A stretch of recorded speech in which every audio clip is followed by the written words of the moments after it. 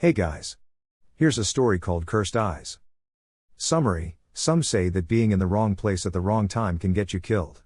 Well, young Naruto will learn this the hard way, as he tried to find food near the Uchiha Clan Compound, only to find something else instead. A different twist to the Uchiha Massacre, and Naruto receives a gift he never asked for in the first place. Enjoy. Chapter 1: The Fall of a Clan.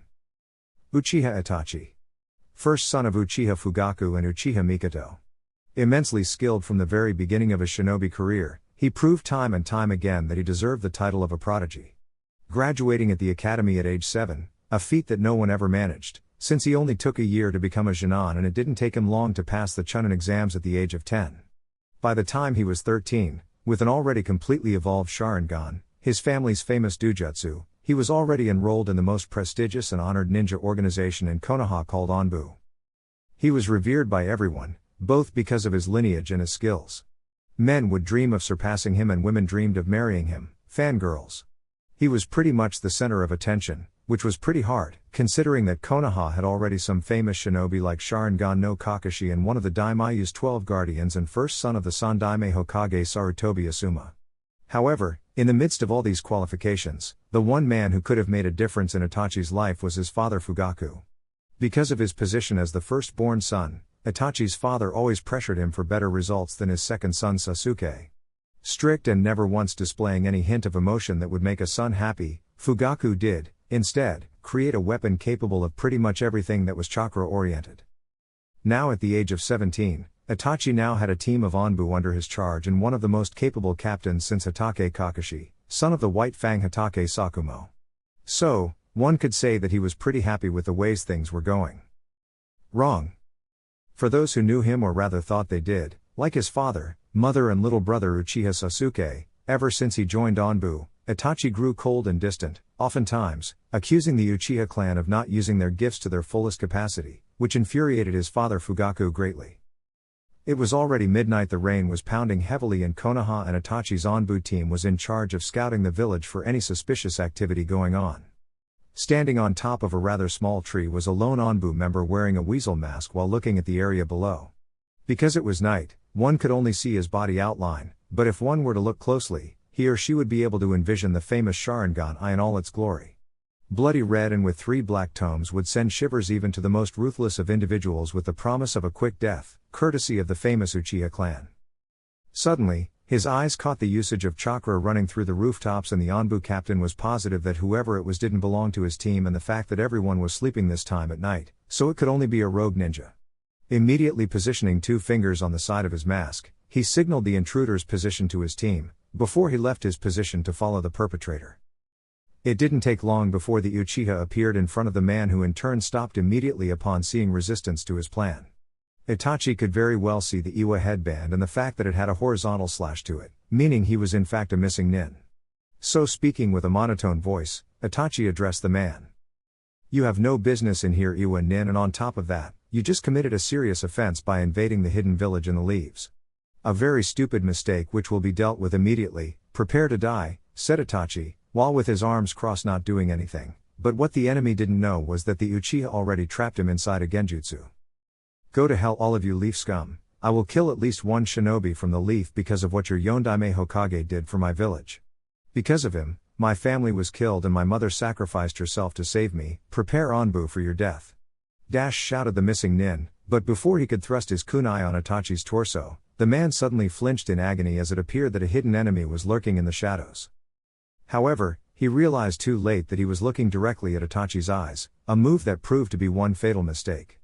Itachi's genjutsu was meant to disrupt the man's senses and overload his brain until it proved to be fatal. When Itachi's team arrived at the scene, the man was already unconscious, lying on the Uchiha's feet.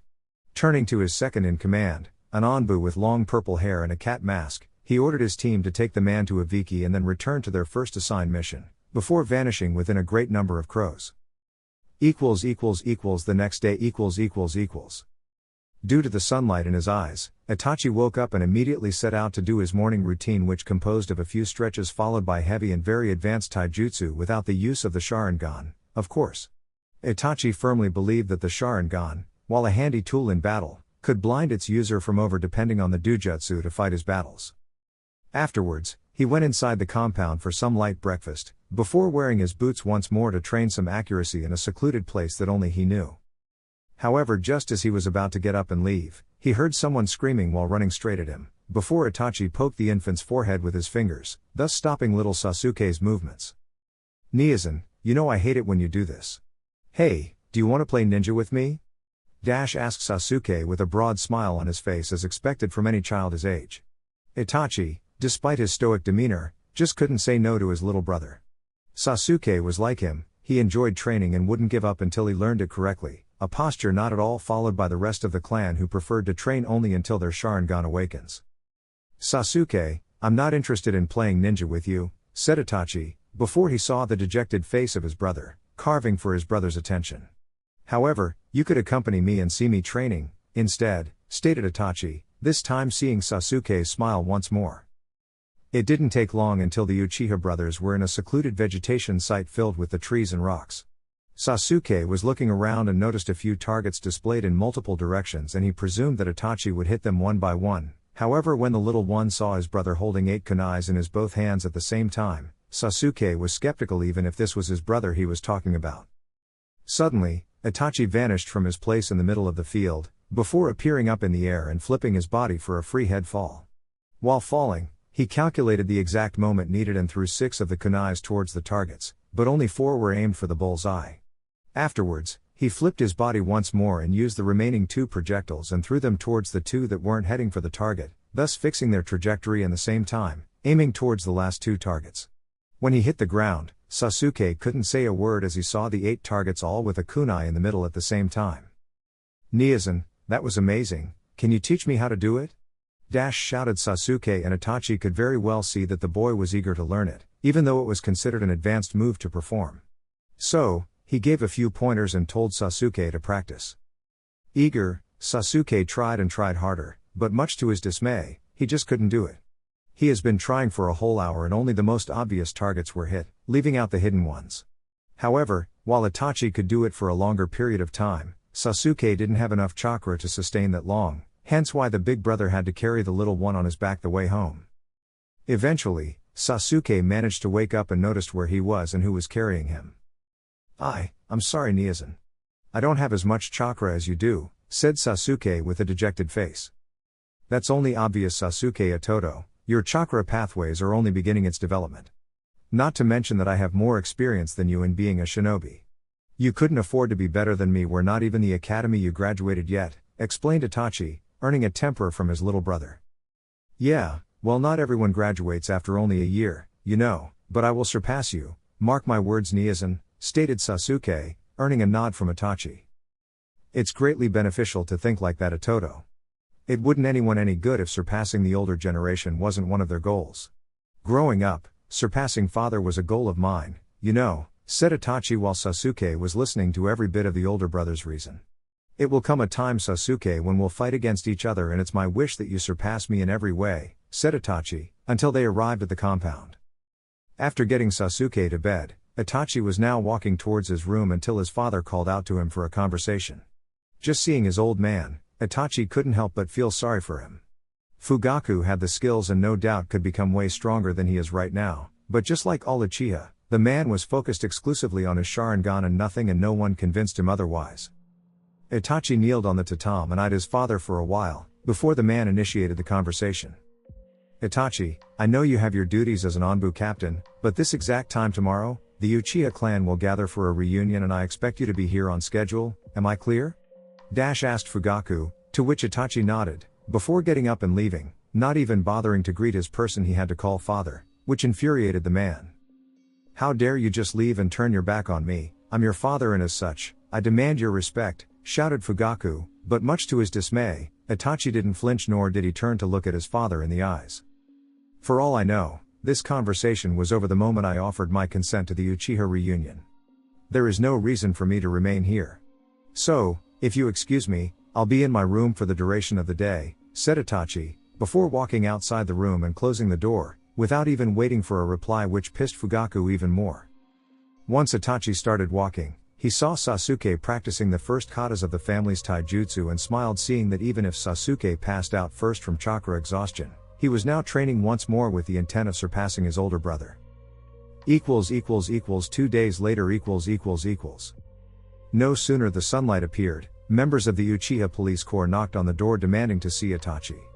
Uchiha Inabai, Uchiha Tekka and Uchiha Yashiro found, this morning, the body of Uchiha Shisui at the river near the Uchiha propriety, and next to his body, a note was found as well, apparently being a suicide note. Suddenly, Itachi appeared outside the house while facing the three Uchihas. "What's the meaning of this outburst?" asked Itachi as he stoically eyed his Sharingan peers. Uchiha Inabai, black long hair and wearing a gray outfit, narrowed his eyes. "Oi Itachi, we would like to know why you didn't attend to the Uchiha clan meeting yesterday?" asked Inabai, but as usual he saw no reaction whatsoever from the elder Uchiha. "I understand that, as Onbu, you have to be involved in many troublesome tasks. Your father says so and somehow covers for you, but we do not play favorites here." "I understand, I'll be careful from now on," said Itachi with his eyes closed, thus dismissing the manners of the reunion incident, but the interrogatory didn't end with the reunion. "There is another matter that needs to be discussed. This morning, we found the body of Uchiha Shisui dead at the river, and we also noticed he wasn't present at the meeting either. Now, I know that you and Shisui are quite close, Itachi," stated Yashiro, gray hair, looking like his eyes were closed. Itachi just nodded and looked down in memory to his old friend/older brother. "I haven't seen him in a while, it's unfortunate," was all he said, but something about it didn't bode well with the Uchiha detectives. "So we of the police force devoted our time to solving this matter," said Inabai, to which Itachi narrowed his sight. Yashiro, then, grabbed a note from within his holster and gave it to Itachi. "We checked the note and Shisui's handwriting indeed matches, however we know that anyone with a Sharingan could mimic it, making it look like he committed suicide," explained Yashiro, while Itachi was reading the suicidal letter. "Uchiha Shisui was one of our clan's elite and feared throughout the elemental nations as Shunshin no Shisui. It's hard to think that such a man would kill himself," said Tekka, before they saw Itachi activate his Sharingan while crumbling Shisui's note. "Why don't you say it already? You're accusing me of killing Shisui," snarled Itachi, before he charged the three detectives, before pounding their faces with force, sending them to the ground, before getting up. "You shouldn't judge people based on appearances alone. You don't know what really happened, and even so, here you are accusing me of murdering Uchiha Shisui," said Itachi, before he heard a familiar voice behind him. "Itachi, stop right now. Ever since you joined Onbu, you've been acting strange lately," said Fugaku, before he saw his son standing and then kneeling down in apparent shame for what he did. "I didn't kill Shisui, but what I did was improper, and for that I apologize," said Itachi, before getting up once more and went back to his house, since he was ordered to present at Onbu in half an hour. Fugaku eyed his son with suspicion. He once thought that Itachi joining the Onbu division would bring glory to the clan, but instead it changed his son in a negative manner, he thought. The day of the massacre. Sasuke Uchiha was going home after a nice day at the academy. His class learned the first steps of shuriken throwing, and Sasuke got the highest score of the class. Another thought that made him happy was that the conversation he had with his father, and that his To-san didn't hate Itachi, even after Itachi did a number on the Uchiha detectives from accusing him of killing one of the clan. It was already late at night, and he thought his mother would reprimand him from being out in the streets this late. However, the minute he stepped inside the Uchiha compound, he froze. He didn't know what this feeling was, but all he knew is that it made his instincts shout at him to turn and run away. Suddenly, he looked up to a lightning post to where he thought that someone was there watching him, but no one was there. As he walked inside the compound, he noticed the light was off, but it couldn't be bedtime, since the sun just barely set. However, by making a turn into a corner, his vision paled. Looking around, all he saw were bodies sprawled on the floor, kunais lodged on the walls, and lots of blood all over the place. He was already too scared to even make another step, but now a new thought entered his mind, before he screamed his mother's name and ran towards his house. The minute he grabbed the doorknob, the feeling of dread returned full speed, and he was already hyperventilating from fear. He looked around but saw nothing, until he saw his parents' room, which happened to be the last place he needed to search. The problem, though, was that he just couldn't open it, fearing that his mother and father shared the same fate as those on the street. Sasuke was a child, he couldn't help but shake in fear at the situation. He, then, sucked in and opened the door with a thud, only for immediate tears to soon fall from his eyes. There they were, his mother and father on the floor covered by their own blood. Itachi was there as well with his Onbu uniform as he looked at Sasuke. "Niazan, what happened?" said Sasuke, but was interrupted when a flying shuriken just passed from him before being lodged at the door, but immediately afterwards, Sasuke's sleeve was cut as well as his skin, before he used his hands to stop it from hurting. "Niazan, what happened? What are you doing? Who did this?" shouted Sasuke, too afraid to link the dots of the fact that it was the very person he was asking that committed the heavy sin. "Foolish little brother," said Itachi, before he saw Sasuke just drown himself in tears as he finally learned what happened. "Why Niazan, why did you this? Why?" shouted Sasuke. "To test my capacity, Itoto, you wanna know how it happened, don't you? I'll grant your request, Mangenkaiu Sharingan," said Itachi, until his 3 Tomoe transformed into a full-fledged black shuriken, before the technique hit Sasuke dead on. Right before his eyes, a full horde of shurikens flew through the Uchiha estate, killing everyone, and those who managed to deflect the projectiles tried attacking Itachi only for the genius Uchiha to wipe them out with his ninjato. Sasuke couldn't take it anymore. The screams, the sound of shurikens being embedded on the bodies, the sound of his father and mother screaming for Itachi to stop this madness, and then hearing the screams of his mother of agony after receiving a direct attack from Itachi's sword. It was too much for a child's mind to bear. He screamed and screamed like there was no tomorrow and just ran away, scared that his brother would finish him too. However, the torture wasn't over, and when Sasuke appeared outside, Itachi was there as well and used the technique once more, thus forcing Sasuke to relive everything over and over again. The reason why Genjutsu was so feared was that the attack couldn't be seen or heard, or at least felt it before it already happened, and it could very well destroy the opponent's senses and organs by disrupting the inner chakra. So, after replaying such a gruesome sight over and over again, it proved to be too much to the young Uchiha, who suddenly stopped crying, stopped holding his head to ease the pain, and just fell limp on the ground. After dispelling the technique, a thunder suddenly illuminated the area like it was Kami's way of punishing Itachi for the sin he just committed. Killing his family in cold blood was cruel, yes, but doing what he did to Sasuke was truly a work of a monster, a psychopath who didn't know the word remorse. With Naruto . A few minutes before the massacre, Uzumaki Naruto walked out of the apartment the Sandaime Hokage so kindly rented for him to use, after he was kicked out of the orphanage for God knows what. The Hokage even gave Naruto some money for the essentials, food and some water. However, without any known reason, when Naruto tried to purchase anything, he was either kicked out of the shop or they refused to sell him anything, in a secret hope that the Demon Kid, as he was known throughout the streets for, to die from thirst or hunger. Now, because of this, all he was left with were searching through garbage cans to see if he could find any leftovers.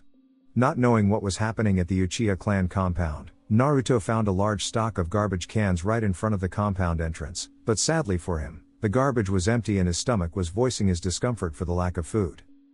He was cursing the rich red-eyed people for not supplying him with at least a piece of bread, until he heard something that shocked his entire system. A pitched scream, but it wasn't just a scream. Naruto could sense that the person was suffering enormous pain and looked up only to see 2 shades, one standing and one kneeling on the ground holding his head, and Naruto could see that it was the person kneeling on the ground that was screaming. Suddenly, though, the person stopped and just fell on the floor like nothing happened. Wanting to help the boy, Naruto ran with all his might to help. However, before he made another step inside the compound, he saw a bright light coming towards him. The light proved to be a small fire that hit Naruto dead on his face, which earned a loud shout of pain coming from the blonde. Cursing this boy's intrusion and obviously loud scream, Itachi figured that the entire Onbu force would find out what happened, meaning he had to escape right away. And so he did, not even bothering to see what his attack did on Naruto. As to Naruto, the pain was so unbearable that the kid passed out on the floor. At the hospital. Sandaime Hokage was having a normal day. People were coming in and out of his office with papers to sign, the normal schedule of a cage. However, when the news hit him of what happened in the Uchiha compound, his heart immediately sank and he couldn't believe Itachi did kill his whole clan. He was now looking at the window from the door that both Naruto and Sasuke were being treated, until the doctor appeared for the report.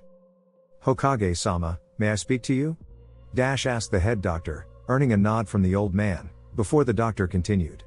"Sir, we've been able to heal Uzumaki Naruto's wounds and I'm happy to report that his face wasn't damaged even though he received a small fireball directly," said the doctor, but the smile on the Hokage's face proved to be too much for the physician to handle right now as he continued with his report. "Nevertheless, Hokage-sama, while his face wasn't damaged, little Naruto's eyes took all the damage. The fire burned his retina and eye sockets. "Sir, I'm afraid that little Naruto won't be able to use his eyes ever again," reported the physician, before he saw the old man's eyes wide in shock, just before tears started to fall. "Isn't there anything you can do, Kakashi-san? You can't heal his eyes?" asked the Hokage, but looked down once the man nodded his head in the negative. "We could do one thing, although I need your permission for it," asked Kakashi, before he saw the Hokage lift his head in surprise. "I was about to say it after Naruto's report, but we checked for any form of reflex coming from Uchiha Sasuke, but sadly we couldn't find one. You see, when the person is unconscious, his body parts would still move on occasion. So, upon checking his body for further injuries, we managed to see some heavy damage to the brain cells, as it's obvious that Sasuke suffered from some serious mental trauma that led to brain death," explained Takashi. "What did Itachi do to him? He couldn't possibly use a genjutsu on a 6-year-old, it's just non-human, but why are you telling me about this? What's on your mind, Takashi?" asked the Hokage. "Sir, there is a way to salvage Naruto's sight, but that will only happen if we find another pair of eyes that we could replace his damaged ones with. Being that said, I believe that the best option would be to transplant Sasuke's eyes to replace Naruto's. Given the case, it's the only option we have," said Takashi, before he studied Sarutobi's facial expressions. Hiruzen for his part began to think about what the head doctor was offering. In one hand, Naruto would be able to see once more, and thus he could pursue his dream of becoming a shinobi in the future, but on the other hand, Sasuke's eyes carried the Sharingan Dujutsu, and thus by giving it to Naruto, the Dujutsu will be passed on to the blonde. Sarutobi wasn't ignorant to the effects the kaleidoscope eye did to the user, and he feared that Naruto will become too power hungry, just like many Uchihas in the past. However, it wouldn't be the first time one shinobi receives a Sharingan transplant, and the one who received it managed to control its urges without any trouble. He had no choice, though, as this is Naruto's only chance of seeing once more. "Takashi-san, you have my consent for the operation, please proceed and let me know if something happens," said Sarutobi, before he turned and left towards his house to get some rest, cause from tomorrow forward, Konoha will surely change. Chapter 2, Bearing the Burden. 2 days after the Uchiha Massacre, rumors spread about what happened, and people conjured several theories as to the reason behind Itachi's actions. Some believed that he was mentally unstable and couldn't handle the pressure of being an Anbu prodigy, the same as being a clan heir to one of the founding clans of the village. Others, though, didn't even care about the mental issue, judging the man as nothing more than a criminal and one of the worst caliber, because no matter how pressured one man was, there was no excuse for murdering his entire family. Despite all the rumors, though, one man had to deal with the facts. No matter Itachi's reasons for doing what he did, Sarutobi Hiruzen, the Sandaime Hokage, was rubbing his temples while dealing with the fact that an entire clan was just wiped out by a single man, and, surprisingly, none of his Anbu forces were near the vicinity to stop such a terrible act of cruelty. Nonetheless, the man had to take into account that the past is unchangeable, and as of 2 days prior, the Uchiha clan, once known as one of the most powerful clan in existence, was no more. And to think that Itachi would go so far as to kill his own little brother in the most vicious way possible. Hiruzen still shuddered while wondering how one of his Anbu captains could use such powerful illusions on his own little brother to the point of causing brain death. Still, the mystery remained regarding what exactly Itachi showed to Sasuke that it leads to the little boy dying. After everything that happened, though, the only possible act he could do as Hokage was to provide a proper funeral for those of the Uchiha clan in respect for how much they provided to the village's protection since its foundation.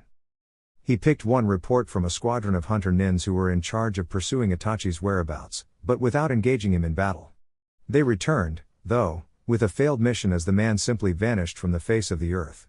Actually, Sarutobi kind of expected this outcome, since Itachi not only was considered a prodigy in his family's eyes but also the Ensatsu Shinjutsu Tokushu Butai, Anbu themselves. The man was trained to simply disappear, and with the Sharingan, it would be a child's play for Itachi to cast a wide-scale genjutsu to prevent people from seeing him. Because of the Hunter Nin's team failed report, Sarutobi didn't even have to think twice before adding Itachi to the bingo book as an S-ranked criminal and missing nin, and this would serve for two purposes. One, in order to prevent any cocky shinobi of Konoha to even attempt a duel against the only remaining Uchiha, and second, in order to spread the word to other nations about him no longer being a ninja from Konoha, in case people are afraid of causing a war against the hidden village in the leaves. Surely, no one would be crazy to do so, but still it was a possibility. Furthermore, the last, but not less important issue that Sarutobi needed to handle, and that was the blonde bundle of joy named Uzumaki Naruto and the fact that the kid ended up being another victim of Itachi's axe. From what the analysis of the boy concluded was that he received a katen ninjutsu straight to his face, thus burning his eye sockets and retina. However, according to the doctor in charge, by performing an eye transfusion, in particular, Sasuke's eyes, there was a high probability that the blonde would be able to see once more. The surgery went fine and now Naruto was under the control of painkillers and anesthesia, so that he can rest without the pain of having a pair of eyes he wasn't used to. The doctor named Takashi said that by the time Naruto woke up, his body would have adjusted to the new set of eyes and he wouldn't feel any kind of difference from his old ones, well except for the appearance now. Whereas Naruto's old eyes were vivid cerulean blue eyes, he now possessed deep black ones that would contradict with the boy's hyperactive nature. Nevertheless, it was the only thing Sarutobi could do in order to salvage the boy's sight, and he knew he would rather kill himself if the boy, on top of being the village pariah for something he didn't do nor asked for, also lost his ability to see. Naruto, he knew, always had a dream of becoming a ninja, and even though it wasn't impossible to become one because of one's blindness, it just wouldn't be fair to him. Truth be told, though, while he managed to salvage the blonde's sight, Sarutobi was thinking the long term in this manner. He knew Uchiha Sasuke never awakened the Sharingan, but what he doesn't know is about the possibility of Naruto developing the cursed Dujutsu. The old man understood as much about genetics as Jiraiya respected the other sex. The doctor assured him that such a thing was impossible, as the Sharingan Dujutsu wasn't just because of the eyes, but rather the Uchiha's blood and DNA. So, that being said, even if Naruto possessed Sasuke's eyes, he wouldn't be able to awaken the Dujutsu. However, Hiruzen had enough experience not to presume anything, and while the probabilities were slim, there was still a slight chance that the blonde manages to awaken the Sharingan. For all he knew, Kakashi's Sharingan should have remained with two Tomoe, since he received it from his dying friend Obito, but the Hatake Prodigy managed to fully evolve the Sharingan to 3 Tomos, and he doesn't possess the Uchiha blood or DNA. Closing his eyes and rubbing his temples in pure frustration, the old man changed his course of thinking for the meantime. This subject was extremely delicate and he would allow some of his time to dwell on it further, of course with the help of Kakashi, since he happens, now, to share a similar fate. Now, though, as Hokage, he was needed by the village in order to keep things moving, so he started to clean the damned paperwork, since missions were coming non-stop and that happens to be Konoha's income. At the hospital . Room 608. There wasn't a day that tragedies didn't end at the hospital, as doctors and nurses often commented in their coffee break. People came for whatever reason, from having the feeling that something's wrong with their body to someone on the verge of death. This was their world, to heal the wounded, to save those whose death is hanging at a balance, so despite it all, they managed to find a sort of hobby so that they could cope with the emotional stress of saving lives. Gossip. The minute Uchiha Sasuke and Uzumaki Naruto arrived unconscious at the hospital, what Takashi said to the Hokage was already common knowledge of entire hospital staff. Some of the doctors didn't flinch when they knew what happened to Uchiha Sasuke, simply because they were already used in dealing with severe cases and this was just another one. However, the inexperienced ones were feeling nothing more than pure hatred for what an older brother did to the youngest. So, ever since the massacre happened, room 608 became the center of attention for all the staff, especially because of the surgery took over 10 hours and the head doctor Takashi had to be dispatched home from fear of the man succumbing right there inside the surgery room. Nonetheless, the surgery was a success and at least, the hospital was able to salvage Uzumaki Naruto's eyesight. It didn't matter that some of the staff tried to dissuade the head doctor against saving Naruto's eyes, since they all knew who the boy is, or rather what he represents. A vast majority of the staff remembered the chaos that befallen the hidden village in the leaves when the almighty demon Kyuubi no Yoko attacked, and as such, people felt that by leaving Naruto as it is, would be like punishing the demon for his deeds against Konoha. In the end, though, the head doctor Takashi went through with it, while, proudly, saying that a doctor's job is to heal the wounded, not worry about who the wounded is or what he did wrong. Even if the man never thought ill of the kid.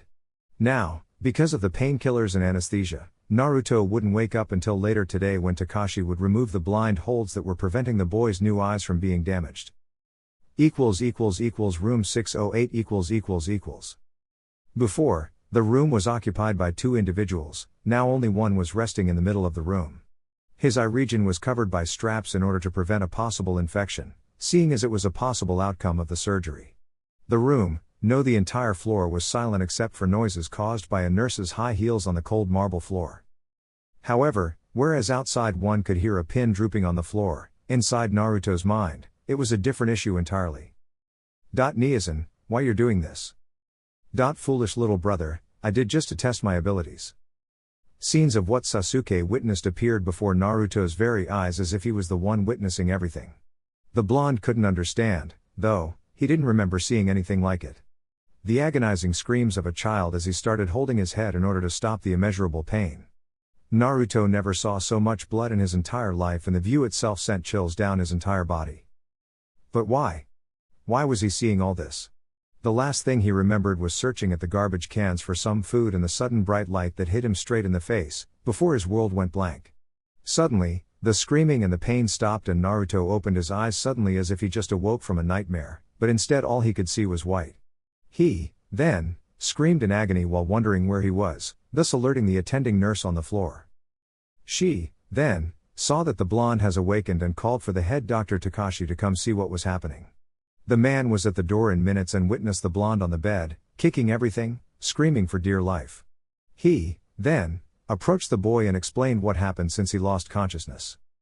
Naruto-kun, settle down, my name is Takashi and you're at Konoha Public Hospital, said Takashi, before the blonde relaxed somewhat. Now, it was all explained when he saw white. Why am I in the hospital? What happened to me? Asked Naruto, while Takashi ordered the nurse to call the Hokage. You were victim of a shinobi fire attack directly to your face. We managed to heal everything, just wait for me to remove these straps from your eyes, so that you could see me, everything will be explained once the Hokage arrives, explained Takashi, while he was busy unwrapping Naruto's new eyes, so that he could take a look at it. However, the head doctor was ill-prepared for what he saw the second he laid eyes on Naruto's new set of eyes. Whereas Sasuke's regular eyes were black and it was when it was implanted into Naruto's sockets, now it was red carrying one Tomoe. This couldn't have happened, Takashi reasoned. The Sharingan was peculiar to the Uchiha's DNA system, therefore the only way Naruto could have the Sharingan was if it was already awakened at the moment of the transplant.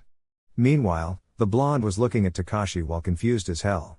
Before, all he could see was the person in front of him. Now, though, the information that was being transferred to his brain was that of a strange blue substance.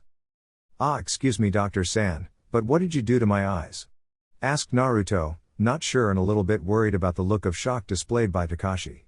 The men for his part couldn't for his life understand how Naruto managed to awake the Dujutsu, even though he had an Uchiha's eyes. Sorry Naruto-kun, but I'll have to wait for the Hokage to arrive before I can explain what happened to your eyes. You're free to look at them, though if you feel like it. Here, take this mirror. After grabbing the mirror and placing it in front of his face, Naruto went pale instantly. It couldn't be true, he shouted inside his head.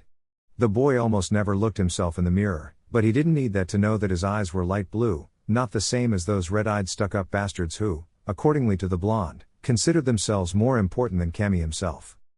Naruto noticed that the Hokage was at the door, but he was so engrossed in his thoughts that he didn't even greet the old man.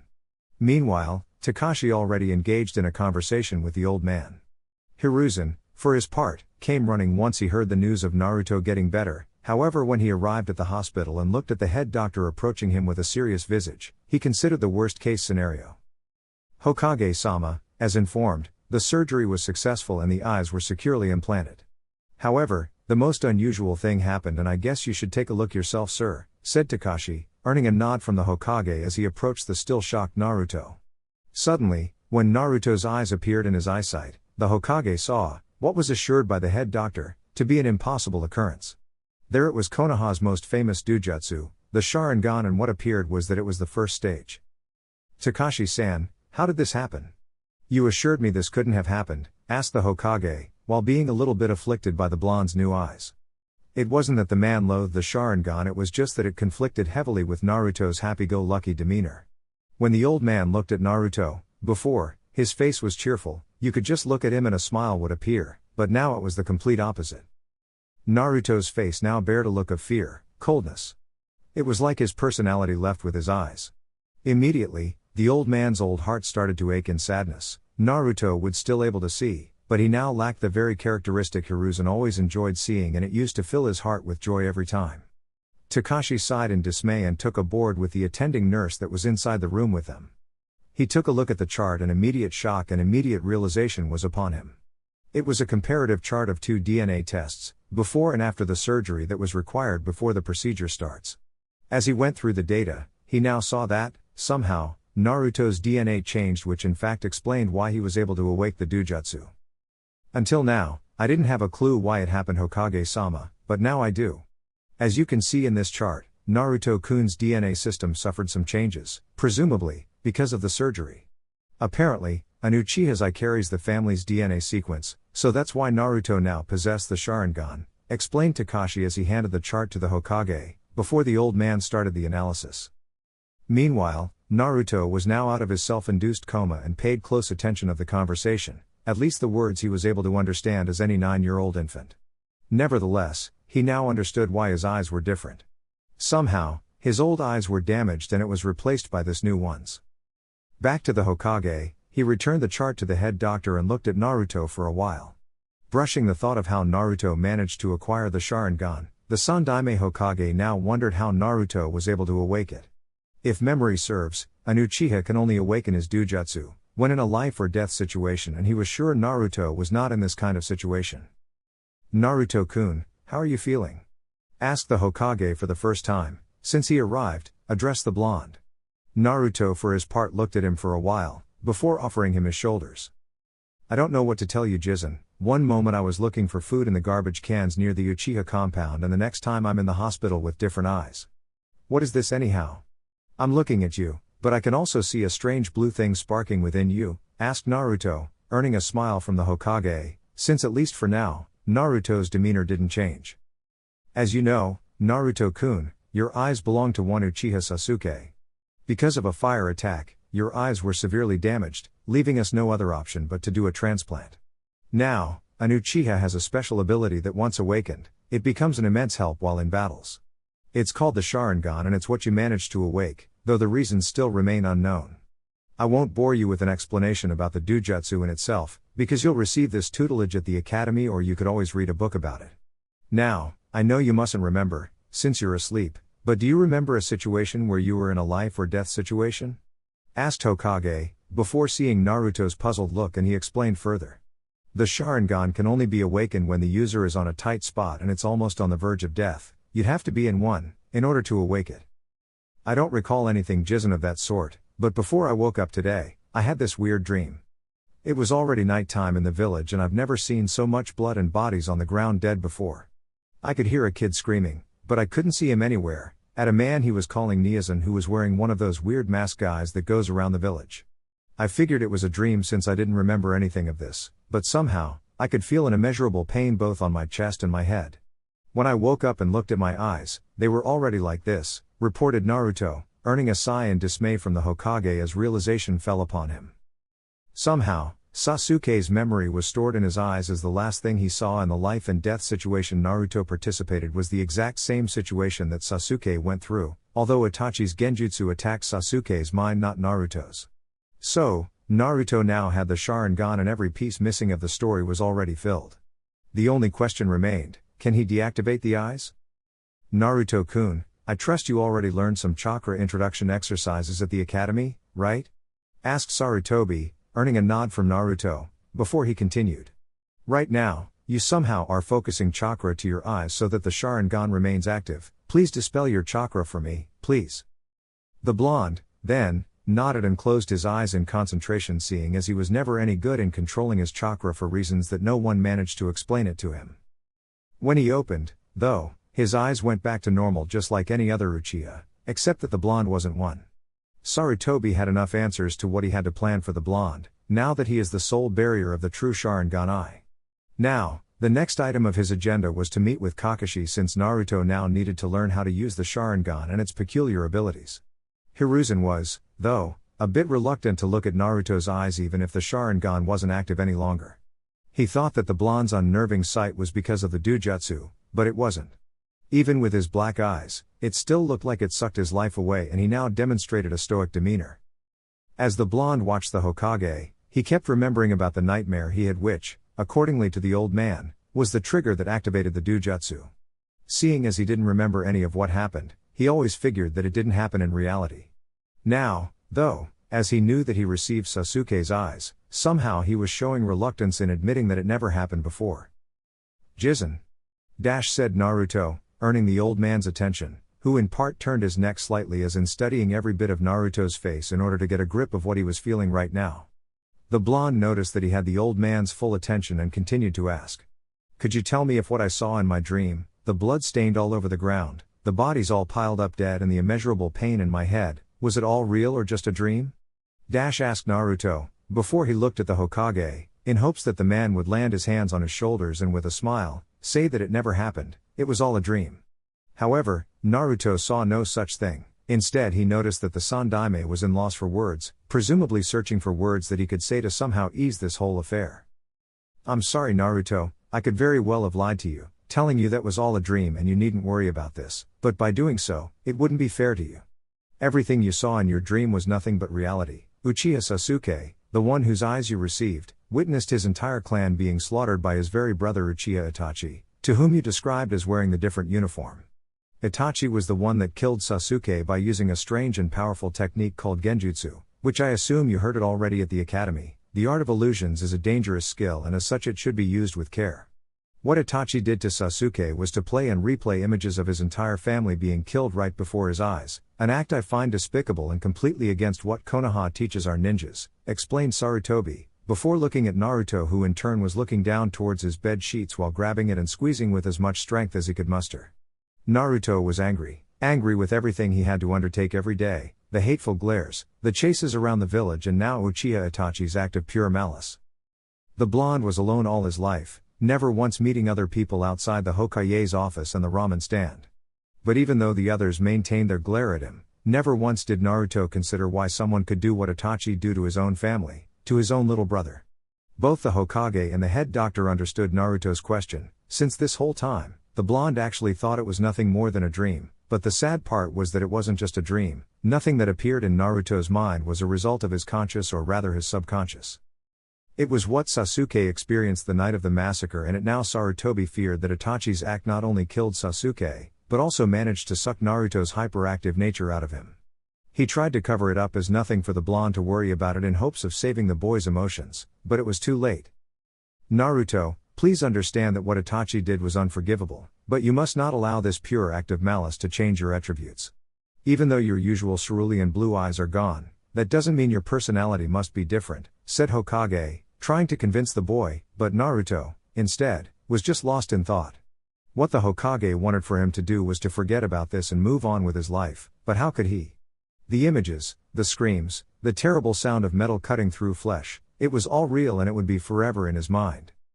"I just can't ignore this, Jizen, it's planted in my head already, there was so much blood and bodies laying on the ground," said Naruto as he was looking at Hiruzen, to whom was wondering who this little boy was, because this wasn't the Uzumaki Naruto he knew. "My god Minato, how could I do this to your son, only 9 years old and he has already seen death in front of him, I guess he'll never be the same again. Rest a bit, Naruto, Takashi here will make some tests to make sure you're okay. Tomorrow you'll be free to go and I wish for you to come into my office tomorrow afternoon, okay?" asked the Hokage, earning a nod from the boy, before he was left alone in the room once more. Naruto wasn't tired, so he chose the alone time to wonder about the sudden turn of events. Sasuke wasn't a total stranger to the blonde, they met at the academy, although they rarely spoke with one another. The Uchiha was more of an antisocial, Naruto remembered, and he, constantly, good the best grades of the classroom. Thinking about the academy, now, Naruto couldn't help but sigh in dismay. What was he supposed to say to his peers? Naruto wouldn't call friends, but on occasions, 3 of the students Inuzuka Kiba, Akimichi Kuji and Nara Shikamaru would cut class together with him. Imagine their surprise when his eyes are now black and he possesses the Sharingan. Not to mention that his presence at the Uchiha Massacre was known by the entire village by now, he reasoned. Naruto may be a kid, but he knew about the wonders of the gossip society. Once a secret was out in the open, it wouldn't take too long for the entire village to know about it. What if they start asking questions? The blonde didn't want to think about how he'd explain what happened, but he knew people would ask questions once they saw the difference in his eyes. At the Hokage's office . It was already nighttime in Konoha and the village lights were all over the place. Friends meeting at the bars, boyfriend and girlfriend having dinner, and families enjoying themselves as they walked throughout the village streets. The shinobi population, albeit those who weren't sent on missions, were enjoying themselves at a special place owned by an ex-chunin. The only person that was working thus late was the Hokage himself. Actually, he already dealt with the dreaded paperwork of the day and he was just kicking back on his chair while smoking his pipe.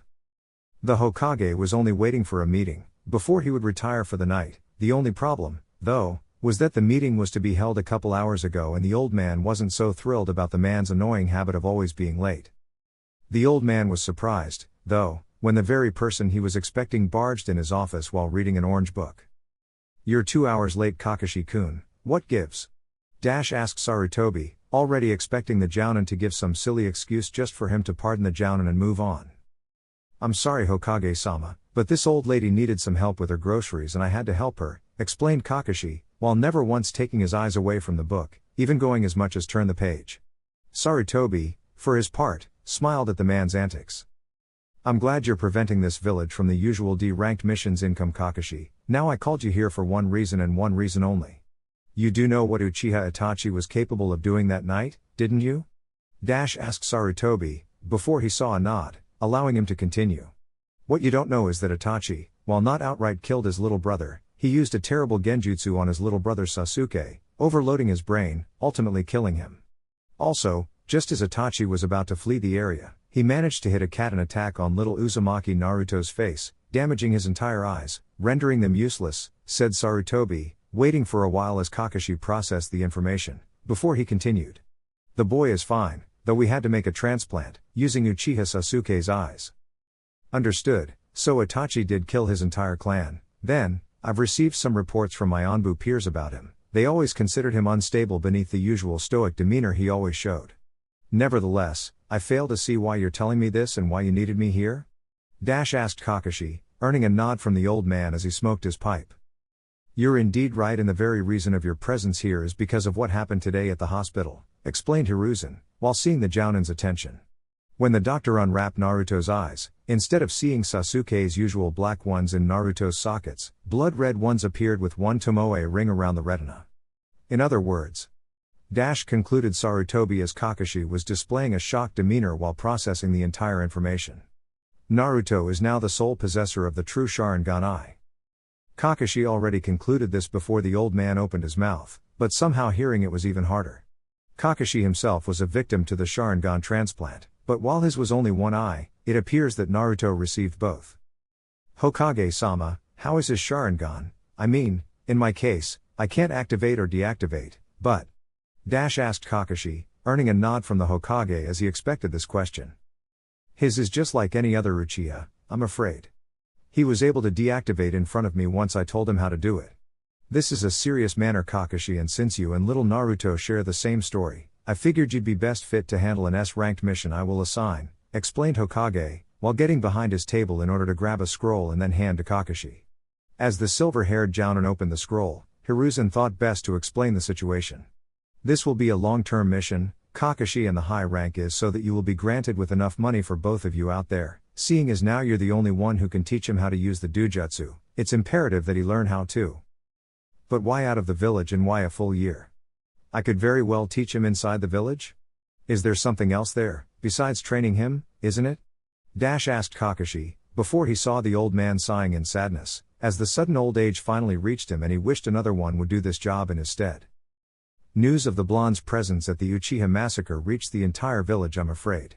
There won't be long until people starts blaming him for what happened and demand his execution, just like they've been trying since he was born.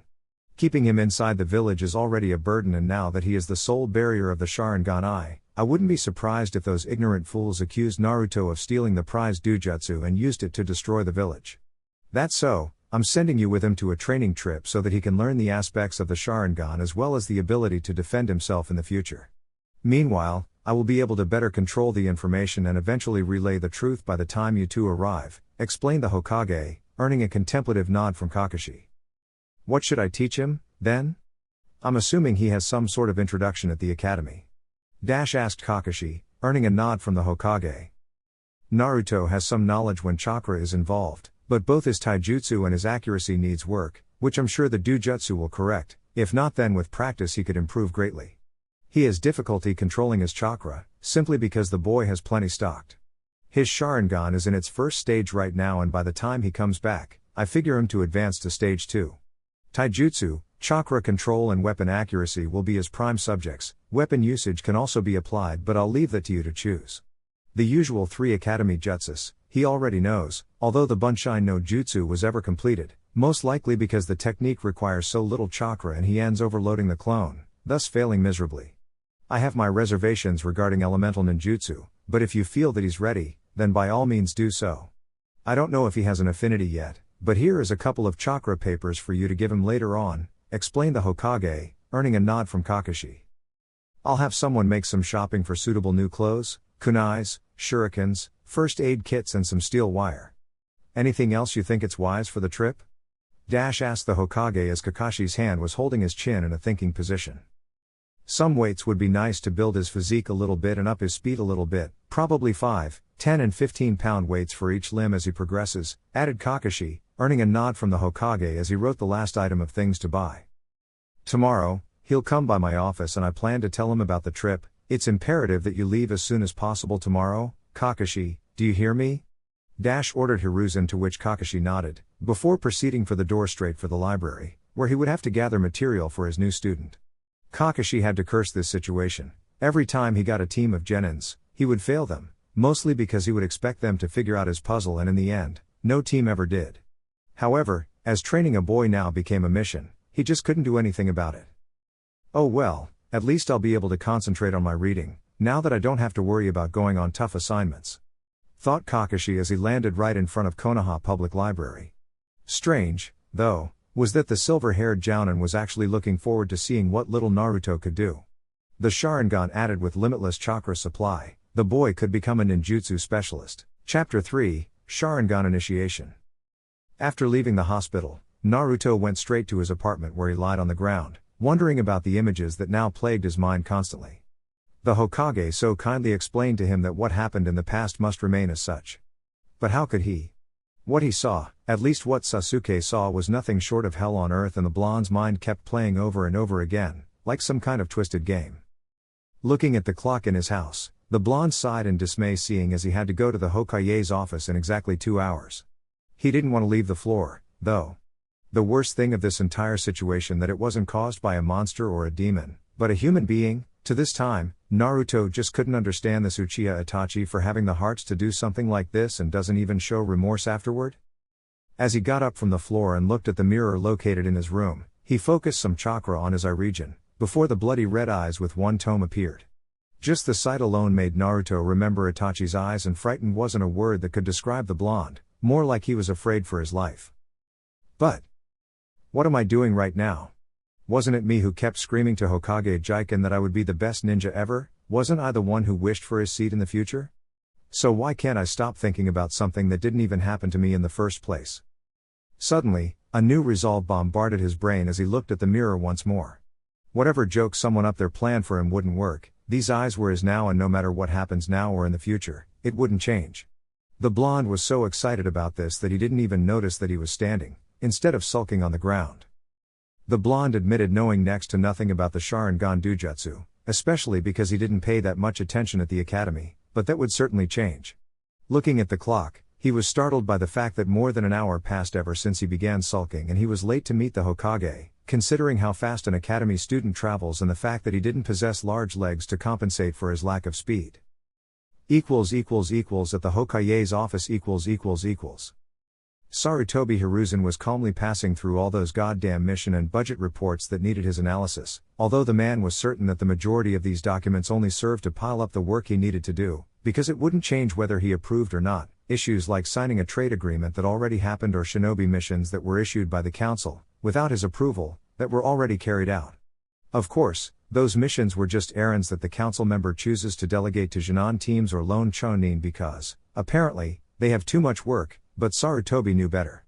Those two became lazy in old age, and they thought that as members of the council, they could sit back and relax while he, the Hokage, got stuck with all the work. Sometimes I wonder why I keep this damn council up and running. Certainly, the only thing they do, and very good a job at that, is to give bureaucratic excuses for not doing what they should be doing, aiding me in running the village. Just as he was about to pick another report to read, Before signing it, his door opened with force before Naruto appeared with his hands on top of his knees as he was trying to recover some air. Hiruzen looked at the blonde panting in front of him and instantly remembered that he was indeed supposed to be here in order for the Hokage to explain what will happen to the blonde and what he would be doing for 1 year. Nevertheless, since he wasn't expecting Kakashi to arrive on time, Naruto would have to wait a bit. However, and much to Hiruzen squeezing his eyes to see if he was dreaming, the man in question suddenly emerged from the door while reading that book of his. It's impossible, no, it's got to be an illusion, it can't be, Kai. The old man was in denial and Kakashi was actually enjoying his shocked look on the Hokage's face. He thought about being late once more and get a rise out of the old man, but then he had the idea to do just the opposite and see the man's look of pure shock. Naruto, in the meantime, was wondering about the situation at hand. A man he never knew just entered in the office and the Hokage was showing an incredulous face, making him wonder what was wrong. "Ah, Jiken, what's going on? You wanted to see me?" The old man wouldn't budge, though, as he looked the silver-haired Jounin, much to Kakashi's hidden laughter. The Hokage was still in denial about the whole thing. Suddenly, Hiruzen cleared his throat, before focusing his attention on the blonde, despite the fact that Kakashi being on time for once clearly did damage to his brain. "Oh, Naruto, right. Well, guess you're now aware of the fact that you possess one of Konoha's most famous and equally powerful doujutsu. However, because of you not being an Uchiha, you don't yet possess the skills necessary to use it accordingly. This man behind you is called Hatake Kakashi and he's one of our elite Jounins." Naruto turned to meet this Kakashi, but the entire time he was focusing on the book, just waving his hand to the blonde, greeting him. After both greeted each other, Hiruzen turned to explain once more. "Kakashi here happens to possess experience in using the eye to its fullest capacity. As such, I just assigned him to train you in this department. You two will be leaving the village and travel to a place 10 miles away from here. Any questions?" The blonde was looking at the aged Hokage as if the man had two heads all of a sudden. What is this about really? Why would he have to leave the village in order to train? Doesn't Konoha have hundreds of available training grounds? Many questions passed inside his mind immediately and he wanted nothing more than answer from them all. Nevertheless, he reasoned that leaving the village for a while would actually be good for him to sort things out a bit and even learns what he needed to know about his new eyes. "I have just one question, Jiken. Just how much time will this trip take?" Naruto asked. 1 year will be more than adequate for Kakashi here to drill any valuable information there is to know about the Sharingan, including helping you improve in some areas he finds you needs room for improvement. Both Sarutobi and Kakashi knew the boy wanted to ask more questions, but since the blonde didn't verbalize them, they wouldn't pry. The blonde, for instance, nodded at the assignment and turned to the Jounin in question. "Okay then, Kakashi-san, when and where do we leave?" Kakashi smiled at his new student and closed his book, before addressing the blonde. "Meet me at the West Gate in 2 hours, don't bother in packing anything, I got everything you're going to need sealed in a scroll in my possession." The blonde nodded, before saying his goodbye to the Hokage and leaving the room towards his apartment. Meanwhile, both Kakashi and Hiruzen were having a conversation about the blonde's attitude and sudden reservation of asking whatever bugged his mind. "Something's wrong here, Hokage-sama, for what you said, he wouldn't wait 5 seconds before he bombarded you with questions," Kakashi asked with clear curiosity. However, the Hokage's sudden realization caused the man to sigh in dismay. "I feared this, Kakashi. When Naruto received the eyes, unfortunately, he received Uchiha Sasuke's last vision before he was dead, meaning the blonde is the sole witness of the massacre. Because of this, whereas before he would be ecstatic at the idea of training, now he appears more reserved as in doubting my word. I don't know, Kakashi, if giving Naruto an Uchiha's eyes was such a good idea, but then wouldn't be better than him being blind, isn't it?" Kakashi could very well see that the Hokage was wondering about his choice more than he wanted an answer to his rhetorical question. "I don't know, Hokage-sama, however Naruto won't be like this forever. I mean, it was just yesterday his entire world changed and just now is he coming in terms with it. With time, I believe he'll return to his normal, albeit of course more reserved, behavior. Until then, though, he's mine to work him to the ground. Once a month I'll be sending reports on his status." "I'm sure hope you're right, Kakashi, just seeing that usually cheerful demeanor getting crumbled by one of my top elite Onbu members. You may go now, Kakashi, and please train him to best of your ability. I'll be waiting for the monthly reports." Hokage said, before Kakashi bowed and left the room.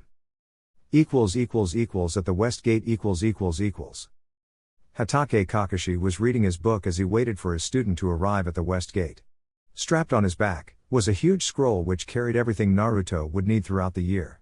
Thinking about what the Hokage said, Kakashi couldn't shake the fact that Naruto's entire personality was stripped from him just because of the eye transplant. However, the boy's uncharacteristically reversion demeanor was indeed disturbing to say the least. The silver-haired Jounin was considering if Naruto would become just like all of the Uchihas, stuck up, egoistical and arrogant. Taking his attention away from the book, Kakashi looked at the approaching figure as he studied the blonde for a while. Nothing about the blonde showed to Kakashi that he was seeing a kid approaching him.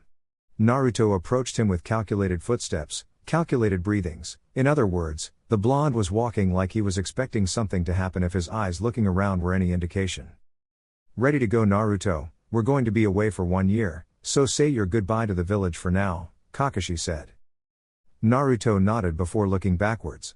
The village he was born in, the village he loved with all his heart, the village that stroked the worst pain of all, and no such thing will wipe that fateful memory from his mind. The blonde just hoped that within the year, he would learn to cope with what happened, even though it didn't happen to him directly.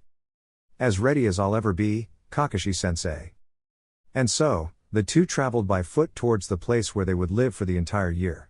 The entire path was filled by trees and Kakashi could very well arrive at the location in 10 minutes by hopping on trees, but the man figured Naruto didn't have the body or the stamina to choose this sort of transportation, so they kept on walking. It didn't matter, though, as Kakashi estimated close to an hour trip. The place they are heading to was a secluded cottage next to river and surrounded by a forest, in other words, perfect for Kakashi to train Naruto in every aspect of the way, bearing from pure stamina exercises to, quite possibly, elemental ninjutsu if he judges the blonde capable of in the future. As the two walked, little to no conversation was being shared. Naruto was silent observing the path around them and Kakashi was busy half focusing on his book and on the blonde next to him. Kakashi was considering the fact that at least he wouldn't have to worry about teaching the blonde how to pay attention to his surroundings, since by observing his behavior, Kakashi could tell that the blonde would narrow his sight and concentration at any noise caused, even if it was just animals going around with their lives or something like that. Kakashi's attention was finally broken when Naruto turned to address him, Sharingan already ablaze in his once onyx black eyes. Kakashi-sensei, can I ask you something? The silver-haired Jounin just nodded. Looking around with the Sharingan eye, I've noticed that I could see people's movements before they actually begin. Is this the Sharingan is all about? If Kakashi was shocked by the sudden question, he wasn't showing it. The truth was that while he didn't know Naruto was experimenting with the Dujutsu, the blonde, maybe on a subconscious level, understands the very concept of the kaleidoscope eye. Partially true, yes, the Sharingan has many attributes and one of them is certainly to predict one's movements before he or she actually makes them. Naruto, getting a grasp of the eyes theory will be our first target, since it's imperial that you understand everything there is to know about the weapon you now have in your eyes, but I'll give you a crash course about the Sharingan and its levels. First, is the level you're in right now with only Tomoe in each eye. Within this form, you can partially predict movements as well as see the opponent's chakra array, albeit a little bit blur. Only after the second stage of the Sharingan, with composes of 2 Tomoe in each eye, would you be able to fully visualize the opponent's chakra flux and composition. Within the second level, the Sharingan can then copy the hand signs as well as how much chakra is needed for either ninjutsu or genjutsu. Finally, the third level, which of course, is composed of 3 Tomoe in each eye, is when an Uchiha is complete and no technique escapes from the eye's copying ability.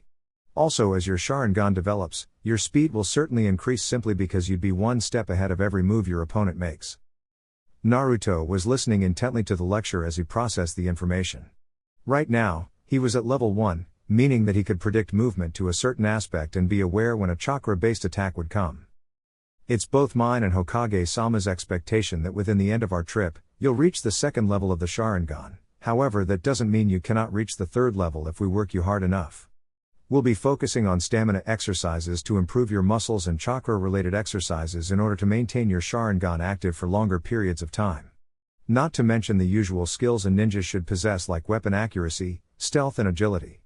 Also, the Sandaime gave me permission to teach you more advanced abilities like the Uchiha Taijutsu style called Setsuju Ryu, Intercepting Fist, and even Elemental Jutsu, but the latter will only occur if I judge you worthy of such power being so young, but that's a problem for another time. For now, we'll focus on getting used with the Dujutsu and train your body accordingly as well. The blonde nodded, and while very curious about what the man meant by elemental jutsus, he figured that it would be explained with time. After that, silence soon reigned the conversation until both arrived at their designated place where they would spend an entire year training. Naruto took a moment to look around and was fascinated by the fact that a medium-sized waterfall was a few meters away from the good-looking, albeit rather simple, cottage near the lake. Not that looks matter to the blonde, since any accommodation would be far better than the apartment he resides in Konoha. Upon entering, Naruto was surprised about the cottage's decoration. It was reduced to a single couch and 2 beds on the far left corner. The kitchen, or at least the blonde considered to be a kitchen, had nothing more than a small refrigerator with a stove next to it, strapped to a small wood dining table with 2 wooden chairs. Kakashi, for his part, never been here, so he was surprised as well. Nonetheless, he left his backpack and the scroll on the couch, before opening the fridge in order to see what's inside, before noticing that it was empty. However, when he placed the hand inside, he was surprised that it was cool. I didn't know that this place had any electricity at all. Oh well, it's not like there is a grocery store nearby to buy some food. Closing the fridge, he looked back to see Naruto inspecting the huge scroll lying on the couch. I'm sure it's a great idea to see what's inside, so why don't you roll it on the ground, so that I can teach you a vital skill a ninja should have about sealing scrolls. Naruto nodded, before complying with the request as he rolled the scroll on the ground all the way. He was surprised that the scroll's length took almost the entire cottage, but he turned to Kakashi nonetheless, waiting for the man to explain what he'd be learning right now. This chakra art is called Fuin Jutsu, and while it's nowadays considered a lost art, just about every shinobi I know uses either scrolls for sealing objects like weapons or even to summon the elements of nature. Sealing objects inside the scroll is very easy, just as it's useful skill to learn. In order to do that, you just open this sealing scroll and place the desired object on top of the markings in the middle of the seal. Any Fuin Jutsu master would be able to draw this markings in a blank scroll, but since they already sell sealing scrolls, we won't waste time learning how to draw the seal array. After you position the object in the middle of the scroll, all you have to do is to focus your chakra on the seal and it will do the rest. Give it a try with this scroll here first. After the explanation, Naruto took the scroll and picked up a shuriken Kakashi gave to him, before he did like he was told. After placing the shuriken in the middle of the scroll, he made the rat hand seal and began on focusing chakra on the seal. For a while, nothing happened, until a smoke suddenly replaced the shuriken and a specific kanji appeared in the middle of the sealing array, meaning that Naruto was successful, much to Kakashi's smile. Okay Naruto, now that you've learned how to seal objects, you'll be responsible for unsealing every object that's sealed in the scroll I brought. As you'll notice, the scroll has several sealing arrays written, instead of only one, which means that for each sealing array, there is an object sealed inside. By unsealing it, you'll have to do the same thing, but one for each sealing array. Try using your Sharingan as well. This will serve to better adapt your chakra control by focusing on using chakra in both points, your eyes and the scroll. Then, as Kakashi picked up some sort of notebook, presumably to figure out Naruto's training for the year, the blonde started unsealing the lengthy scroll splattered on the warm wooden floor. The first sealing array revealed a couple of books and some minor scrolls, before Naruto remembered that he was supposed to know everything there is to know about the Sharingan, so he moved to the next and so on.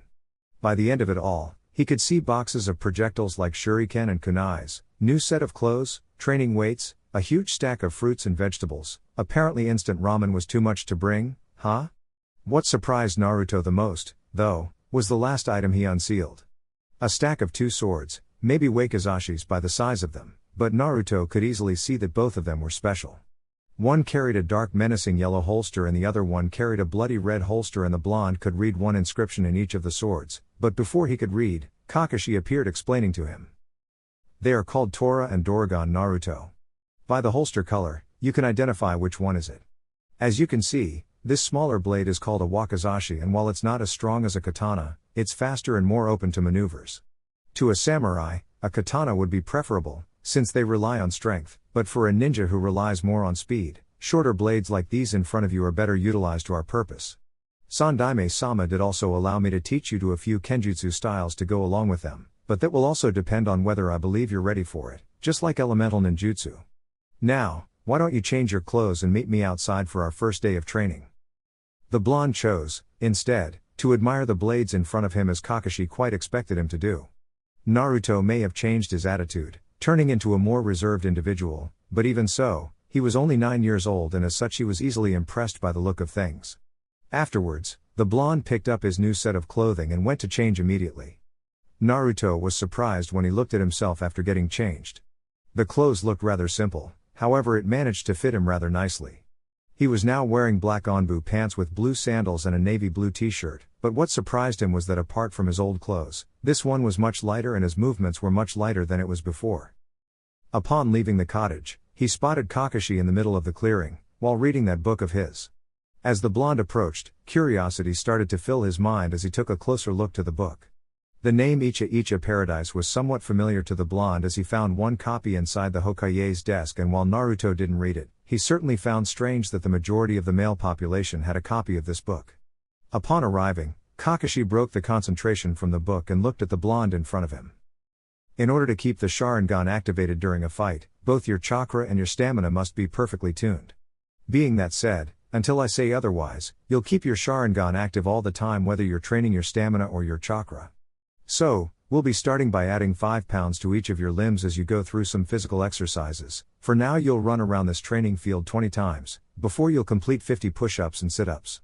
Now, activate your Sharingan and get started, Kakashi explained, before the blonde positioned the weights and started running around the training field.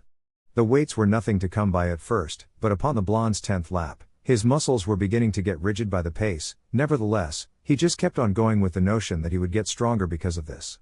The Uchiha Massacre did little to drive Naruto's dream away from him, and his desire to become a ninja like the Sandaime and Yondaime Hokage remained. By the end of the running, the blonde was panting slightly, but he started the next exercises by lying down on the ground and began the push-ups. Kakashi was watching everything with a smile on his face at the blonde's drive and determination. He knew the first time using weights was tough on anyone, simply because no one is accustomed to the sudden added body weight. However, the blonde just kept the exercise going, even though it was evident to the silver-haired jounin that Naruto was feeling pain on his muscles by now. After the last sit-up, Naruto was in front of Kakashi, breathing with difficulty as it was expected. Good work, Naruto. These 3 exercises will be done every morning until I see that you got used to it. In time, we'll increase the weights and the number of repetitions. Now, we'll practice your taijutsu. The Uchiha's intercepting fist is a unique style and can only be used by predicting the opponent's moves. In other words, your movements would have to be made before the opponent starts his movement. Any questions? Kakashi explained, before Naruto nodded. Understood. However, if the style is like you said, then without the Sharingan it's pretty much useless, right? What if for some reason, I can't use the Sharingan and have to protect myself? Naruto asked, followed by a smile from Kakashi. Granted that the Uchiha created this taijutsu style only to rely on the Sharingan, however the dojutsu isn't the only way for you to anticipate your opponent. With enough experience, shinobi's instinct proves to be a major asset in battle, meaning that your experience shows you the move before the enemy proceeds. You'll be trained in both ways, using your Sharingan and not using it. Now, I'll attack you using low speed so that you can see the attack and move to defend it. Afterwards, I'll give you a scroll about the intercepting fist for you to memorize the katas. As Naruto fell into the Academy standard taijutsu style, Kakashi immediately set himself to attacking the little blonde slowly so that he could get a feel of the Sharingan in the midst of battle. At night. A few hours later, Naruto was sore from head to toe and he wanted nothing more than just sleep for a whole day. Kakashi followed after the blonde inside the cottage as they prepared their beds in order to go to bed. After the taijutsu program, Naruto started reading the scroll which detailed the Uchiha's taijutsu style, but fatigue soon reached him and he couldn't read more than 15 minutes, before his eyes were started to close without his will. Kakashi had the intention of conversing with Naruto about his training, but when he looked at the blonde, unsurprisingly, Naruto was already fast asleep, which earned a smile from Kakashi, since he knew that this would happen constantly. Kakashi admitted that 1 year would only serve to teach Naruto the basics and nothing more, so he intensified the training regimen in order for Naruto to be considered Jonin level by the time the year ended. Suddenly, the man's senses alerted him of an intruder in the vicinity, before he left the cottage. Once outside, Kakashi was face to face with the person who initiated all this mess. Full onbu gear and the weasel mask on his face, Uchiha Itachi was standing there as in waiting for Kakashi to leave the cottage. The strange thing, though, was that Kakashi wasn't intimidated by the last Uchiha, and that was suspicious in its own terms. Greetings, Kakashi-senpai.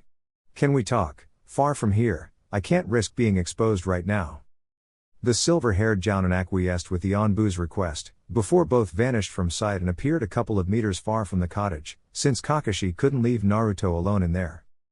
You went beyond what was expected, Itachi. Sasuke didn't deserve this fate, and certainly not Naruto. It's a miracle that the transfer procedure was a success, otherwise he would be blind right now.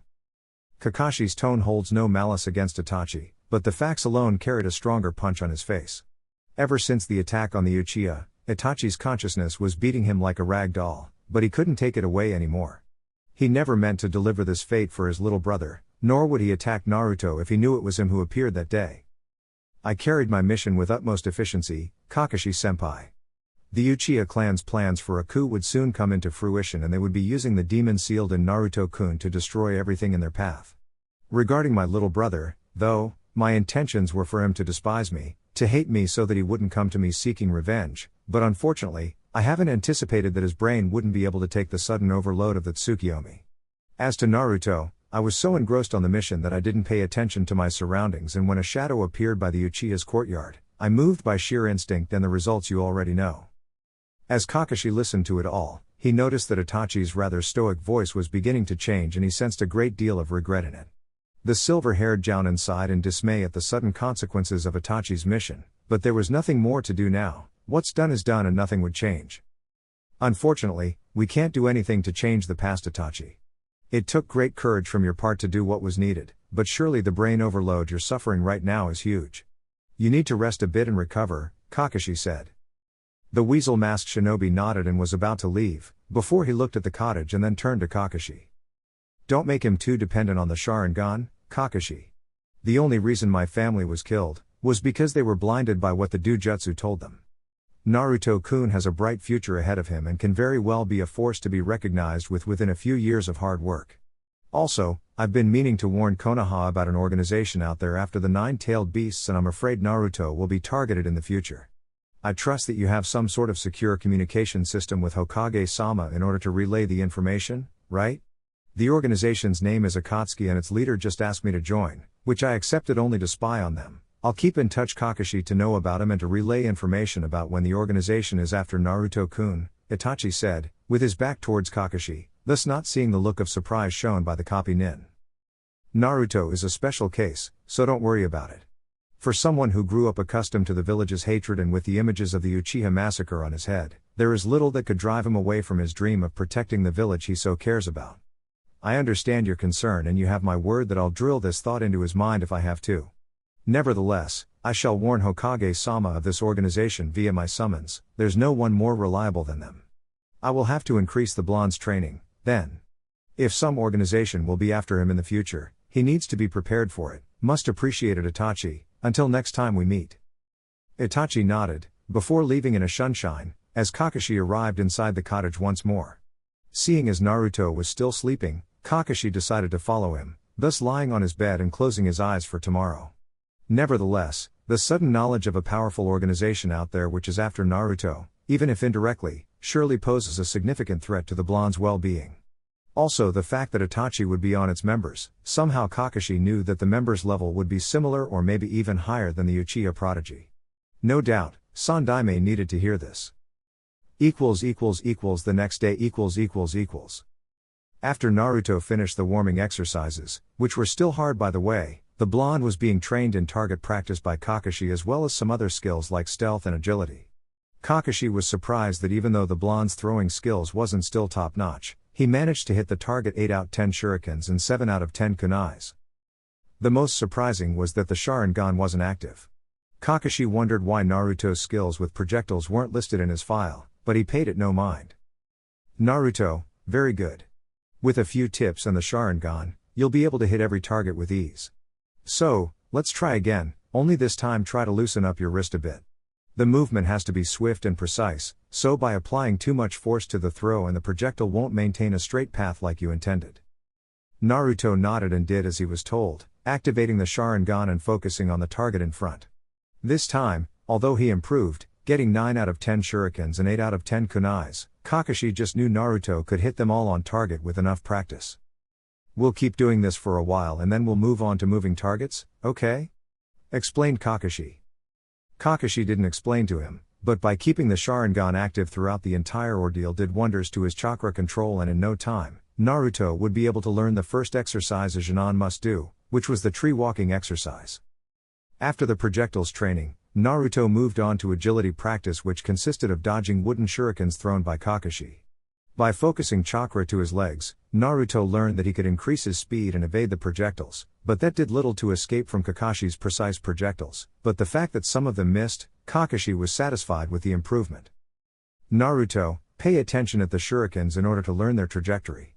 You can't hope to evade them if you don't know where they would hit. The blonde was beginning to consider Kakashi a slave driver, but no once did he complain at the training. He was feeling his muscles pulsing in slight pain. Although it was less painful than the first time, Naruto's movements were still restricted by the weight attached to his limbs. He looked forward and saw that 3 shurikens flew towards the position he would land, and he smirked once the Sharingan detailed their trajectory. Landing one of his feet on the ground, he focused some chakra and managed to change directions, before the shurikens flew past him and hit the tree instead, much to Kakashi's smile. Good job. Now what will you do once I increase the number of projectiles, say 10 for instance? Kakashi didn't even wait for a response as he appeared with 5 in each hand before throwing all of them at Naruto. At first, panic reached the blonde from not knowing what to do against the attack, but then he realized that by doing this, he'd never get this exercise done, so he focused on the image the Sharingan displayed, before calculating each shuriken's designated target. His mind alerted him to the fact that all projectiles aimed for a specific part of his body.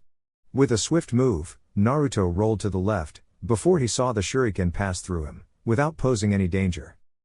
However, the blonde was ill-prepared when Kakashi appeared behind him and placed deadly kunai just inches from his jugular. Good job once more. However, this is one lesson you have to carry with you every day. You must pay attention to your surroundings at all times. Shurikens are sometimes used for distraction, and the opponent could only wait until you dodge them, before attacking when you're occupied. I'll be doing this from time to see how your perception of danger is tuned. Now, let's get some lunch, I'm starving. How about you? The silver-haired Jounin smiled at the blonde's stomach, suddenly voicing his opinion, and the fact that Naruto blushed in embarrassment only proved to increase the man's laughter, much to the blonde's chagrin, as he muttered some curse words. During lunchtime, Kakashi thought about talking to Naruto, outside of training, to get a feel of the blonde's thoughts right now. He was surprised, though, that Naruto was using this time out of the village in order to ease his thoughts on the matter. Naruto talked about everything that happened since that fateful day and opened up to Kakashi that the memory was quite overwhelming to swallow, but he also felt confident that with time, he would learn how to cope, a thought shared by Kakashi, who in turn assured the blonde that he would help in any way he could and that Naruto could always talk to him about it. Thank you, Kakashi-sensei, but I believe just the time outside the village will be enough to sort things out. So what's left on the agenda for today? Kakashi smiled at his student's endless determination. Surely, this year will be very interesting. 1 month later. What at first started slow just for Kakashi to get a grip of Naruto's skills, 1 month later, the blonde's skills skyrocketed. With the Sharingan, Naruto managed to learn the taijutsu style with utmost efficiency as his speed nearly doubled since they started the training. His physical workout doubled as well, with the blonde now carrying 10 pounds per limb and doing twice the workout. Right now, Kakashi was testing Naruto in a taijutsu match where he would increase the pace to a Jonin level fight. He was surprised how much the blonde improved since the start. Right now, they were fighting with a kunai in hand as Kakashi saw that Naruto was quite adept to using small blades in a fight. Suddenly, they met each other on the air as the weapons clashed with one another, resonating a much peculiar sound. Both Naruto and Kakashi landed on the ground, before doing backflips. Instantly, both of them picked shurikens and threw at each other, before meeting in the middle. There was a reason Kakashi and Naruto were moving alike, and that was because this is the exact nature of the intercepting fist, to act before the opponent have the chance to. The fight lasted for half an hour before Naruto dropped on the ground panting in exhaustion.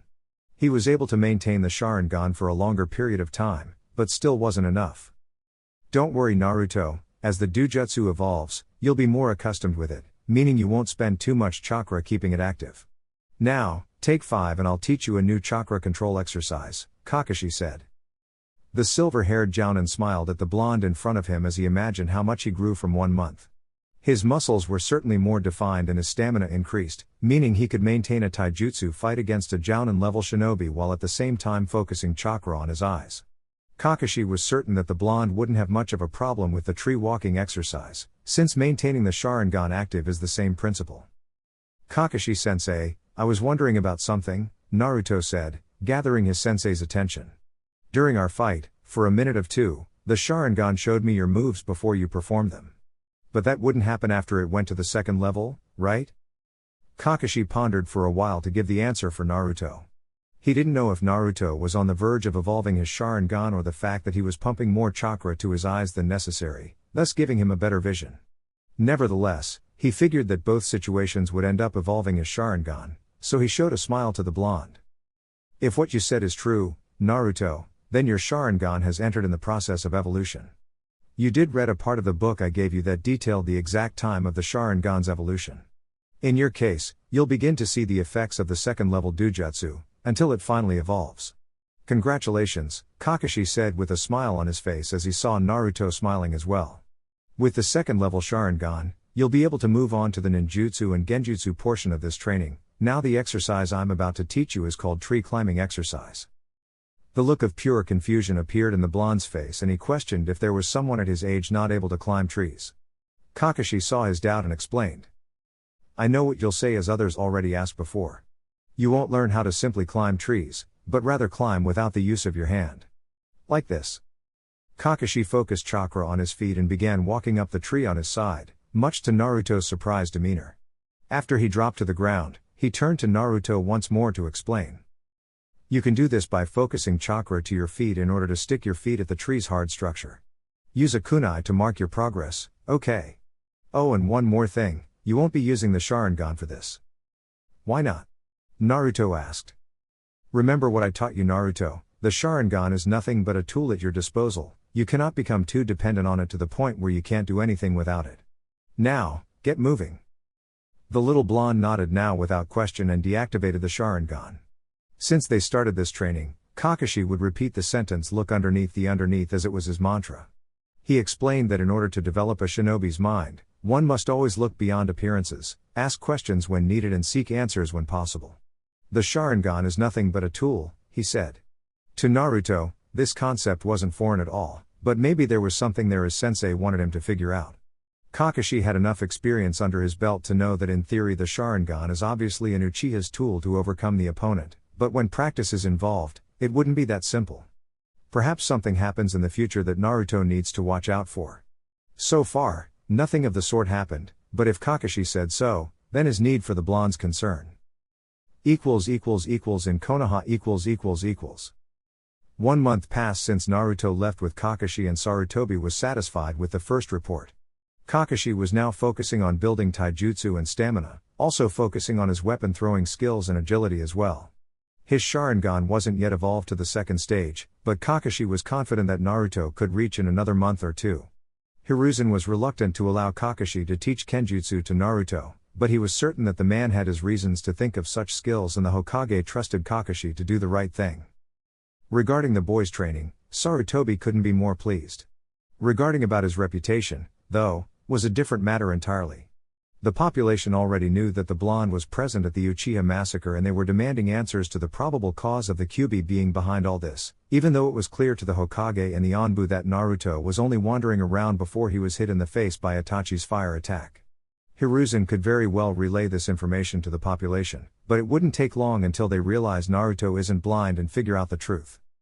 Another fact that clearly bothered Hiruzen was this new organization Akatsuki, which is after the tailed beasts, like the one residing inside Naruto. Certainly, precautions must be made in order to assure Naruto's survival, however without much information to rely on, there was no way he could make a proper assessment. Certainly, he would need someone who could dig the information through the entire elemental nations and the man just knew said person. It seems I'll get to see my old student once more, I wonder how that old pervert is doing? With Naruto and Kakashi . It was already night time and Kakashi was reading his book while observing Naruto trying consecutive times to climb the entire tree only for his feet to slip from its hold and Naruto uses the momentum to flip and land on his feet on the ground. The blonde already managed to reach half of the tree, but for some reason, he was adamant about going all the way, even though his chakra was starting to deplete. Naruto for his part was panting on the ground severely. He kept trying a few more, but he couldn't anymore and he dropped unconscious on the ground, earning a sigh in dismay from his sensei. Immediately picking the blonde on his arms, Kakashi proceeded towards the cottage, before placing Naruto on his bed. Inside Naruto's mindscape . Directly after being unconscious, the blonde started dreaming about something. He suddenly woke up below a different roof as he listened to the calming noise of a river. Getting up from his bed, Naruto walked towards the door, before opening it, revealing a rather spacious garden with the river in the middle. It was strange to the blonde how familiar he felt as he walked throughout the deck towards the kitchen. Upon entry, the blonde saw what appeared to be a gorgeous black-haired woman doing the dishes while singing. The blonde found that the voice was incredibly enticing and comforting, thus remaining there to listen. The woman, though, stopped and turned to see the blonde. "Good morning, Sasuke-kun, did you sleep well?" Naruto was surprised at the greeting, but, somehow, he greeted this person as if he was Uchiha Sasuke. But what surprised him the most was Sasuke's response. "I have Okasa-san, what's for breakfast?" Naruto or Sasuke pushed the chair and took a sit by the table as he saw Sasuke's mother place some pancakes in front of him with a bottle of orange juice. "Eat up, Sasuke-kun, or you'll be late for the academy." The blonde was confused. He knew this was a dream, how could he not? In here he was Sasuke, after all. So why didn't he wake up? The blonde never knew his mother, so a strange feeling hit him out of a sudden and he wondered if this what it feels like to be loved by a mother. Suddenly, the image fast-forwarded and Naruto saw himself on the door leaving before Sasuke's mother appeared, giving him a peck on the cheek, before giving Sasuke's lunch. "Good luck at the academy today, Sasuke-kun, I want to hear about it when you come back."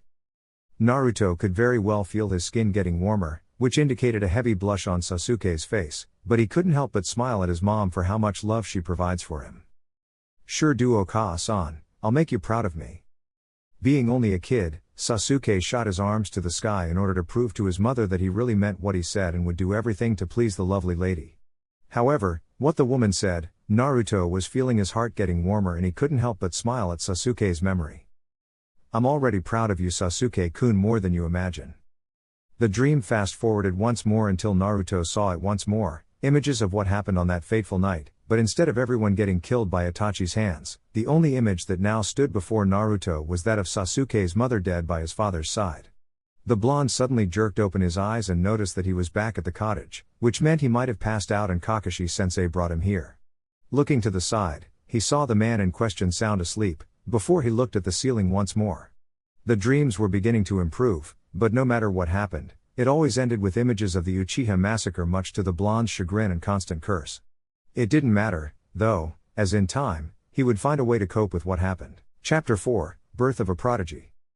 5 more months passed in a blur to Naruto and Kakashi as the blonde's training escalated in level of both hardship and skill. Needless to say, his weights more than doubled as well as the repetitions required by Kakashi in order to complete the exercise. And as usual, in every physical exercise, by orders from his sensei, Naruto would keep his Sharingan active at all times. This way the blonde not only improved his muscles, but also his already considerable chakra control, as constantly doing the tree walking exercise could only help him improve so much. Kakashi chose not to teach Naruto the water walking exercise yet. He would wait until he started grilling the blonde in ninjutsu. Regarding the art in question, Naruto already proved to his sensei that he was ready to be taught the art of fire manipulation, as it happened to be the blonde's affinity. Usually Kakashi wouldn't be surprised because fire-type chakra seemed to run inside every Uchiha's chakra coils. But Naruto wasn't an Uchiha, at least not by birth. The jounin only reason that since Sasuke's DNA mingled with the blonde's, then Naruto now possessed a fire affinity as well. Another extraordinary feat was his Sharingan. Seeing that the eye evolved to the second stage a couple days ago, increasing both his taijutsu style and his speed. Right now, the Sharingan users were sparring and Kakashi, this time, wasn't slowing his movements. At least, not like he was before, anyway. His speed was adequate to keep up with a low-level Chunin, but he held back a little regarding the strength behind his punches. Nevertheless, he was impressed with his student, as Naruto always managed to be one step ahead of his strikes. If he didn't outright dodge, he was managing to block almost all Kakashi's strikes. Just as Naruto blocked a high kick from Kakashi, he aimed a kick of his own at his sensei's legs. However, the man simply backflipped a couple times and threw some shuriken at Naruto. Kakashi was already expecting the blonde to dodge so that he could charge and attack when he least expected. Instead, Naruto just let the shuriken hit him. His body was replaced with a log. That movement alone made Kakashi smile and focus his attention to see where Naruto would come from. Suddenly a hand came from the ground fast and grabbed his ankle, surprising Kakashi. Doten Shinju Uzanchu no Jutsu, Earth Release, Groundhog Decapitation Jutsu. As Kakashi went inside the ground until only his head remained above the surface, Naruto showed up with a grin on his face. The Jounin was surprised that Naruto managed to copy this low-level Doten Jutsu from seeing Kakashi using it. But what surprised him more was the flawless execution of the technique. A feat that only those with a Doten affinity managed to execute. Naruto, however, frowned as Kakashi never stopped smiling at him, meaning that something was wrong with this picture. Good job, Naruto. You kind of surprised me with the jutsu. However, suddenly, the voice came from behind, followed by a kunai being placed right below Naruto's chin. Don't simply expect that a Jounin would fall for such a simple technique. Seeing that his plan backfired, Naruto didn't have a choice but to give up, seeing as Kakashi already won the match. However, he knew that his sensei didn't know about the Doten Jutsu and he managed to surprise Kakashi a great deal. The man for his part kept the kunai inside his holster and picked 2 chakra papers this time before handling both to the blonde. I was trying to think why your Doten affinity didn't appear last time we checked your affinity, but now I realize why. When your affinity is fire, the entire paper burns, and when your affinity is earth, then the entire paper crumbles into dust. So in other words, one paper wouldn't be able to show both affinities. Now, focus chakra on both papers and let's confirm your affinities. The result were as Kakashi predicted, seeing that the paper held by Naruto's right hand was on fire and the one on the left crumbled into dust. Seeing the predicament he was now in, the sensei considered what he would choose to teach the blonde. Both natures weren't hard to learn, but fire jutsus had to be practiced with care. The silver-haired Jounin lost count of how many unfortunate shinobi had to retire, because of badly executing fire jutsus. Cases like burning lungs and severe sore throats were only a few of the problems, and he didn't want Naruto to practice on his own. Thus he chose Doten to teach the boy. Also, since Naruto learned this one jutsu on his own, Kakashi figured that Naruto already knew how to use earth-based jutsus with efficiency. Looking at his student, Kakashi saw that he was waiting for some kind of explanation, but first he needed to reach a second level of chakra control before beginning fire manipulation. Okay Naruto, I'll teach you some fire jutsus, but for now we'll focus on more chakra control as well as cover some theory about fire manipulation. It's important for you in the long run to control the exact amount needed to produce a fire technique. You don't know the implications of a jutsu blowing on your face. The look of the blonde's face told him different as a sudden realization hit Kakashi. The very reason that Naruto had the Sharingan was because he was hit by a fire jutsu courtesy of Itachi, causing him to lose his original set of cerulean blue eyes in the process. Okay, so you do know, sorry about that. What I meant is, if you don't have a good grasp of chakra control, there will be a high chance that you either burn your lungs or your throat, which would end your ninja career immediately. So I will teach you an exercise called water walking, and the principle is similar to the tree walking, but a little different. It's like this. == at Konoha == Sarutobi Hiruzen was inside his office, checking the never-ending pile of mission reports just like any cage did before him. Today was considered a normal day for the professor as he gathered all D and low C ranked mission reports and stamped his signature repeatedly, without even bothering to read them. These types of mission didn't require his attention apart from those that the Chunin responsible placed in a separate pile. This kept Sarutobi from having to check every damn report before giving his signature. After his secretary took the whole lot, she left a cup of warm tea in front of the aged Hokage, to which he appreciated and bid the lovely woman goodbye for the day. A cup of tea meant one of his much-deserved breaks throughout the day, not only because of his duty but also because of his old age. Taking his time to smell the delightful herb scent, Hiruzen took a nice sip of the warm liquid as he looked at the village he was responsible for through his office window. The kids were playing like they were supposed to do. Anbu were patrolling the village. Everything was like it should be, in the Hokage's opinion. However, for no reason whatsoever, the image of Naruto appeared in front of him, and it was showing that old goofy smile of his, screaming to everyone that he would take the Hokage's hat and replace the old man as he used to call Hiruzen. After a while, a new image of Naruto appeared in his mind, and this time, it was the current Naruto after the tragic events surrounding the deceased Uchiha clan. Sarutobi, so far, wasn't able to swallow the recent turn of events and Naruto's sudden quiet demeanor. As you grow old, there were only a handful of occasions that managed to fill the heart with joy, and it pained Sarutobi to realize that the Naruto he knew back then probably was killed along with the Uchiha clan. Of course, the Hokage blamed himself for such a predicament. In Naruto's position, being at the wrong place at the wrong time almost cost him his life, but the aged Hokage always thought he could have done something to avoid this tragic event. If he had managed to maintain some level of diplomacy with the Uchiha clan, he would have been able to reach a compromise, meaning none of this would have happened. Also, he supposed Naruto deserved better than having to fetch food by himself by looking in the garbage. Had his fridge remained full, the blonde wouldn't feel the need to search for food, thus he wouldn't be close to the Uchiha Clan Compound at the night of Itachi's assault. Nevertheless, dwindling on the past wouldn't solve the issue. No matter what happened, nothing would be able to reverse time and salvage the blonde from suffering the agonizing pain of witnessing firsthand the brutal massacre of one of the strongest clans in Konoha. The least Sarutobi could do was to dissuade the council from pressing the matter further, seeing as Naruto's presence inside the compound raised some unwanted questions. In this department, though, Sarutobi had enough skills both as a respectful shinobi and as a politician to relay the true story of what happened, therefore discharging the blonde from any misjudged accusations. Problem was that, as he feared it would happen, Sarutobi was forced to reveal Naruto's new possession, the Sharingan. At the time he saw the faces of shock displayed by his council members and the clan chiefs as they all thought the bloodline was extinguished, with Itachi being the only one left. It took a long time of discussions and medical reports, but in the end, the entire council was convinced that while Naruto could use the Sharingan to its full capacity, there wasn't any scientific proof that the blonde would be able to pass the Uchiha DNA to his offspring. This was upsetting to a few members, especially to the old war hawk Dansu, as this happened to be his idea at the time. With said issue being declared impossible by the council, Sarutobi turned to more pressing matters like the boys' training mission under Hitake Kakashi and the constant improvements proven by Kakashi's written reports. Obviously, Dansu showed his claws once more, trying to convince the council that the boy was to be trained by him in order to reach his fullest capacity. However, the entire council knew of Dansu's old, to some, still current, training methods and voted against it. All were in favor of Hitake Kakashi training the boy, as he happened to be an elite jounin and also possessor of the Sharingan Eye. After that, there wasn't much to be discussed, so Sarutobi closed the meeting, appreciating the ones present.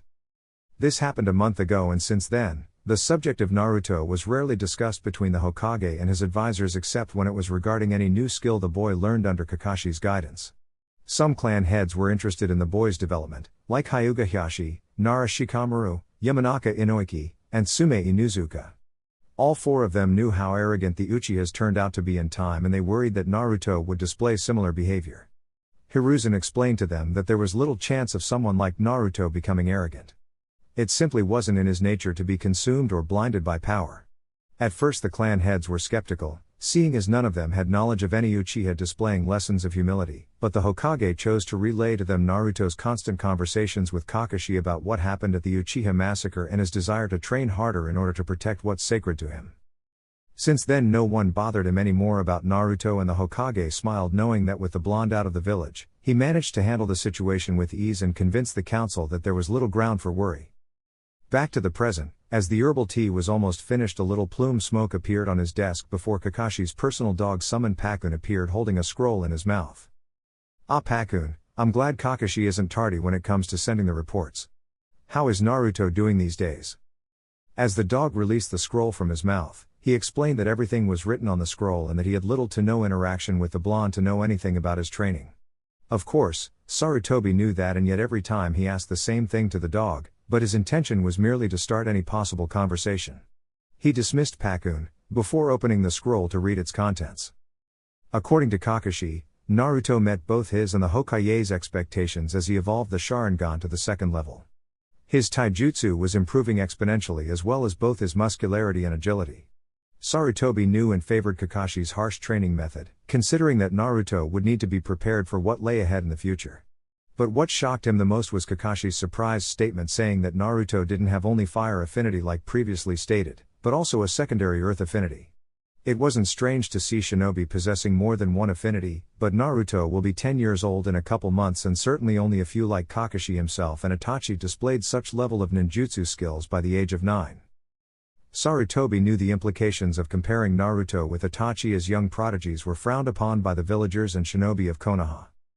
Nevertheless, by Kakashi's report, Naruto could very well learn fire jutsus by the time he came back, and it wouldn't be much harder to know a few earth-based jutsus, meaning that Naruto could very well be considered a prodigy by the Hokage's standards. Another fact was that Kakashi managed to drill in the blonde's head the importance of the Sharingan being considered a mere tool to be used and not to become dependent on it. Right now, Kakashi was teaching Naruto some heavy chakra control exercises as he didn't want Naruto's fire jutsus to hurt his organs. This was an intelligent precaution in Hiruzen's opinion, considering the number of accidents caused by failed attempts in the past. All in all, Naruto was training to become a well-rounded individual as all arts were covered in Kakashi's training. Genjutsu, while being the less trained, was also covered by Kakashi as he taught the blonde how to dispel them effectively. Not to mention that the blonde could very well learn some Kenjutsu as well if Kakashi agreed to teach him in the future. Kakashi must be excited to teach Naruto as much as possible, and Naruto doesn't complain, absorbing all this knowledge like a sponge. Surely, I'll expect great things from you, Naruto-kun. Back to his work, Sarutobi started to read the A and B mission level reports with a smile on his face as he was imagining the blonde in a couple of years as a shinobi of the leaf. With Naruto . At the end of the day, Naruto was soaked. Unlike the tree walking exercise, he couldn't escape from falling in the river every time he couldn't get the exercise right. And the fact that Kakashi was finding his numerous attempts humorous didn't help matters. Naruto could see that his sensei was controlling himself not to hold his stomach from laughing so hard. Problem was that chakra control exercises required both concentration and patience, and somehow, the blonde was lacking both as his mind was running a mile a minute. Thoughts about ninjutsu, taijutsu, Uchiha Massacre, Sasuke's memories, his memories, genjutsu dispelling, all this information was fighting for dominance inside his mind, and he couldn't bring himself to concentrate. Lack of patience was obvious as at the same time he thought about everything, he also wished to finish this goddamn exercise. Kakashi knew of his problems right now, but considering the number of accomplishments in the last 2 months, he figured that Naruto shouldn't rush into things and learn how to focus on the task in hand. After a few more failed attempts, the silver-haired Jounin looked to the sky and realized that the sun was already setting and the moon was already up, meaning that the exercise was finished for today. Okay Naruto, let's wrap it up for today. Tomorrow will be another day for you to try to complete this exercise, Kakashi said, earning a nod from the blonde as he got out of the water and picked up his clothes. Student and sensei went back to their cottage together. On the way, though, Naruto kept cursing himself for not being able to complete the exercise. Kakashi tried to explain that this method is taught to genins and above for better improving chakra control. For Naruto to manage in one day would be counterproductive to his training as he wouldn't take full advantage of it. It was better to learn at a slow pace than rush it and not fully improve his chakra control. I know Kakashi-sensei. I was just overwhelmed a bit. I'll try and relax some. What's for dinner tonight? Naruto asked before he sighed upon seeing a couple of vegetables near his sensei. Those, in his experience, would certainly be used for a stew that Kakashi learned to make. You know better than to ask questions all the time, Naruto. Now why don't you grab some water as I prepare the vegetables? As Naruto grabbed some water, the stew was prepared as both student and sensei ate their dish in comfortable silence. It wasn't long before the dish was separated and the two got inside the respectful sleeping bags. Next day . As the sun rose on the horizon, Naruto and Kakashi were already up and the blonde was going through some warming up exercises around the clearing. The Jounin, though, focused solely on reading his favorite book as Naruto now finished his required 10 laps around the vicinity, followed by some push-ups and sit-ups. After he finished, it was once more time to strip his clothes as he would be attempting the water walking exercise at the lake nearby. Naruto nodded and went straight to the lake, while considering the last failed attempts. He knew that with the damn weights on his body the entire time, he would never finish the exercise.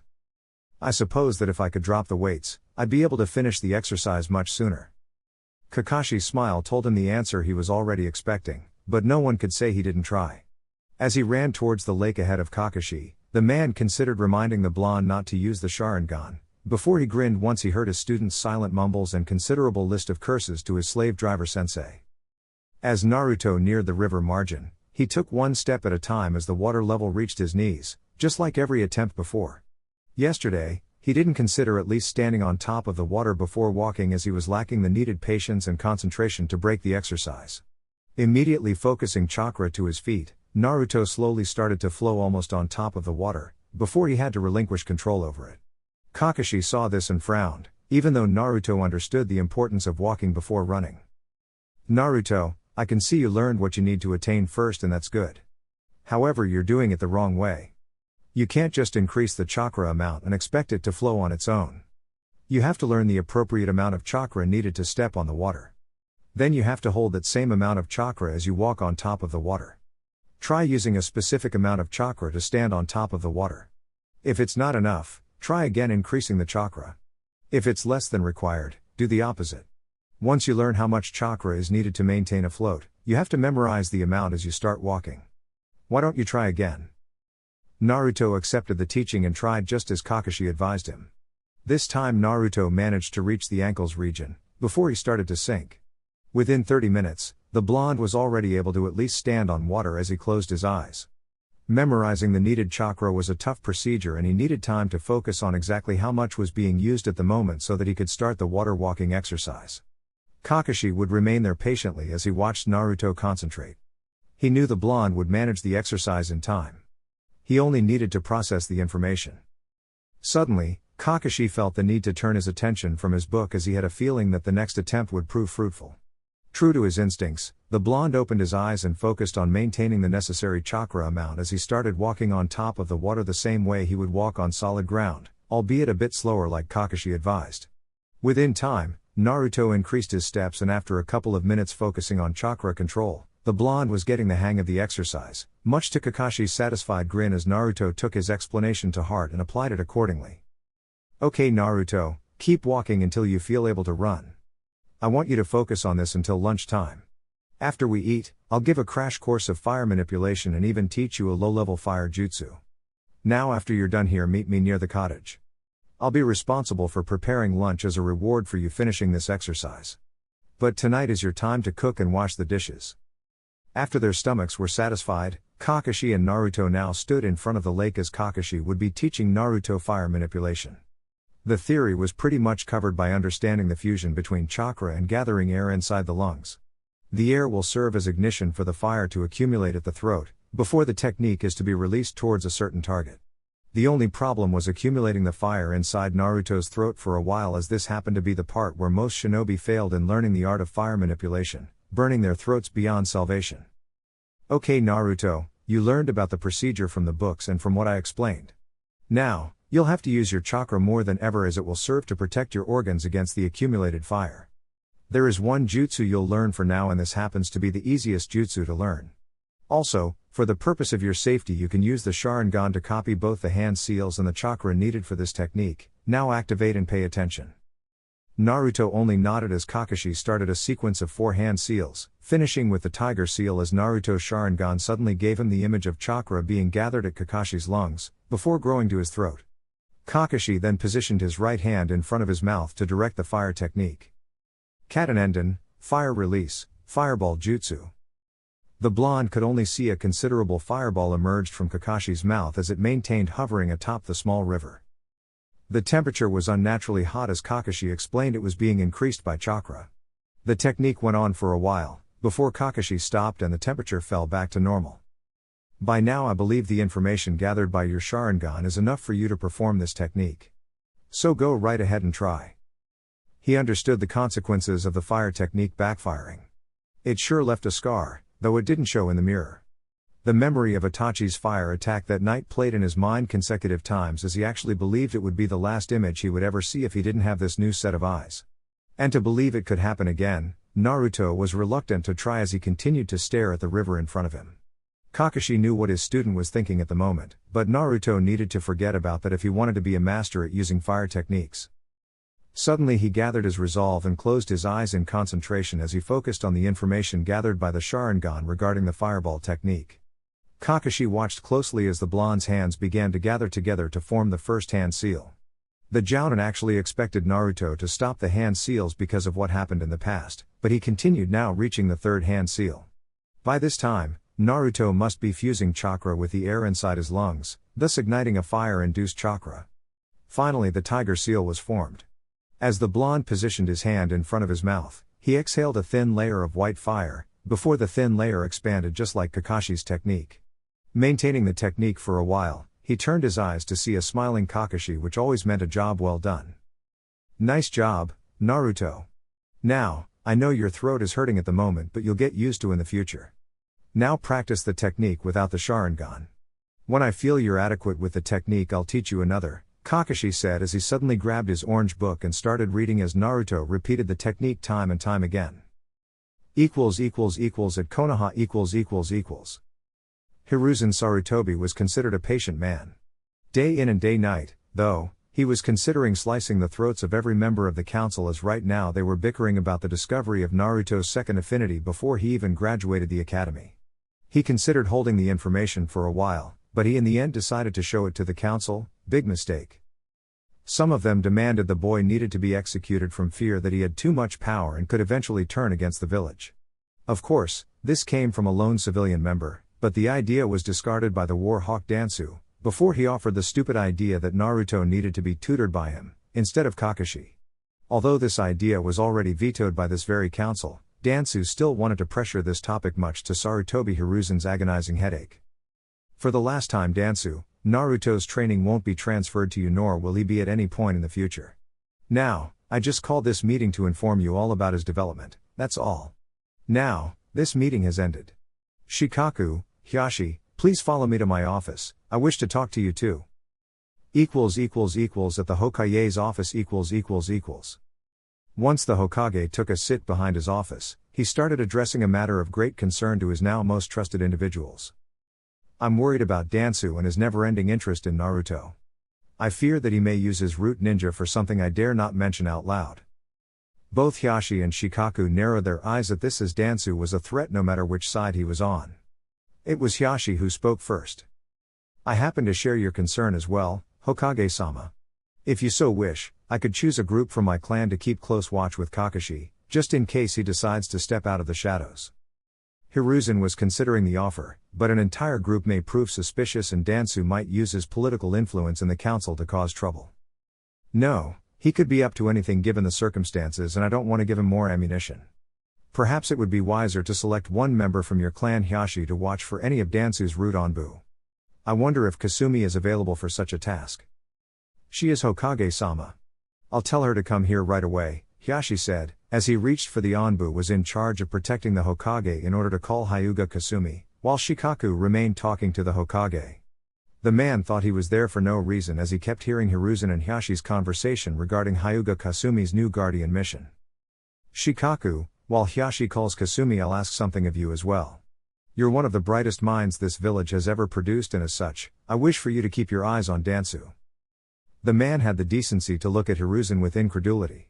Sure, it wasn't impossible, as the lazy genius had already managed to spy on important daimyos in the past, but surely for Hiruzen to ask this of him meant that either he wanted to silence Dansu for good or expose him and his undercover Roots Onbu program. Nevertheless, this request had its merit. After all, a Hokage couldn't have someone by his side controlling the turn of events from the shadows. The Nara wouldn't be surprised if Dansu was behind some of the major murder events in the history of Fire Country now that he thought about it. Hiruzen was watching the lazy genius with patience, as he knew the seriousness of this mission. Spying one of the most influential individuals in Fire Country, apart from the Hokage and the Fire Lord, was dangerous and could even lead to the man's death, if he managed to dig deep enough. Shikaku, I understand if you're reluctant too, Hiruzen said, but Shikaku interrupted him. I'll accept the mission, Hokage-sama. Dansu's acts have remained to go on for far too long. Now, is there anything you wish me to focus on?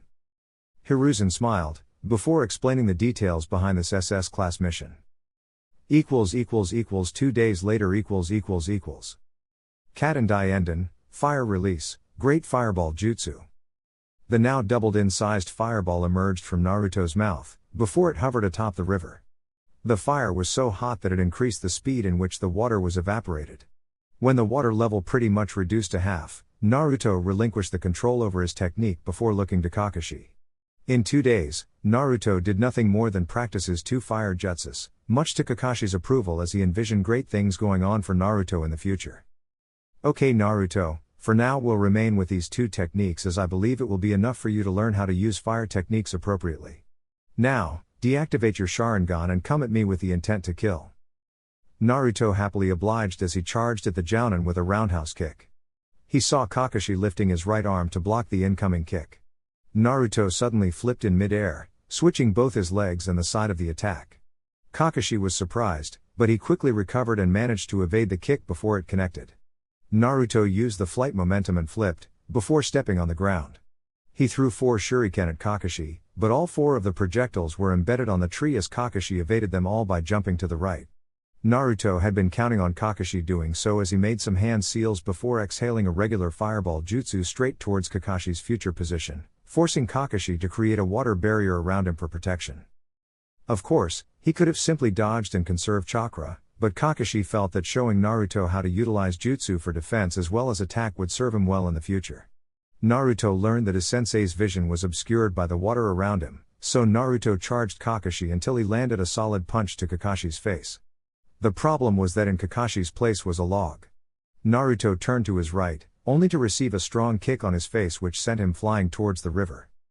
Controlling some chakra to his feet, Naruto just skidded along the water until he stopped near the margin.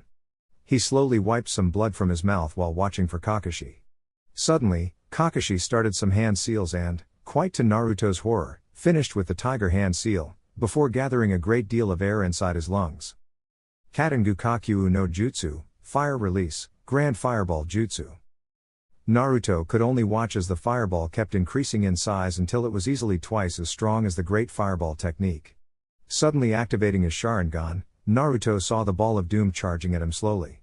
He focused chakra to his feet and jumped away from the attack as it hit a tree behind the blonde, pretty much destroying the entire area. Even though Naruto managed to dodge, he couldn't help but witness the scene of destruction that a strong fire technique could cause. He landed on the ground once more and saw that the fire was spreading to the other trees as not only the wind but also the wood increased the fire's destruction. Kakashi landed near him as he suddenly did a large series of hand seals. Naruto sensed the chakra molding and looked to Kakashi with his Sharingan active. The information was transferred instantly, just as Kakashi finished with the bird hand seal.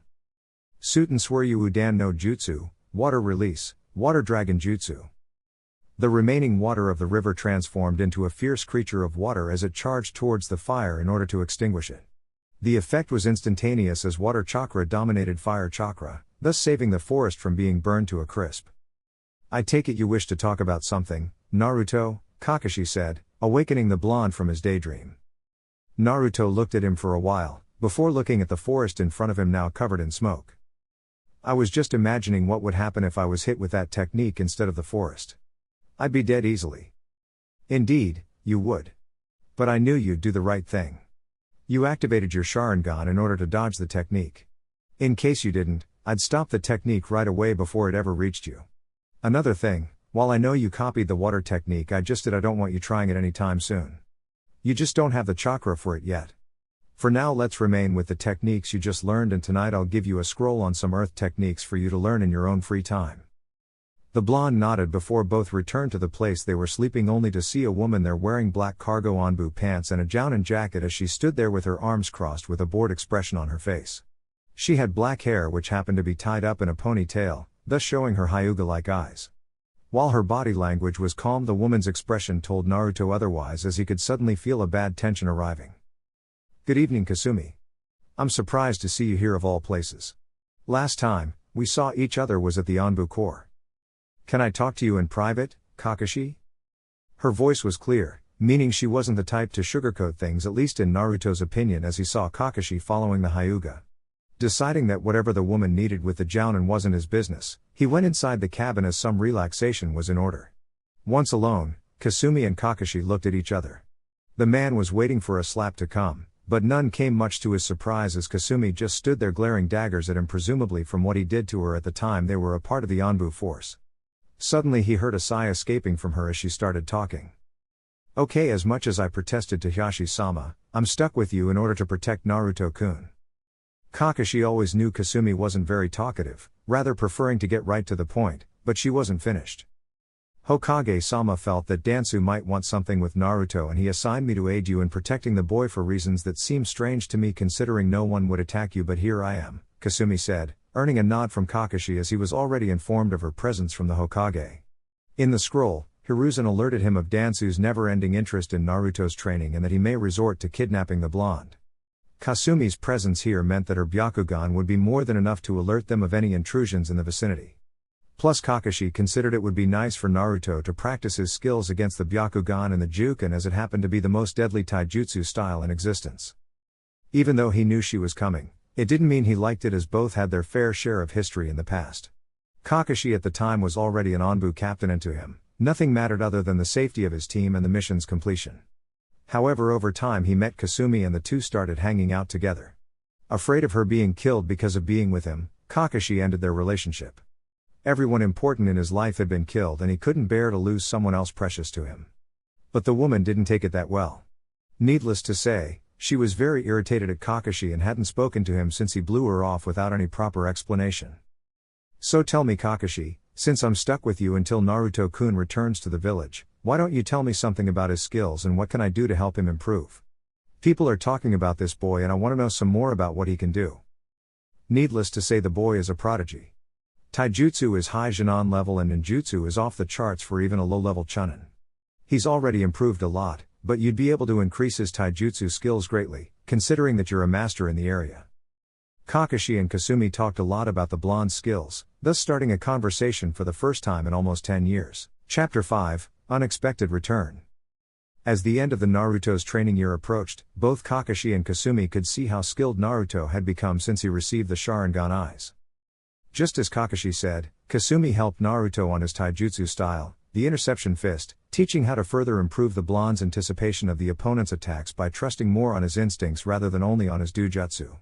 At first, Naruto didn't quite understand, but as the Hyuga sparred against him without the Sharingan, it became easy. Plus, with Kakashi constantly reminding him that training without the Sharingan is just as important as training with it. Regarding ninjutsu, Kakashi chose to stop teaching him more fire techniques. He focused on some defensive Doten techniques like the Doten Doryuki, Earth Release, Mud Wall Jutsu, and Doten Doryu Juheki, Earth Release, Earth Rampart Jutsu, which Naruto didn't need much time learning, seeing as Earth was his second affinity, much to Kasumi's surprise when she found out, seeing as the boy hadn't even graduated from the academy yet. Still, with the taijutsu display alone, Kasumi would give Naruto at least a high Jinan rank. Just the fact that Kakashi was already teaching Naruto some kenjutsu moves was astonishing enough, and she stopped being surprised after 1 week of being with the brat, as she constantly referred to him as. Because of Kasumi's nature, she and Naruto quickly bonded and she saw him as a pestering little brother. She called him brat all the time, though, but that was only to get a rise out of the usually stoic little guy. Kasumi was one strange Hyuga, in Naruto's opinion. He learned straight from the horse's mouth that the Hyuga clan was filled with arrogant individuals who constantly believed in their superiority. However, Kasumi exuded an aura of aggressiveness and Naruto found that he respected her individuality. After all, amongst a gathering of arrogant fools, there must be one to salvage the clan. One interesting aspect Naruto realized was the constant tension whenever Kasumi and Kakashi started a conversation with each other. He knew those two have a past together, although neither of them wished to talk about it, even after Naruto asked a couple of times. Not one to pry, though, he forgot all about it and focused only on getting stronger under the two's supervision. Right now, Naruto was attempting a new fire jutsu. He read about it in Kakashi's book. At first, the Scarecrow Jounin was against it, seeing as it was his intention to only teach Naruto a couple of C-ranked fire techniques for better protection, but this one was considered a B-ranked technique whose only purpose was for killing or least permanently crippling an opponent. Its name was Katen Kan Haozaki, Fire Release, Flamethrower Jutsu, and while it was less powerful than Konoha's strongest fire technique, Kakashi didn't want to teach Naruto the technique. It didn't mean that Naruto couldn't learn it on his own, just as he learned the earth-based jutsus. The technique was dangerous, that much he was aware of. Exhaling a constant flare of fire could permanently burn the user's throat up to the point of never recovering. So, Naruto had to tamper with the fire with caution while inside his body, so as not to cause damage. Going through the sequence of 10 hand seals, Naruto inhaled a great load of air inside his lungs, before combusting it with his chakra. As soon as the layer of fire escaped from his mouth, he positioned his right hand to guide the attack towards a certain point. Both Kakashi and Kasumi were supervising the technique as they saw the giant rock being hit, followed by explosions one after the other as Naruto continued exhaling the layer of fire. Soon, the rock was no more, just as Naruto ended the technique. However, the blonde was coughing smoke, quite to Kakashi's shock, but he immediately handed Naruto a glass of water to drink. Kasumi was by his side as well, as she scanned Naruto's throat for any damage. "Don't worry, Kakashi," He's fine. Kakashi nodded, before taking Naruto inside the cottage. Before this technique, Naruto practiced taijutsu and heavy chakra control, so he was unconscious soon after the technique's completion. After Kakashi placed Naruto inside his bed, he got up and left the cottage to where Kasumi was waiting him. Only 4 days separated the group from returning to Konoha, and Kakashi remembered one single attempt on his life. Flashback on. One day when Naruto was beaten after almost 10 hours of training non-stop, Kakashi placed him on his bed and left to fix dinner for him and Kasumi. The winds were increasing and very soon, a heavy rain began to fall as thunder could be heard on the horizon. As the scarecrow Jounin started preparing his all-time favorite stew, he was looking at the Hyuga out the side of his eye. Ever since she arrived, the girl wanted nothing more than talk to Kakashi about what happened in the past, but every time something came up and he managed to avoid the subject. Kasumi, for her part, was frustrated with Kakashi's uncanny ability of changing the subject. During their bickering, Kasumi deactivated her Byakugan that so far was active to spot any intruder and stop him before he could kill Naruto. It was because of this that one shadow managed to pass undetected from the two as he entered the cottage. No headband on his forehead meant he was either a civilian or a mercenary. His body was athletic and every article of clothing he wore managed to mingle his presence within the night. Plus any little noise he made was hidden by the constant sound of lightning. When Kasumi activated her Byakugan once more, she was startled to see another presence inside the cottage besides Naruto, before alerting Kakashi. He shunshined immediately inside the cottage to prevent whoever it was from killing Naruto, but once he appeared inside, he saw the man. His face indicated that something very bad happened as his mouth was opened in shock and his eye sockets were empty. The body suddenly fell forward and Kakashi saw 3-tome Sharingan staring at him with a bloodied kunai on Naruto's hand. Kakashi knew the step needed to awake the third step of the Sharingan eyes, which by the way, was similar to actually awakening it in the first place, being in life or death situation. This wasn't the only feat Naruto accomplished, as the man's body on the floor indicated something the Sandaime Hokage feared could happen to someone so young.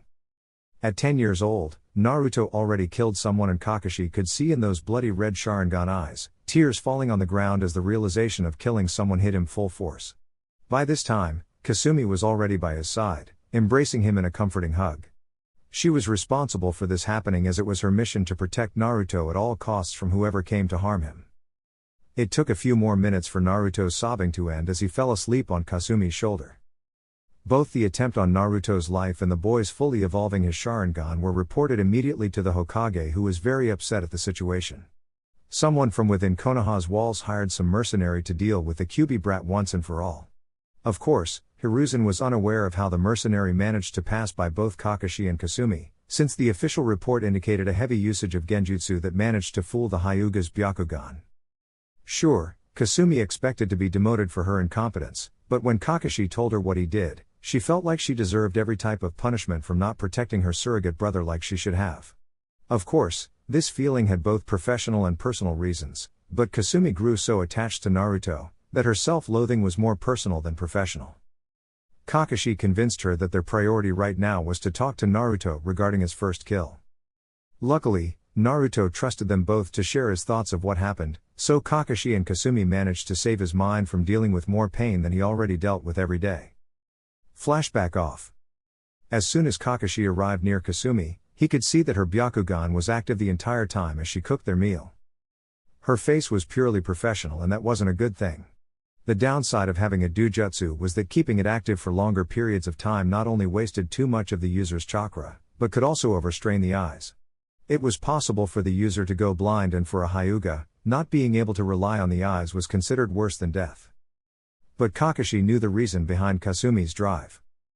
You can't keep blaming yourself for what happened, Kasumi. You're not the only one here who was supposed to take care of him.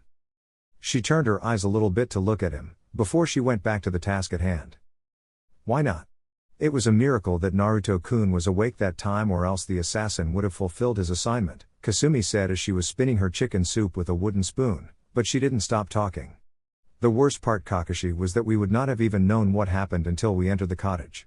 I was so frustrated with you, Kakashi, that I relinquished all manner of professionalism. I did what no ninja should ever do. I let my emotions take me over in the middle of a mission, for Kami's sake. Kakashi could see the tears falling in the soup as he grabbed Kasumi in a tight hug as he let the now fragile woman cry on his shoulders. One of the reasons why Kakashi stopped doing missions with Kasumi was because of the past shared by them. He was able to let go of what happened and focus on the mission at hand, but she wasn't. The truth was that his feelings of her never diminished, even though it was 10 years ago. But his fear that she would get killed because of him always stopped him from approaching her. It was finally time to ease Kasumi's heart with the truth, although he wasn't sure about the effect revealing the truth would cause. "I'm sorry, Kasumi," Kakashi said, as she looked at him with teary eyes. The silver-haired Jounin stopped for a while as he was suddenly lost inside those hollow eyes of the Hyuga clan, but to him he could look at them for all eternity and not get tired of it. Now, the feelings he fought so hard to suppress now came full force and he couldn't control it anymore. "I suppose it would be selfish on my part to keep you in the dark all this time. Please know that I never stopped having feelings for you. Don't play games with me, Kakashi, please, I can't bear," Kasumi said, but stopped once Kakashi placed 2 fingers on her soft lips, ushering her to be quiet as he wasn't finished talking. "What happened was that I was afraid to lose you." Kasumi looked at Kakashi with a guarded yet hopeful expression. She knew about his terrible past. She knew about his real father committing suicide after a failed mission. She knew that his teammate sacrificed his life to save his, hence how he got the Sharingan. She knew how his other teammate went missing in action and never returned, and last but not least, she knew that he'd lost his surrogate father Yondaime Hokage to the Kyuubi no Yoko. What Kakashi faced in life, Kasumi was sure she would lose her sanity if even half of it had happened to her. To her, the man was made of steel, unbreakable no matter what happened. That's precisely why she was shocked once she saw tears falling from his eyes, not the only visible one, but his covered Sharingan eye as well. As soon as she opened her mouth to speak, he beat her to it. I was afraid that you'd share the same fate as everyone precious to me, and I just couldn't bear to lose another one." Kasumi smiled for the first time in ages as the man in front of her cried on her shoulders. Like him, she never stopped having feelings for him, and for the first time in ages, she was able to recognize the man behind the Anbu Captain mask of Sharingan no Kakashi. "Ah, I'm not interrupting anything, am I?" The voice alerted both as they turned to the sleepy Naruto. The chicken soup's aroma reached Naruto's nostrils as well, and his stomach immediately roared like a ferocious lion. Kasumi and Kakashi smiled at the blonde as both of them managed to wipe their tears before Naruto could see. Well, at least they hoped so. "Sorry about interrupting, it's just that I woke up hungry and I sensed Kasumi-sensei's chicken soup," Naruto said as he grabbed an empty bowl and approached the fireplace, before placing 3 spoons of soup. The 2 grown-ups did the same and took a seat next to Naruto, before Kakashi initiated a conversation, probably in order to avoid the subject of what just happened. "Say, Naruto, in 3 days' time your training will be over and we'll return to the village. Now, I remembered you weren't so thrilled a couple months ago. Want to talk about it?" Kasumi looked at Naruto for a moment, while trying to gauge his thoughts. She knew about the Kyuubi and how people looked at him as if he was the demon itself. Now, the people also knew the truth of how he got the Sharingan, and she wouldn't be surprised if some, if not the majority, treated him even worse now. Nevertheless, she was confident Naruto could defend himself better than even a high-level Jonin. He had a fully evolved Dujutsu and techniques to keep anyone, at least below Chunin level, from attacking him. After all, it was because of this that Sarutobi wanted him to be trained beforehand. As the blonde took a last sip of soup, he placed the wooden spoon on top of the soup and looked to the ground in deep thought. "The feelings didn't change, sensei. With time, the nightmares about what happened at the Uchiha Massacre diminished, but they still haunt me in my sleep. Sometimes, I have the feeling that the damn fox is screwing with my head, making me see it over and over again. I know for a fact that the people's hatred towards me and the fox won't diminish, and quite frankly, I have a feeling that it will only increase when people see me using the Sharingan." Kakashi and Kasumi just listened as the young man spoke. To this day, all the threats remained verbal. The words hurt, but not as much as kunai embedded in my back. Now, I don't know what will happen, because to some, I'm not only the Kyuubi reincarnated, but also the one responsible for the murder of the Uchiha clan. It changes everything now, doesn't it? "There is nothing but truth in your words, Naruto," Kakashi said, as he could see Kasumi's saddened face. He could see that she wanted nothing more than to suffer in his stead. "However, you must face the fact that the past cannot be changed. I know that I may sound harsh right now as you're only 10, but the past cannot be changed no matter how much you shout to the heavens and curse the man who did this to you." Naruto looked at him in surprise, but he should have known that a Jounin of Kakashi's caliber would hear his shouts. "I was just venting my frustration, that's all. But you're right, Kakashi-sensei. It's time I stopped dwindling in the past. It won't solve anything. After that, the three went to their respective beds as they settled in to rest the next 3 days, before leaving to Konoha. In Konoha . The next day, Sarutobi was meeting with Shikaku in order to see what the man had to present regarding Dansu's whereabouts. He knew the elder Nara was the wisest choice for this mission. Having outstanding chakra control and with his knowledge of mingling with the shadows, one could only spot Shikaku if he allowed it to happen. But Sarutobi knew Dansu wasn't someone to underestimate his opponent, and certainly, Shikaku wouldn't be able to find his hideout. However, Shikaku brought some interesting facts. For some time, Dansu has been seen meeting with Anbu shinobi in secret places, and Hiruzen was certain no Anbu under his authority was allowed to talk to the old war hawk. Also, Shikaku managed to pinpoint a specific area where Dansu headed to every day. Every reconnaissance mission issued by the Hokage to his Anbu force was futile, as no one could find Dansu's hidden base. At least, now it was easier since he could narrow the search area to the one pinpointed by Shikaku. I appreciate it, Shikaku-san. Surely your skills with the shadows proved sufficient to provide me with enough information to improve the searches for his hidden base. I apologize for keeping you away from your family all this time, but it was necessary. No worries, Hokage-sama, I'm just glad to serve. Because of this, you saved me from Yoshino-chan and her constant nagging. Troublesome. Sarutobi smirked at his friend, before dismissing the elder Nara. Instantly, he called an Anbu's name and a man appeared kneeling on the ground. He had a lion mask and his brown hair was the only distinguishable characteristic. Yamato, I want your team to analyze this report and initiate the search for the target. It's time we catch him once and for all. The man just nodded and vanished once more with the scroll in hand, leaving Sarutobi alone once more as he processed some things. In little time, Naruto, Kakashi and Kasumi would return to Konoha, and certainly, people wouldn't take it too kindly once he arrived. He needed to ascertain some responsibilities first. Tori. Another Anbu appeared as Hiruzen issued his orders.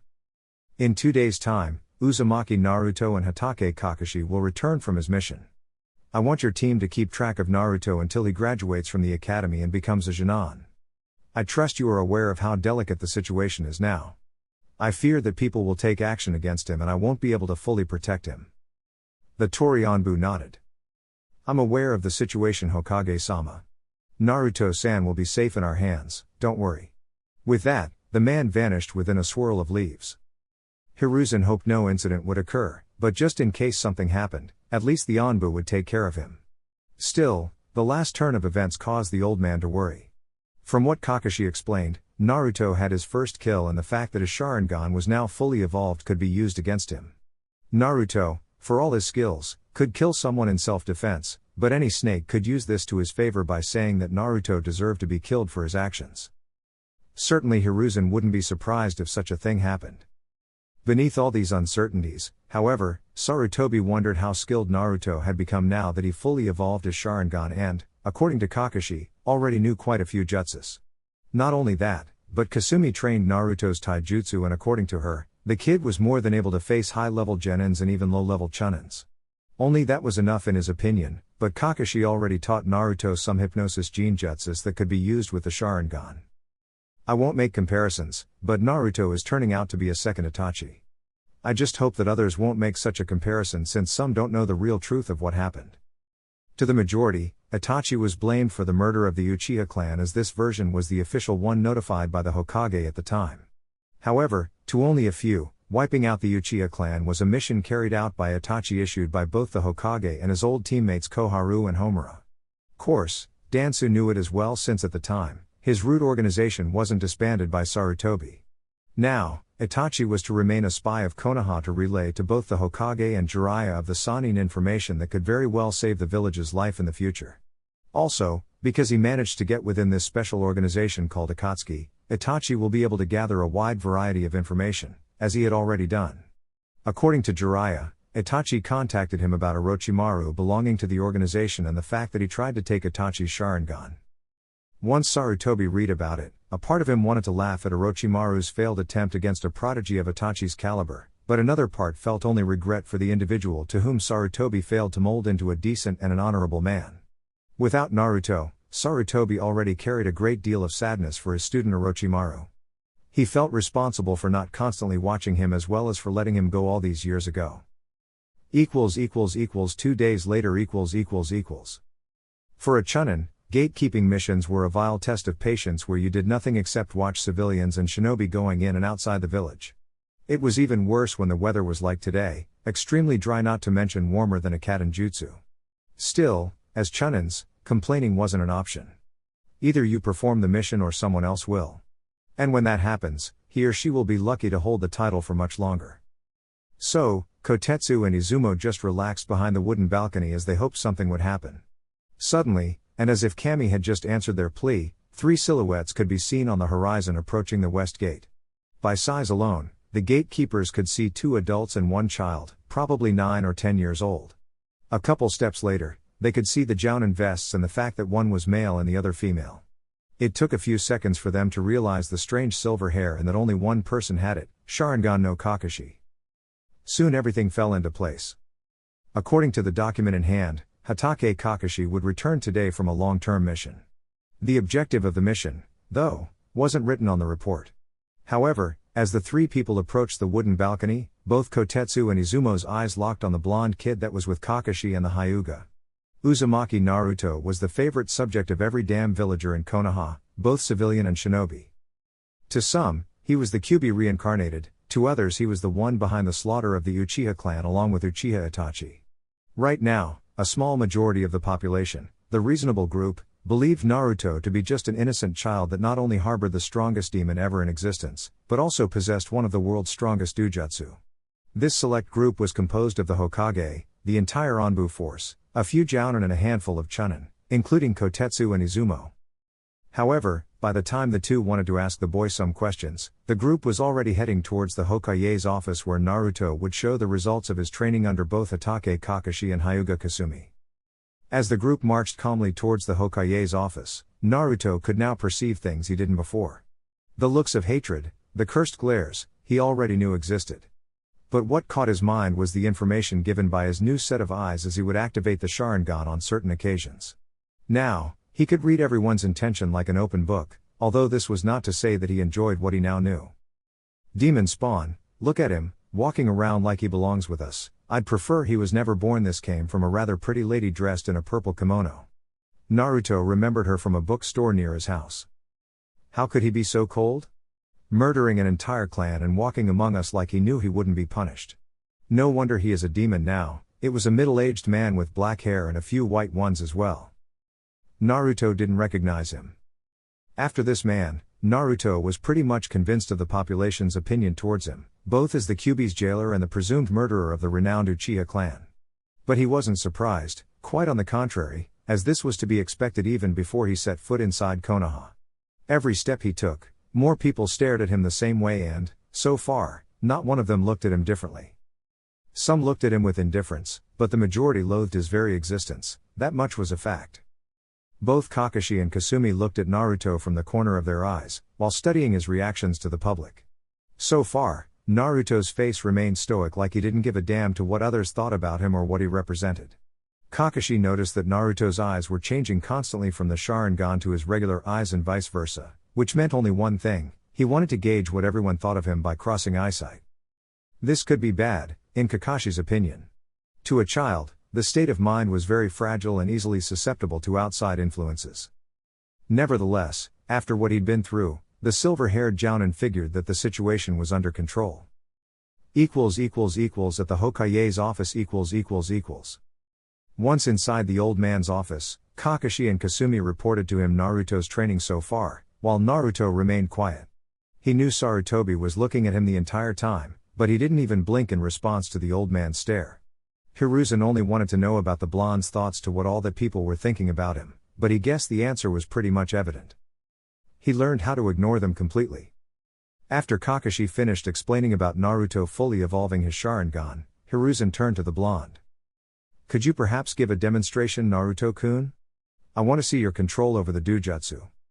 Without even giving a response or even a short nod, Naruto activated his fully evolved Sharingan, and whereas before, the two black eyes became red with 3 tomes in each side. Sarutobi smiled upon seeing how little time it took to activate and concluded him to be just like any Uchiha. Suddenly, though, The tome started spinning like a spinning wheel and Hiruzen suddenly felt his body go numb and his eyes were slowly but surely closing. Kasumi was wondering what the hell happening until Kakashi landed a hand on Naruto's shoulder, ushering him to stop the genjutsu, to which Naruto nodded and stopped the technique, before Hiruzen jerked his eyes open, smiling at the prodigy in front of him. Well, Kakashi, you forgot to mention about Naruto's skills with genjutsu. Actually Hokage-sama, genjutsu is his least favorite subject. I trust that he knows the genjutsu counter technique and the one he just used on you, that's all. Still, with his eyes, he could copy new techniques. Now, Naruto, even though it's my belief you don't need it, tomorrow you'll return to the academy, Hiruzen said, before Naruto looked at him a bit surprised. Surely, it was because he wasn't expecting to be sent back to the academy, not because he felt like he should have been promoted to Jinan right now. I understand, was all his reply, before Hiruzen nodded. In little to no time, Kakashi dropped Naruto in front of his old house, before vanishing with a shunshine. Naruto took a while to turn and head for the stairs as he looked at three bystanders glaring at him with angry look on their faces. Sighing in dismay, Naruto headed to the stairs before he entered his apartment. At night. Naruto was on his balcony looking at the village from his apartment. He considered sleeping early since he didn't have anything to do, other than maybe reading some scrolls on the Sharingan or a new jutsu. Looking up, he realized that today the moon was full and because of it, he could see the stars much clearer. Just looking at them was sufficient to the little blonde. There wasn't any star different from the other, as they just stood up there, looking at the earth from below. They were one and the same, Naruto concluded, and they were beautiful. Sighing in dismay once more, Naruto figured taking a walk to a more secluded place would do him some good. After all, sleeping wasn't an option, since he wasn't tired at all. Putting on his sandals, he exited his building and went up a huge set of stairs that went up a hill where Naruto knew a wooden bench was located. It was quiet and secluded, no one would bother him there as he went up the stairs with hands inside his pant pockets. If Naruto was aware of someone tailing him, he didn't show it as he kept walking while looking on the ground, presumably without a care in the world. The three genins that stood behind a group of trees watched Naruto take a sit on the bench as he looked towards nothing. To the genins, Naruto was blissfully unaware that today he would meet his end and that the genins will be known as heroes for finally completing what the Yondaime started 10 years ago. Meanwhile, hidden behind the group of genins, was Tori's Anbu squad. They have been following Naruto ever since he arrived in Konoha, hence why they saw the genins attempting to attack the infant. However, the leader Tori wanted to see what Naruto was made of. He didn't have anything against the boy, nor did he wish him harm, but the man was a fighter and as such, he respected those that knew how to fight. Of course, his team voted against it, seeing as Naruto was only 10 and wouldn't be able to protect himself against three genins. Tori sighed in dismay at his team, which was composed by three Anbu kunoichi.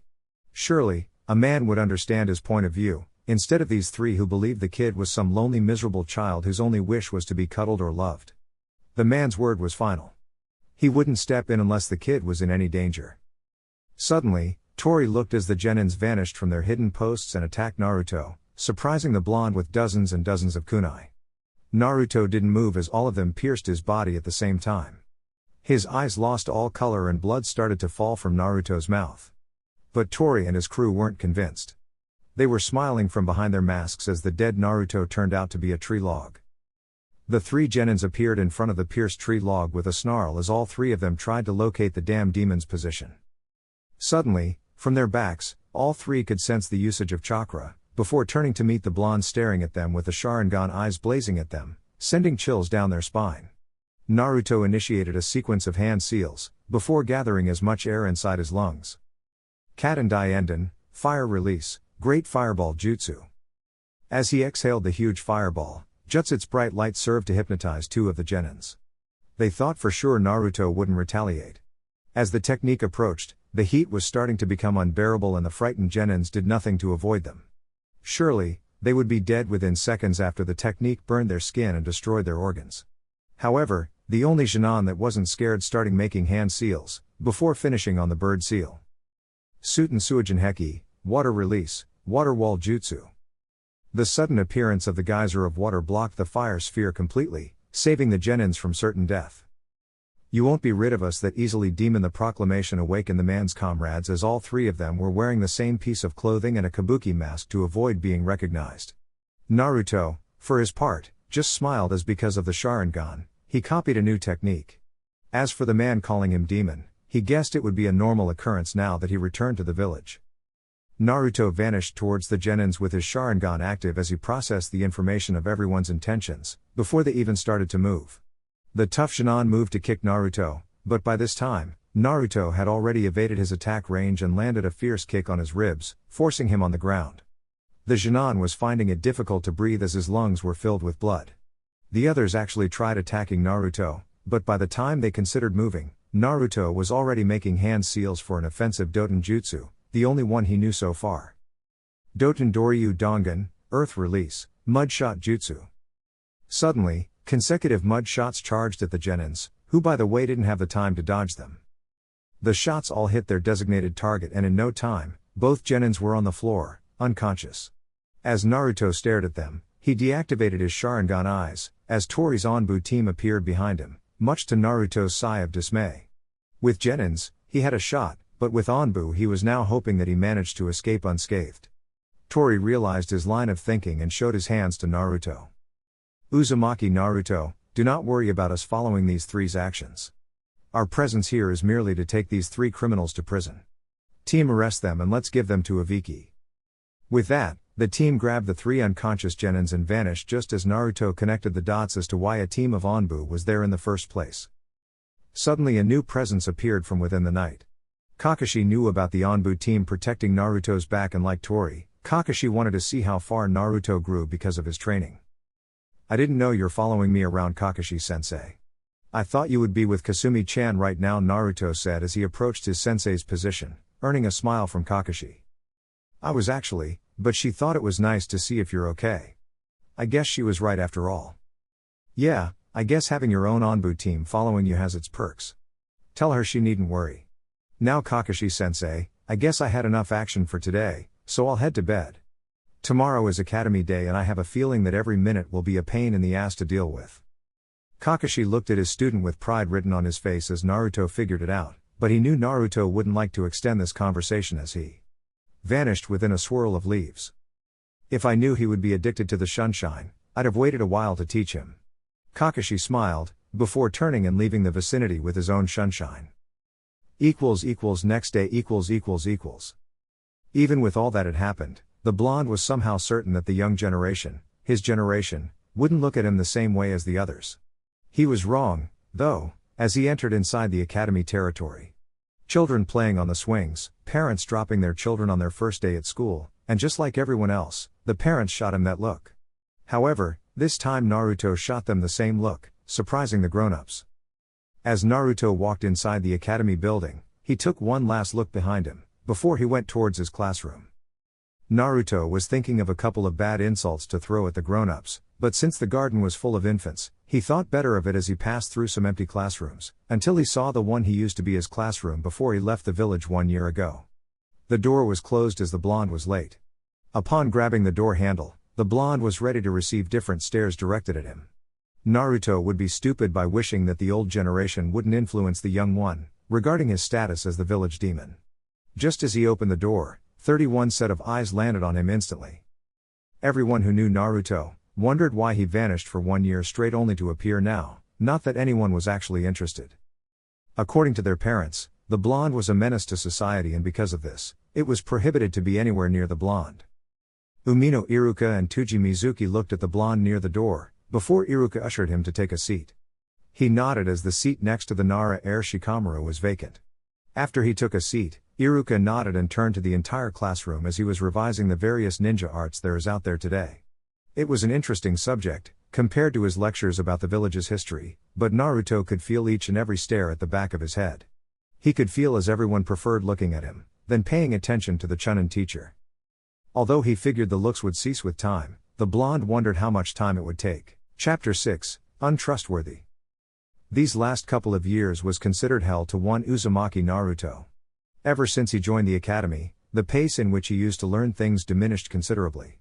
He still trained his already acquired techniques, but now most of his time, he was caught between learning the village's history and a couple of more need-to-know subjects, like geography of the elemental nation and mathematics. Although incredibly frustrating, he had to force his mind to learn all these information in order to pass the academy.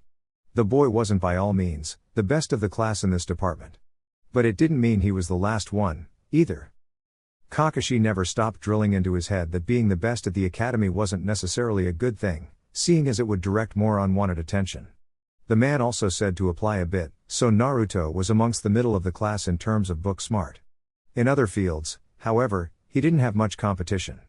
In taijutsu, he managed to beat every single one of his teammates and excelled in ninjutsu as he already knew the 3 academy jutsus. In accuracy, however, he only lost to the class Hyuga, but the girl was using her dojutsu the entire time, so Naruto didn't know if he was better or not. His Sharingan was considered an ace in the hole, not something to be used constantly. Said lesson, he took to heart after constant beatings from Kakashi, Kasumi and the Hokage himself. Today was the last day before the academy final test and Umino Iruka, the academy teacher, was taking his time recapitulating the entire curriculum, in order to better prepare his students for tomorrow. The blonde just shrugged it off and decided to look around the class a bit. Because of what happened in the past, the village population pretty much loathed his existence like a plague that walked amongst them. Not only that, but also it seemed that those who lived through the Fox's attack, 12 years ago, passed on their hatred to their offspring. In other words, none of his classmates looked, talked or even shared a glimpse at him. It was like he didn't exist, yet he never missed a day at school. He didn't mind, though. He had a lot of problems to cope with. The nightmares subsided almost completely, but every now and again, his mind would trick him, stealing some hours of sleep. Also, the whispers he still heard from the population made him almost relieve everything like it happened yesterday. Both Kakashi and Kasumi rotated in speaking to him, letting him know that they were there for him. Although he constantly appreciated and at the same time dismissed their concerns, Naruto was constantly asked by one of them if everything was alright. It was bad enough that even the Hokage came in one occasion, asking him the same thing. Naruto didn't believe his case was worthy of such concern, though. Yes, his past was dark but he was coming to terms with it. Uzumaki Naruto. He couldn't just dismiss the Hokage, though. The old man was the closest thing he had to a grandfather. Naruto. It took Iruka screaming to wake the blonde from his wondering, before the blonde paid attention to him. Yes, Iruka-sensei? Can you remember what the Nidaime Hokage was famous for and his weapon of choice? The question wasn't that hard, but he disliked the teacher's attitude. Seeing as people rarely talked to him, the blonde developed a sort of introspective personality, meaning he had the tendency to speak with himself a lot. Therefore, he didn't like being interrupted when he was thinking. Nidaime Hokage was famous for his mastery of Suten ninjutsu, since he didn't need to use a nearby source of water. And his weapon was called the Raijin, which was used in complement with his Suten ninjutsu. His answer was perfect, and if someone else answered like he did, Iruka wouldn't move on, before complimenting him or her. But Naruto was hated by him, therefore Iruka, upon hearing the answer, simply shrugged it off and chose another person to ask the next question. The blonde didn't mind, once more. He knew, from the Hokage, that Iruka's parents were killed by the fox. But then again, so did everyone, apparently. In little less than an hour, the class bell ringed and everyone left the classroom. Once outside, the blonde took notice that a lot of people were at the academy's entrance. Parents, sisters, brothers, even friends, waiting to pick the students and take them home. However, Naruto didn't even need to look for either Kakashi or Kasumi amongst the crowd. As jounins, they were constantly sent out to high-level missions outside the village. He remembered, one time, though when Kasumi appeared and picked him up for some lunch, it was a really good day. As he took the stairs towards the river that passed in front of the academy, he could hear the whispers coming from the parents, warning their offspring, time and time again, not to socialize with him. Naruto stopped and turned to meet some of those eyes, something he never did before. Just as he did so, everyone seemed to mind their own business and walk away. Although this was his first time doing so, Naruto wasn't surprised that people wouldn't curse him right in front of him. There was a law prohibiting it after all. After grabbing something to eat, the blonde was once more at his favorite place in the village. It was one of farthest training grounds, actually one of the last within Konoha territory. It wasn't special by any means, it was a plain field, with a few trees and big rocks. What made Naruto choose this training ground was the fact that no one came here, except for the Anbu team that protected him, but that was a different issue. For the first 20 minutes of his training, he would perform some light katas of his taijutsu style, in order to get better acquainted with them.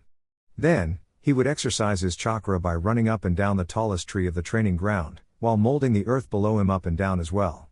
It was an exercise that Kakashi taught him a couple of months ago, in order to improve his second affinity. Afterward, he would practice his taijutsu against the tree logs as well as adding a couple of fire techniques to his sequence of attacks. His speed was improving, Naruto thought with a smile on his face. Both Kakashi and Kasumi said to him that training without the Sharingan would only be beneficial to him once he used the Dujutsu. In order for your Dujutsu to work more effectively, you need to improve your body and reflexes without it. It was a little difficult for the blonde to understand at first, but he now got it.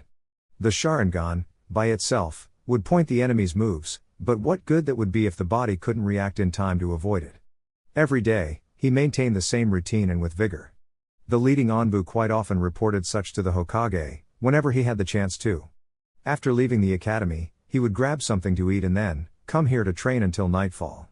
Activating the Sharingan was the last item of his training agenda, and he actually used it to practice Jinjutsus. Well, actually it was only one technique, but he practiced a lot with it, using a couple of bunshines for targets.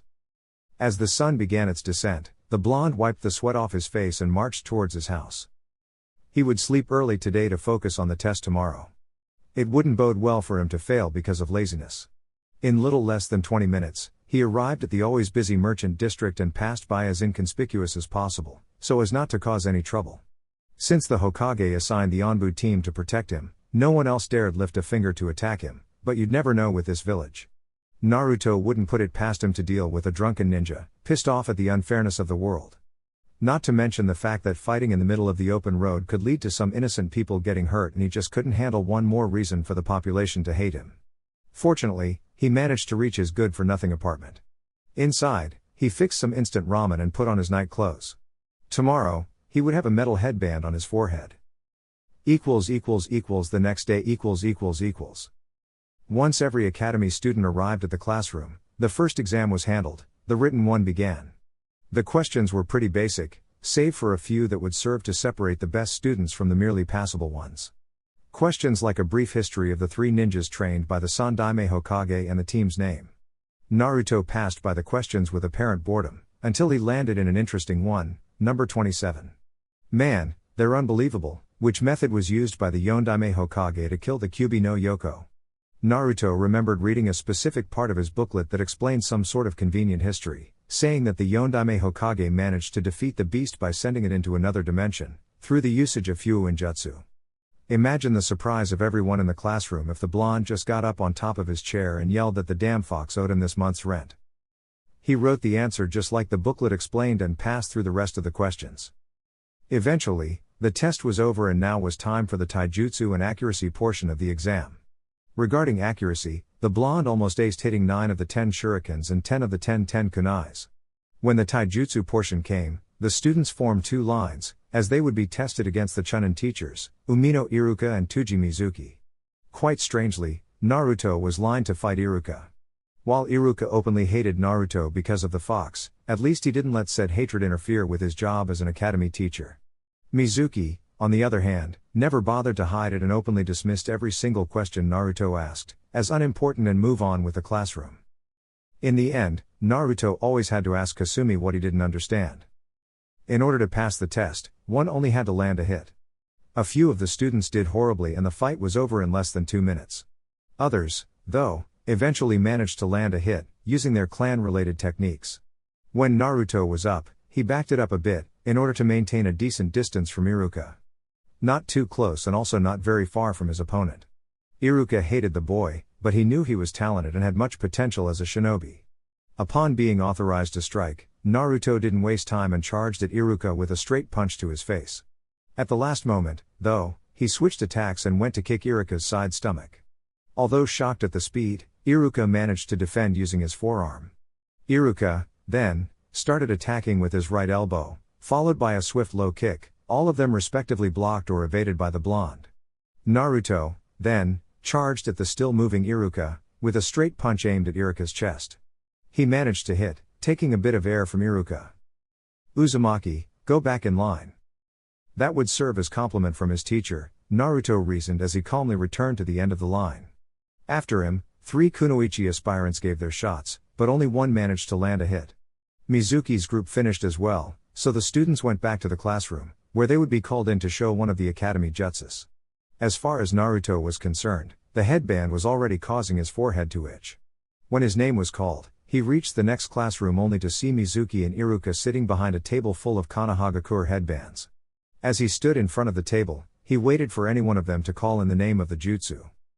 "Okay Uzumaki, in order to pass the exam, you need to perform the Bunshin no Jutsu, 3 clones should do it." Mizuki smirked, before he gave Naruto the exercise. Despite the blonde's passable grades, if any student failed the ninjutsu portion of the exam, then he would fail. He was about to cast a quick genjutsu, when he looked up and saw 3 clones standing behind Naruto, all 4 of them looking quite bored. Inwardly, Mizuki cursed Naruto's existence for doing the jutsus faster than even Chunin-level ninja twice his age. One thing that Mizuki didn't know, though, was that Naruto's talent relied on ninjutsu. He made chakra control exercises ever since the Uchiha Massacre, so he didn't need much concentration to use so little of his chakra capacity. He grabbed the headband and tied it to his forehead, before leaving the room just like he entered. Once he left, though, Iruka turned his look towards Mizuki with a stern face. "You were going to sabotage his exam, weren't you?" Iruka asked, knowing that he didn't need an answer, seeing the look on his partner's face. "Yeah, but I didn't know the brat had such talent in ninjutsu." Mizuki at first looked at Iruka, wondering if the man would rat him out, but by the look on his face, Mizuki smiled relieved. "You wouldn't lift a finger to help him, huh?" The lack of response told Mizuki everything. As deep as his hatred for the fox was, for the first time, he truly allowed it to overrule his sense of professionalism. Mizuki was right, and this time, Iruka felt ashamed. Once the test was over, those who passed were rubbing their headbands and showing them to their parents, so that they could be proud of the now graduated Junon. However, despite the festivities, pretty much all of the parents looked at Naruto's headband with a snarl, seeing as the Kyuubi brat managed to pass as well.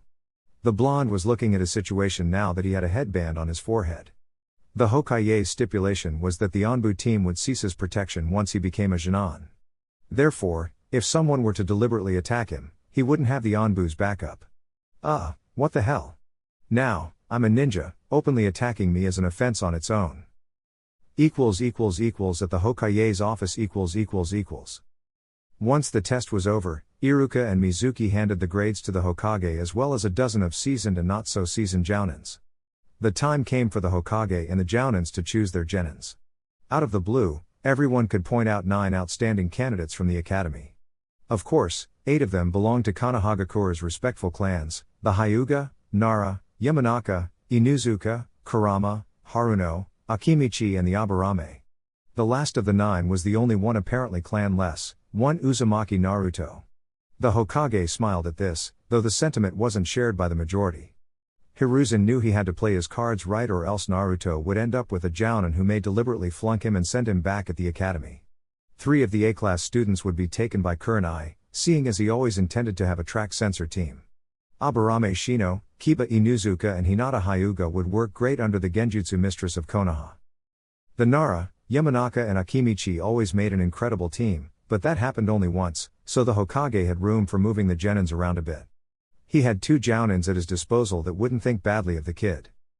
Both Kakashi and Asuma would take care of him and properly guide his future. However, he was concerned that Kakashi would favor Naruto, so his choice was on Asuma.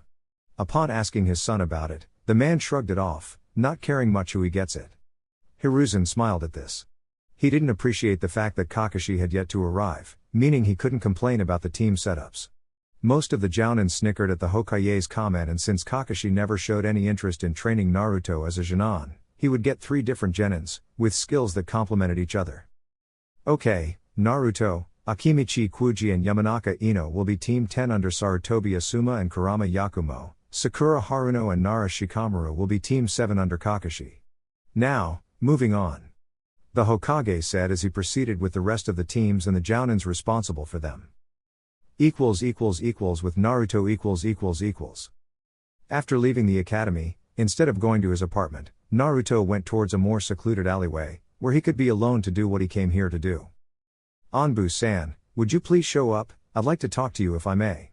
No sooner had he called, Tori appeared in front of him with his arms crossed. What is it that you wish to talk about, Naruto? I know that as of right now, your team will no longer follow me around, so I'd like to say thank you. That's all. The answer surprised the Anbu leader, who in turn smirked behind his mask. The boy knew about respect and how much trouble the Anbu prevented by just being there. You don't need to do that, Naruto, it was a mission given by Hokage-sama. That's true, but it's also true that no ninja should attack civilians, yet I always felt like a walking target. Well, thanks anyway. After saluting the Anbu leader, Naruto went to his preferred training ground once more, this time for a different type of training. Because of its dangerousness, the art of Kenjutsu was left as more of a side project to his growth. He rarely practiced the katas taught by Kakashi. Instead, he just focused on reading some material about the history of the art as well as some battle positions, both offensive and defensive. Today would be the second time he ever practiced with the two swords he received from Kakashi. Taking a scroll, he unsealed the wakizashi and firmly grabbed the hilt, before examining it a bit. Every book he read explained that one only achieved mastery when he or she could use the blade as an extension of the body. The blonde admitted knowing very little about this concept of sword fighting. But he would practice with it in one day, see if he has what it takes to master the art of sword fighting. Slowly, he went through the katas taught by his sensei. He slashed the air repeatedly, but anyone who saw him would realize that his skill with the sword was non-existent. Although he knew the moves, Naruto was worried that he would do something wrong and end up cutting himself or something. Kid, I advise to stop what you're doing, lest you want to lose a limb or two. The familiar voice alerted the blonde to the Anbu's presence, who was right behind him with his arms crossed. I thought your team wasn't following me anymore, Naruto said, as he resumed the katas, while remembering the movements from watching Kakashi a long time ago with his eyes. True, but since my team didn't have more missions for the day, I decided to follow you a bit, to see if someone would attack you. I wonder, though, why are you attempting to use the sword? In these last 2 years, not once did I see you practicing with it? The blonde saw that the ninjato strapped on the man's back and wondered if he could give the blonde some pointers, at least a starting point for him to focus on. Tori knew about this. In fact, once he saw that Naruto sucked at Kenjutsu, he figured that a little help would be necessary. Not that he minded, though, seeing as he was free to go home. Say, Anbu-san, could you please give me some pointers here and there, just to get me started? Sure thing, kid. I don't have anything better to do anyway. From what I've seen, your moves were pretty much accurate, but both the speed and length of your attacks are appalling. You need to imagine that you're fighting for your life. It only takes one precise attack to end someone's life with a sword. That's the beauty of it. But with moves like the one you performed, you wouldn't be able to scratch your enemy's skin.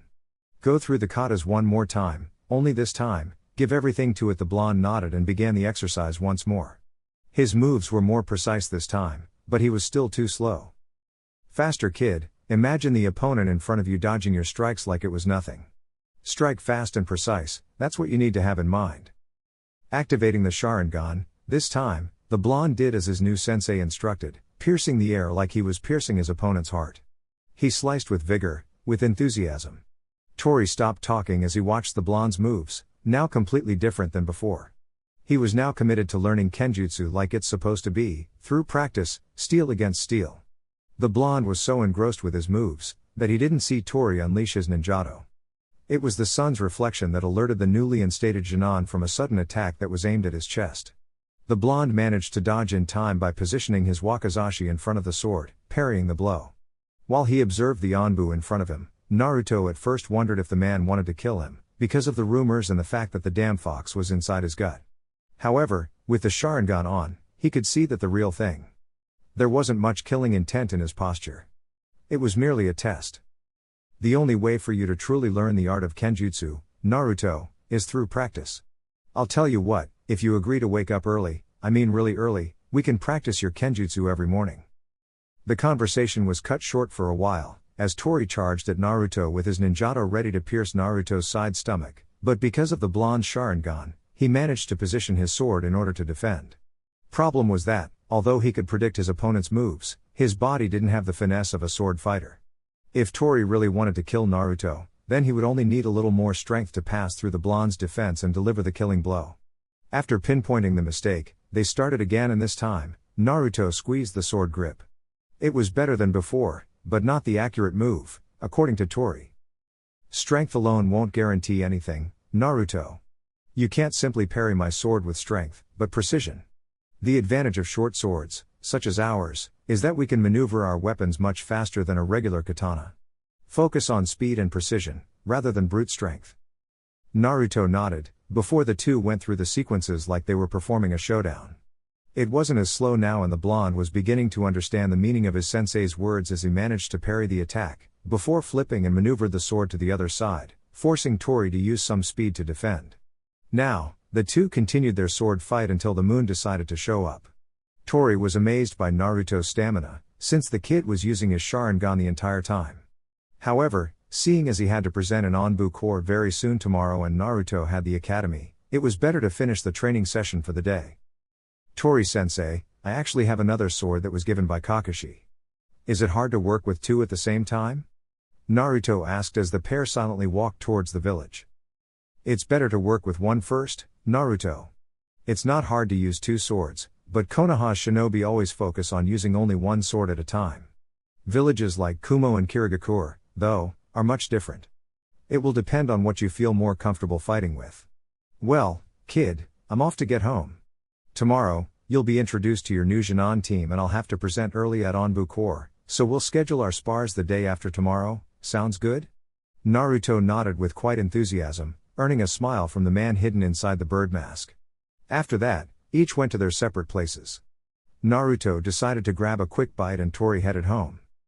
Half an hour later, the blonde was walking towards his house when his eyes found a shadow traveling on top of his rooftop, before heading for the woods.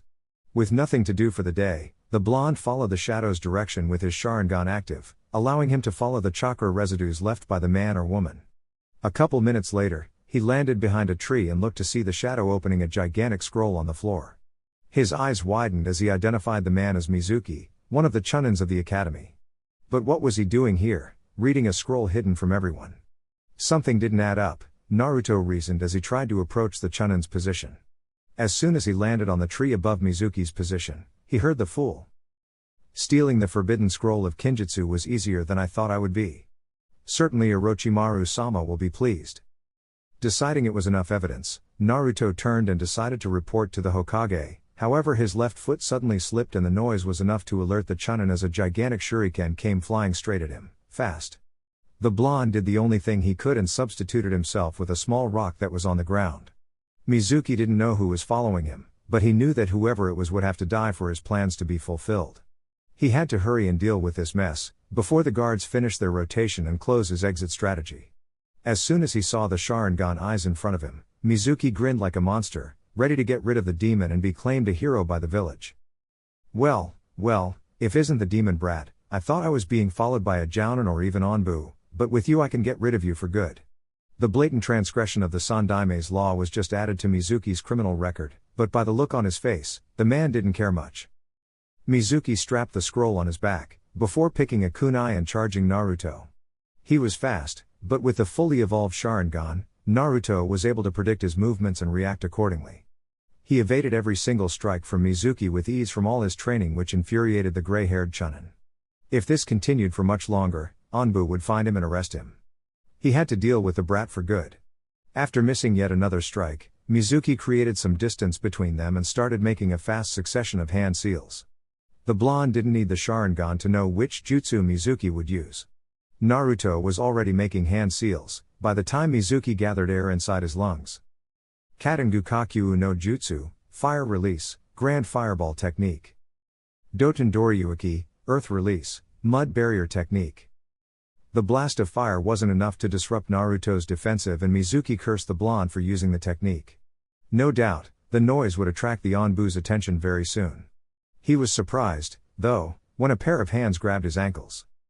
Doten Shinja Uzanshu no Jutsu, Earth Release, Double Suicide Decapitation Technique. Mizuki didn't have time to escape and he was pushed below the ground by Naruto. The blonde, then, left the ground and stared at Mizuki with his Sharingan eyes. The Chunin snarled at the Jinan, but he found himself getting tired all of a sudden. Just before he closed his eyes, he saw the black tome spinning like cartwheels.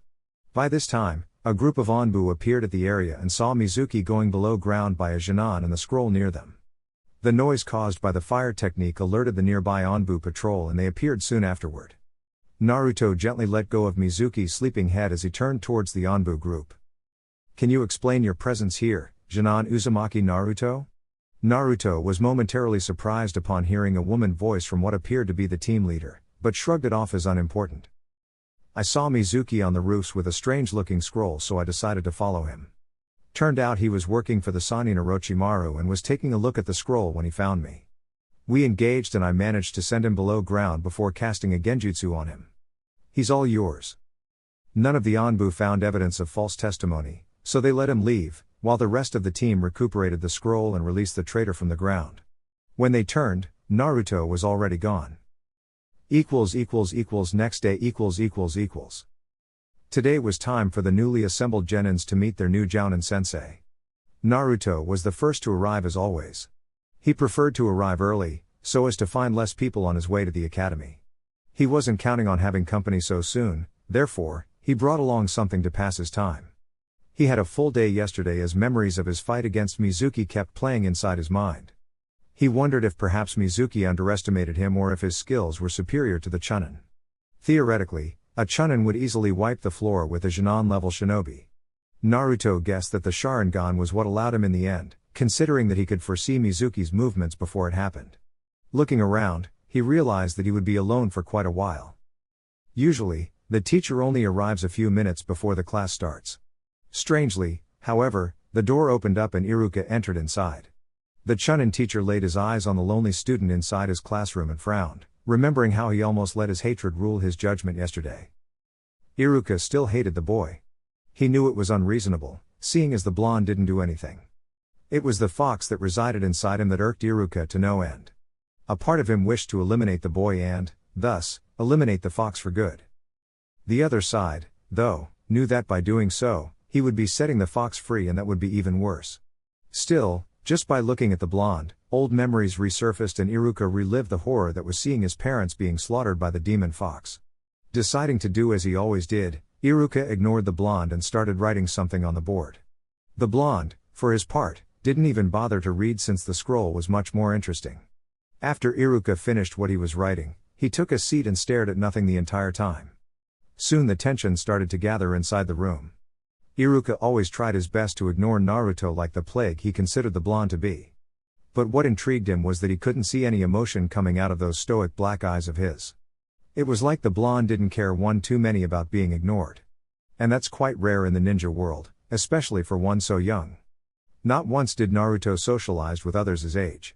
Even if he did, though, it wouldn't matter because the entire classroom didn't even know he was there in the first place. As responsible for the classroom, Iruka knew about the blonde's condition. The fact that he not only harbors the fox, but also had received Sasuke Uchiha's eyes after an attack from Sasuke's brother Itachi. Even though Naruto was now considered the last Uchiha, no one even bothers to at least salute him. People used to revere the Uchihas, but Naruto was a different case. In fact, aside from the Hokage and Hatake Kakashi, there wasn't a soul in Konoha that would trust the blonde with anything. Iruka was so engrossed on his wonderings that he didn't realize he was staring at the blonde. "Is there something you wish to talk to me about, Iruka-san?" Naruto's voice alerted Iruka and he quickly shut his face and denied the claim. The blonde just shrugged it off and returned to his reading. Now that he graduated, the word sensei wasn't applied anymore. Iruka wasn't fazed by it, though. Naruto probably thought of him just as much as he thought of the blonde. In little time, the graduated students started filling the classroom and Iruka started smiling to all of them, like some sort of switch inside his head had turned. After the class was full, Iruka expected Mizuki to enter and close the door, but instead another teacher of the school walked in and whispered something to Iruka's ear. Naruto could only guess the reason behind the surprise. While people kept telling that he was a monster for no apparent reason, people like Mizuki kept disrespecting the rules. It came out as shocking to Iruka that Mizuki would do something like betraying the village, but somehow Naruto knew that if he was accused of something, no one would find it shocking or even slightly surprising. To everyone who graduated, congratulations. All of you earned the honor of carrying our village's insignia as full-fledged shinobi. However, the track ahead is dangerous and will test all your abilities both as ninjas and humans. Now, I will announce the teams of genins and the respective Jounin sensei. As you know, each team will be formed by 3 of you under a Jounin, thus forming a 4-man unit. Now, Team 1. Iruka started reading the teams and the respective Jounins responsible for each. As he went, some cheered, others whined at not being placed with his or her friends. Team 7 will be composed of Haruno Sakura, Kurama Yakumo, and Nara Shikamaru, under Jounin Hatake Kakashi. Upon hearing this, The Nara heir moaned troublesome repeatedly at being paired with two women. Iruka laughed, but continued. Team 8 is composed of Hyuga Hinata, Kiba Inuzuka and Aburame Shino under Jounin Yuhi Kurenai. Naruto heard the names and wondered if he would be left out of the team assignments. A part of him was sad that Kakashi wouldn't be his sensei, but he still wondered what would happen if his name wasn't on the list. Since Team 9 already exists, Team 10 is composed of Yamanaka Ino, Akimichi Kuji and Uzumaki Naruto, under Jounin Sarutobi Asuma. Any moment now, the Jounins will come here, so wait patiently. I just wanted to express that I have high hopes for all of you somehow. I doubt that. Naruto thought as he looked at the Chunin's back. Iruka left the classroom while the graduated Genin started talking with each other. Naruto, though, kept to himself. It was always like this, he reasoned. People talking with each other, pretending he wasn't there in the first place. He wondered about his life now that he was part of a team. He wondered if his presence would be acknowledged by either Ino or Kuji or even his new sensei Sarutobi Asuma. A few rows behind him, three Genins were talking amongst each other. Ino, Kuji and Shikamaru were a bit frustrated that they wouldn't be together. Worst of it all was that both Kuji and Ino were paired with the village pariah Uzumaki Naruto. Kuji didn't much mind other than Shikamaru wasn't with them, but Ino was wondering what life would be like now that Naruto was part of her team. She remembered all those stories from her mother about Naruto. Since the academy started, Ino's mother warned her never to socialize with him because he had trouble written all over him. Also, the fact that Naruto was inside the Uchiha compound when the massacre happened led to a lot of rumors that the blonde sided with Itachi and murdered everyone. Ino never bothered to check the validity behind the rumor, so she just took her mother's words for it and created great distance from the blonde. Shikamaru, for his part, didn't have much against Naruto, but actually socializing with him was such a drag in his opinion, therefore he didn't bother. Within minutes, almost all of the Jounins arrived, including Sarutobi Asuma, who came and informed his team to meet them at the barbecue place, much to Kuji's pleasure since his bag of chips just ended and his stomach began to manifest itself. Just as Ino and Kuji went to see if Naruto was still in classroom, they were surprised to see that he wasn't there anymore. In the end, both of them shrugged and left the classroom, towards the barbecue restaurant. At the barbecue restaurant . Looking at the clock at the restaurant, Asuma figured his team would take at least 10 to 20 minutes more. He was surprised, though, when one of the members stood by his side, looking at him stoically. Little bastard, I didn't even sense him coming. Uzumaki Naruto was indeed an interesting human being, Asuma reasoned. He knew quite a bit about the blonde Genin, particularly because he, as expected from every Jounin sensei, read Naruto's file 2 times. He knew about the Kyuubi inside of him and he knew the circumstances behind him obtaining the Sharingan. He also knew that, because of such events, the blonde was looked down upon by pretty much everyone and he already assumed he would have to play a more active role in changing his other students' minds towards the blonde. May I sit, Asuma-sensei? Naruto said, before taking a sit right in front of Asuma. Say Naruto, I didn't know you were that fast. I was expecting you to take at least 10 more minutes to come here. Well, I came here the same way you did. The thought that Naruto already learned a Chunin-level ability called the Shunshine was impressive. But his file never mentioned him knowing about it, which meant the little bastard copied him while using. He would have to talk to his Genin about using the Sharingan to copy everything. He looked at the clock once more, before both Kuji and Ino arrived. They greeted the Jounin, before taking a seat near Naruto. Actually, Ino chose the farthest seat from the blonde while Kuji took the seat in between. Asuma saw it instantly and frowned at them, but what he was most surprised about was that Naruto saw it too. The blonde just shrugged it off like it wasn't important. Okay, now that we're now getting to know each other, I'd like to hear from each of you, a bit of personal information. You know, names, likes, dislikes, dreams for the future, that kind of thing. I'll go first. My name is Sarutobi Asuma and I have what people call a nasty habit, but I enjoy it greatly. I like to smoke. What I don't like is those that believe little of themselves and quit beforehand. I don't have much of a dream, though, I just want to guide you 3 towards a brighter future. Now, why don't you go next? Ino the girl beamed at getting to talk. Well, my name is Yamanaka Ino and I like my friends at the academy. There isn't much I dislike, and my dream is to make my parents proud of me. Ino looked at the blonde a bit upon saying her dislikes, but Asuma dismissed it. Next turn was Kuji's. Akimichi Kuji here and I like eating. A bag of chips, ramen, barbecue, pretty much everything really. I hate people who call me fat, because of my appearance, and my dream is to show everyone that I can be a great shinobi. Asuma smiled at the kid, before turning to the last member of his team. My name is Uzumaki Naruto and I like to train and learn new techniques. I don't have any dislikes and not many dreams to speak of. His introduction was what Asuma expected. He also expected that either Ino or Kuji asked him some questions.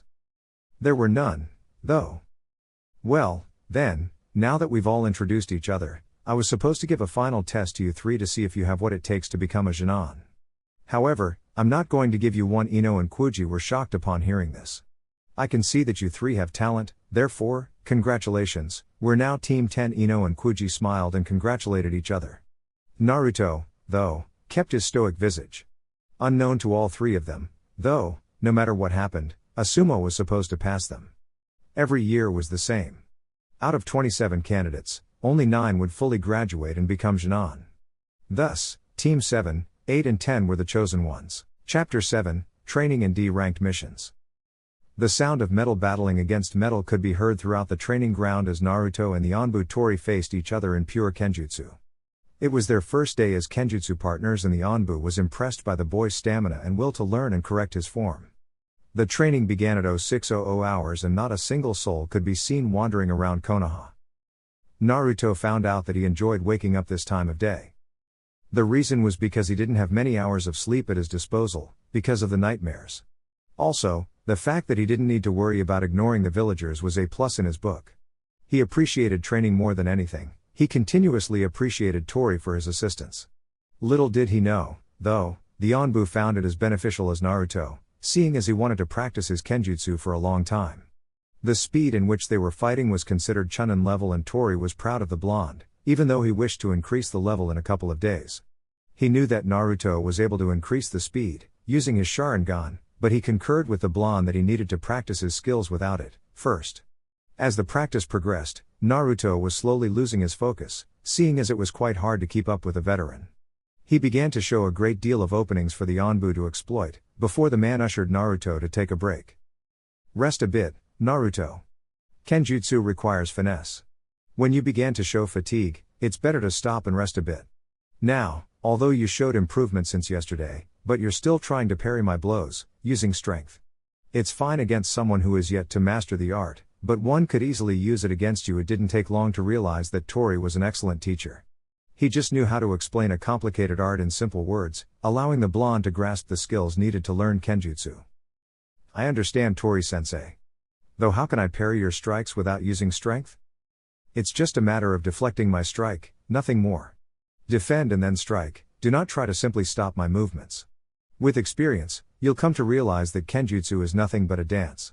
When you master the art, you'll be able to lead your opponent through precise strikes aimed to disorient him or her, before you move for the final strike, either to incapacitate or to kill. Like everything, you'll manage in time. Now, I'll increase the speed of the fight, so feel free to activate your Sharingan. You indeed shouldn't depend on it, but as a weapon, you must be familiarized with it. Naruto nodded, before closing his eyes. When he opened, the menacing red eyes appeared. The deadly dance started once more and like Tori said, the level increased.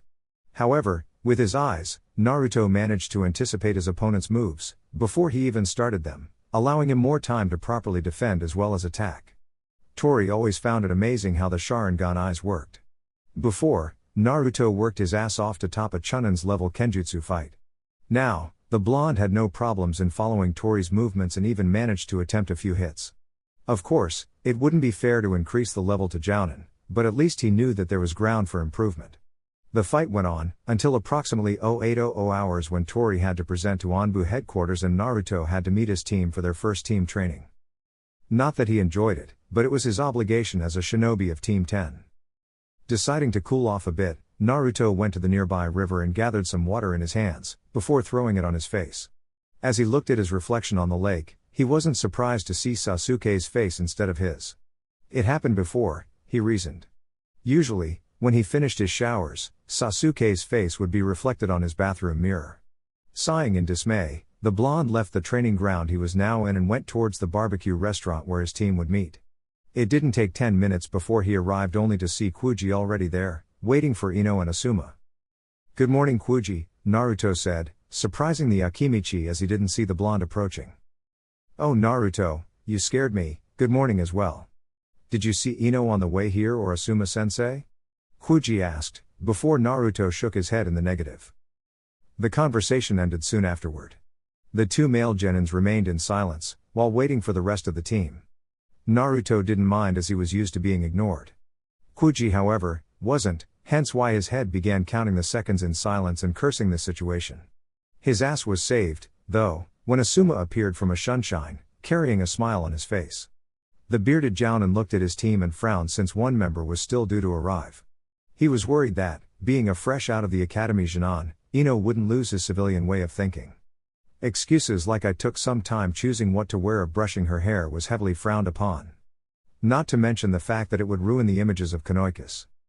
Ino appeared 20 minutes late to the meeting with an excuse that she had to wait for her hair to dry, before going outside. Kuji sighed at the girl's antics, so did Asuma. Naruto, though, kept it to himself, not bothered one bit at such a sad and pathetic behavior. Training ground 10 ====. Afterward, the group went towards one of the training grounds. Asuma ushered everyone to sit around him as he explained the team's routine from now on. He spent all day last night, wondering about what to teach these kids, and he managed to conjure a training regimen that could benefit them greatly. Okay team, first of all, I'd like to run by you our timetable until one of you becomes a chunin or something happens that would force this team to be separated. We will start our meetings here every day at 0800 hours, and I mean everyone Ino. For each delay, there will be a suitable punishment waiting for you. Now, we'll train until 10 and then we'll go to the Hokage to get missions. It would be nice to settle a routine of 2 or 3 missions a day. Experience is everything in the ninja world, and I want all of you to be as ready as possible. Now, regarding training, I'll set each one of you against one another in taijutsu battle, in order to see your skills and see where you need improvement. First, it's Naruto against Kuji. The two boys of the team nodded, before falling into battle positions. Kuji, assuming that he had the advantage in strength, quickly attacked Naruto with a straight side punch, aiming for Naruto's face. However, his speed didn't compare to Naruto's, and the blonde dodged the strike before Kuji could blink and landed a fierce punch on his stomach.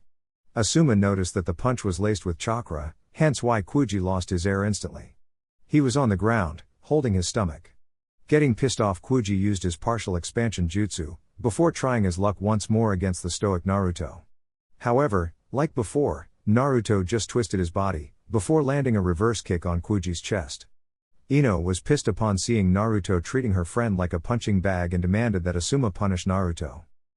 Naruto, this is just a spar, you shouldn't have used such force against your teammates. Ino showed her arrogant smirk towards the blonde, but Naruto instead went to his teammate. My apologies Asuma-sensei, are you alright Kuji? Naruto apologized, surprising Kuji a bit, hence why he nodded and smiled at the blonde. Asuma was surprised at the concern, before telling Naruto to face Ino in combat, while Kuji rested. Ino showed her arrogant smirk once more as in her head, she would pound Naruto into the ground for what he did against her friend. Without wasting time, Ino charged like Kuji did. This time, though, Naruto just used his effort in dodging and blocking the weak attacks. Asuma sighed in dismay at the lack of effort required in dodging Ino's attacks. He now had firm knowledge on what to focus on, regarding their taijutsu. Ninjutsu wouldn't be much of an issue, seeing as Ino and Kuji had their clan techniques. Naruto was the only one he could teach elemental jutsu, but he figured that increasing the blonde's taijutsu would be more beneficial. Okay, that's enough. I can see that all three of you needs work in perfecting your skills in taijutsu.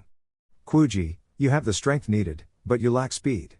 Ino, I'm afraid, lacks speed and strength.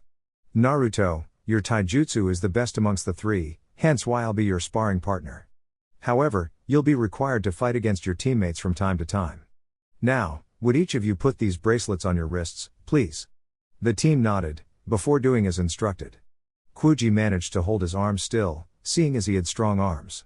Naruto managed as well, but his unsurprised look showed that he already trained with weights before. He made a mental note to ask Kakashi everything about Naruto's training. When Ino placed the bracelets, though, she was on the floor instantly, cursing Asuma and the bracelets at the same time. Asuma only smirked at the girl and continued with the explanation. These bracelets will serve to increase your strength and speed in taijutsu. It's the best way I know to help you guys. At first, it will be tough, but then you get used to it. Now, the bracelets weighs 10 pounds each, and in Ino's case, 5. I'll be increasing it from time to time, so don't get too comfortable. Now, let's begin the fun, training. Everyone, give me 50 push-ups and sit-ups. After that, 3 laps around the training ground. Ino tried complaining once more, but she realized that doing so would only increase the torture, so she kept her mouth shut. You'll get it eventually, Ino, Kuji said, trying to encourage her as he and Naruto started the exercise. Getting up alone was the hardest workout she ever performed as she started with the sit-ups. 2 hours later. After the end of training, Team 10 was seen walking towards the Hokage Tower for their first mission. Ino, sometime during the training, didn't have the strength and stamina necessary and fainted. That meant that Naruto and Kuji had to rotate in carrying her around, which surprisingly, no one complained.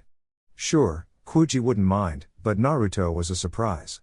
In no time, the team appeared before the Hokage, before Hiruzen expressed his concern over Ino's state of health. Asuma, please explain why on the first day of training, one of your genins is already unconscious? The man's tone was firm, though he was surprised to see that his son was such a slave driver. Well, To-san, Ino here has very little stamina and strength, hence why I decided to change that, through the usage of weights. She actually handled more than I thought she would. Now, I believe my team is ready for their first mission, is there any available? Asuma smiled at his father, who in turn just sighed in dismay. He supposed it wouldn't harm anyone since the missions aren't dangerous. It was just chores posed as D-ranked missions. Now that Hiruzen looked at the situation, he smirked at his son's hidden reason. He wanted to see the genins' faces complaining about the missions. Okay then, Team 10's first bunch of missions. I managed to separate 2 missions here that your team could perform today, even considering that Ino won't be doing them. The first mission is to help an old lady who lives far from Konoha. Because of her old age, she can't just come to the village and buy her groceries, so she hired a. Both Naruto and Kuji looked at the Hokage like he was an alien. Excuse me Hokage-sama, Naruto said, interrupting the Hokage, who in turn stopped and looked at the blonde. I thought you said we would be doing missions now. Helping an old lady with her grocery is hardly one, to begin with, Naruto concluded, receiving a nod and approval from Kuji. Both Sarutobi laughed at the question, immediately while Iruka looked at Naruto just like he did at the academy. It was the Hokage who decided to enlighten the genins. It seems you forgot about some lessons given at the academy, Naruto-kun. Our shinobi system has 5 different kinds of missions, going from D to S. D ranked are reserved for fresh out of the academy genins. Their level of difficulty is practically 0 and to most is considered simple chores. C ranked missions are reserved to experienced genins and low-level chunins to perform. Most of them are out of the village. B and A ranked missions are reserved for high-level chunins and jounins. Last but not least, S ranked, which are reserved to high-level jounins and onbu. Since your team is composed of fresh out of the academy genins, only D ranked missions for a while, at least until your sensei deems you guys ready for a C ranked. Both genins looked down at the information, but nodded anyway. To Naruto, it only served to inspire him into doing more D ranked, so that he could ask for a C ranked later on. Kuji, though, wished that he had a bag of chips right now. Okay team, let's perform these D ranked mission, then. To-san, what's the second mission about? Asuma asked, before the Hokage grabbed another scroll. Training ground number 42 is littered with kunais and shurikens used by the Anbu. Your team will have to gather them all and deliver to an Anbu member, which will be in front of the Anbu headquarters. She'll be wearing an eagle mask. I trust that Team 10 already knows how to use storage scrolls? Hiruzen asked. He knew, from Kakashi, that Naruto already learned how, and he was positive that every important clan member in Konoha taught their offspring how to use them. The team nodded, before leaving the Hokage's office. Kuji, getting tired from carrying Ino, passed her to Naruto, who positioned her without any complaint. The team slowly walked throughout the populated streets of Konoha towards the market to buy the groceries for their first D-ranked mission. Unsurprisingly, almost everyone looked at the blonde with disdain. Kuji noticed this and frowned. The stories he heard was that Naruto meant trouble and that he was present when the Uchiha clan was murdered by Uchiha Itachi. He remembered that Naruto received a katen jutsu straight at his face, burning his eyes. And because Sasuke was dead, they transplanted his eyes and gave them to Naruto. Kuji wondered, though, why everyone looked at him like he was the plague, based purely on rumors that Naruto helped Itachi in killing the Uchiha clan. Last night, he questioned his parents and Shikamaru about it. His father told him that it was important to make his own judgment of Naruto, and Shikamaru told it would be troublesome to believe what everyone said. Kuji was quite mad at him when they fought, hence why he started remembering the stories and almost believing them to be true. It all shattered when Naruto came and asked him how he was. Perhaps, Naruto wasn't all that bad. Asuma watched everything from the sideline and he saw that Kuji was in deep thought about everything. He smiled, realizing that at least one had the decency to make his own observations, instead of believing in others. Ino, though, he wasn't sure if she would ever change. As the team arrived inside the market, Naruto immediately received glares from the owner and people inside, so he looked at Asuma. The man in question just laid one hand on his shoulder, ushering him and Kuji to pick up the groceries from the list. As soon as the boys disappeared from view with their shopping carts, Asuma approached the owners, deciding to set things straight, before something bad happened. "Okay, I noticed how you looked at my student and I won't have any of that," said Asuma, surprising the couple behind the counter. "He is a human being just like everyone and he'll be treated fairly. If you do not comply, then the Hokage will hear of this and shut down your store." Do I make myself clear? The fact that Asuma leaked a small amount of killing intent forced the two civilians to nod quickly, not from fear of the Hokage shutting the store down, but for their lives. Afterward, he just stood there in front of the counter as he waited for the two genins with the items requested by the client. It took both half an hour to go over the entire list, before they stopped next to Asuma. The jounin paid for everything, before giving the bag to Kuji, since Naruto was taking care of an unconscious Ino. As they left the store, Asuma wondered if it would be prudent to stop at the hospital after the first mission. Ino was taking too long to wake up and he was beginning to worry. If something happened to her, then both the Hokage and Inoki would blame him for it. Thankfully, the blonde kunoichi stirred on Naruto's back, before opening her eyes. The last thing she remembered was running the laps with the weights and almost closing her eyes. When she noticed that she was being carried by Naruto, she immediately jumped from his back. "What are you doing to me, you pervert?" Ino shouted, while pointing an accusing finger at Naruto. Before Naruto could explain, though, Asuma interrupted him. "You passed out, Ino. Therefore, both Kuji and Naruto took turns in carrying you around. After the training, we went to the Hokage and received 2 D-ranked missions. The first is almost over and you can help your teammates with the second one." The girl was at first embarrassed at screaming at Naruto, calling him a pervert, but then she remembered the boy's reputation and just marched closer to Kuji. The fact that she didn't even say thanks to Naruto for carrying her around was appalling to Asuma, and he would definitely talk to her about it when the missions were finished. Naruto just ignored her and followed behind Asuma as they arrived at the old lady's house to deliver the groceries. When the door opened up, the old lady appeared. She wore a black and red kimono and had the warmest smile. However, when she saw Naruto, she narrowed her eyes, before grabbing the groceries from Kuji's hand and shutting the door with as much force as possible. Once more, Naruto ignored it and walked away. Kuji, though, wondered why such a sweet old lady would look at Naruto like that. Ino, though, didn't care and followed Asuma. As he followed the team, Kuji looked at the blonde and wondered why he wasn't bothered by how the others were looking at him. He acts like he doesn't care. People gave him the same treatment close to 3 years now. Maybe, he got accustomed to the situation. Kuji compared said treatment to everyone calling him fat and was pissed immediately. All of this based on what? A mere rumor, and that he now carries Sasuke's eyes? There was something wrong in this picture and he somehow knew it. Training ground 42 . When the team arrived at the training ground, they looked at the mess created by the Anbu. It was like the aftermath of a bloody war, with shurikens, kunais, swords, all types of weapons littered on the ground. Since she wasn't awake at the time, she didn't know what her team was supposed to do. "Asuma-sensei, what are we supposed to do here?" Asuma remembered that Ino wasn't awake at the time and he could see her face of horror when she heard of the mission objective. He just wished he had a camera to show Inoki afterward. "Well, the mission is simple, Ino. We just have to gather everything and take it back to the Anbu." The look on her face was enough to warrant a great deal of laughter from the seasoned jounin, and he just wished that he had a photo to remember this moment of pure victory over his genins. "What are you guys waiting for? The sun will be up for about 1 hour. You have until sunset to collect everything. Get to it," he smirked upon hearing Ino's protests. Little by little, the 3 genins collected a great load of projectiles, before dropping it on top of the huge scroll that Asuma opened to seal everything. Throughout the exercise, Ino's scream was constantly heard by the others, seeing as she tried catching too many kunais and one usually slipped from her hands, cutting her arm. Apart from this, though, the team managed to collect everything just as the sun began its descent. "Okay team, let's just deliver the scroll to the Anbu officer and go home afterward," Asuma said, as he strapped the scroll on his back and walked casually towards the Hokage tower, while the genins followed suit. Ino was busy nurturing the kunai wounds from her arms. "Sensei, can I go home now?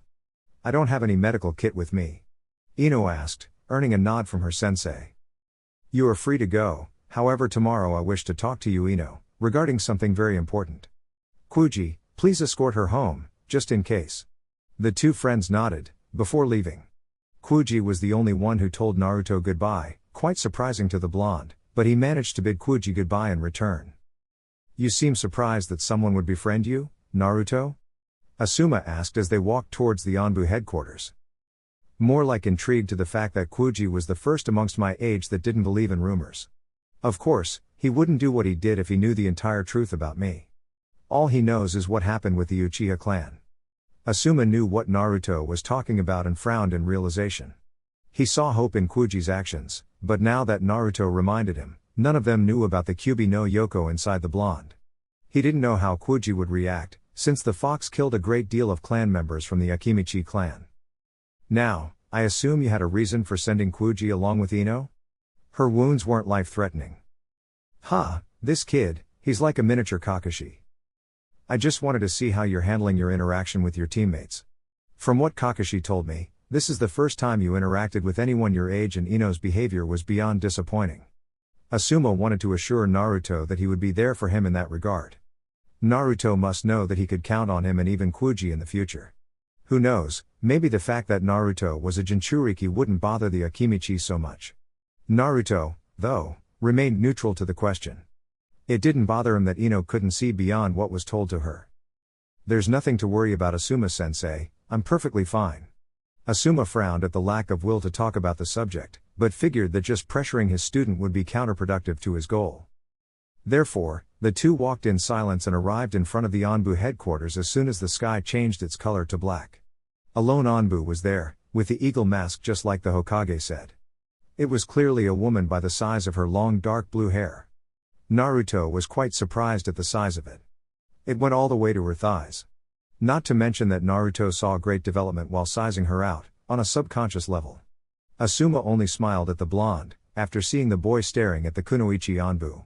The boy may be a bit reserved for his age, but at least he had hormones like any normal member of the species.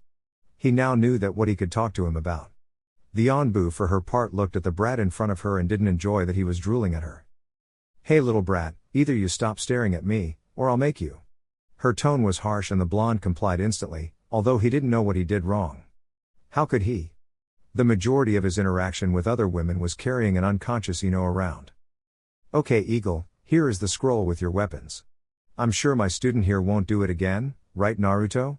He didn't know much about things in general, but he knew when it was time to simply nod and play dumb. The kunoichi Anbu nodded and vanished soon afterward, with the scroll. Asuma smirked at his first day as a Jounin sensei. He had some mental shots taken of his genins doing D-ranked missions. He already scared one of them with his method of training and now he saw his incredibly skilled Genin drool at an Anbu kunoichi. If this day were any better, Kurenai would appear, asking for a date. Looking at the blonde, he just dismissed the blonde for tomorrow, before he turned and left. The blonde kept thinking about what happened and wondering what he had done wrong. One thing that I would agree with that Shikamaru person, women are troublesome, first Ino, now this Anbu kunoichi. As soon as he turned to go home, he saw both Kakashi and Kasumi walking towards him while holding hands. As soon as Naruto saw the pair, he greeted them and, immediately, engaged in a conversation. Naruto started talking about his day and the joy of D-ranked missions. He cursed both for not warning him ahead of time, while Kakashi and Kasumi smiled. Naruto also told him about his teammates and how, surprisingly, Kuji bid him goodbye, genuinely. The Jounins, like Asuma, were happy that at least one was able to look past the rumors. It certainly was a work in progress, but perhaps, Naruto may end up with at least someone he could call a friend. "I'm glad that not everyone your age believes in rumors, so what about the other teammate, the Yamanaka?" Kasumi asked, practically knowing the answer to her own question.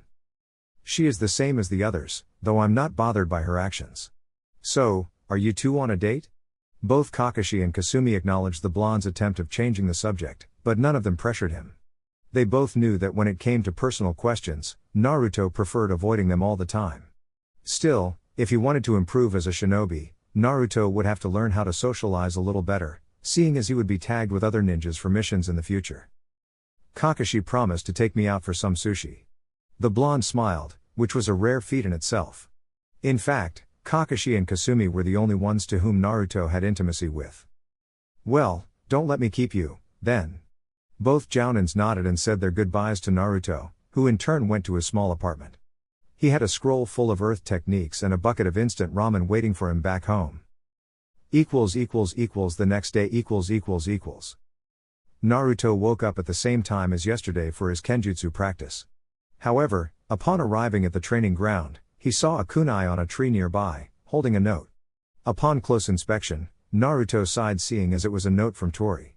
Apparently, his team was busy all day and he wouldn't have time to spar with Naruto.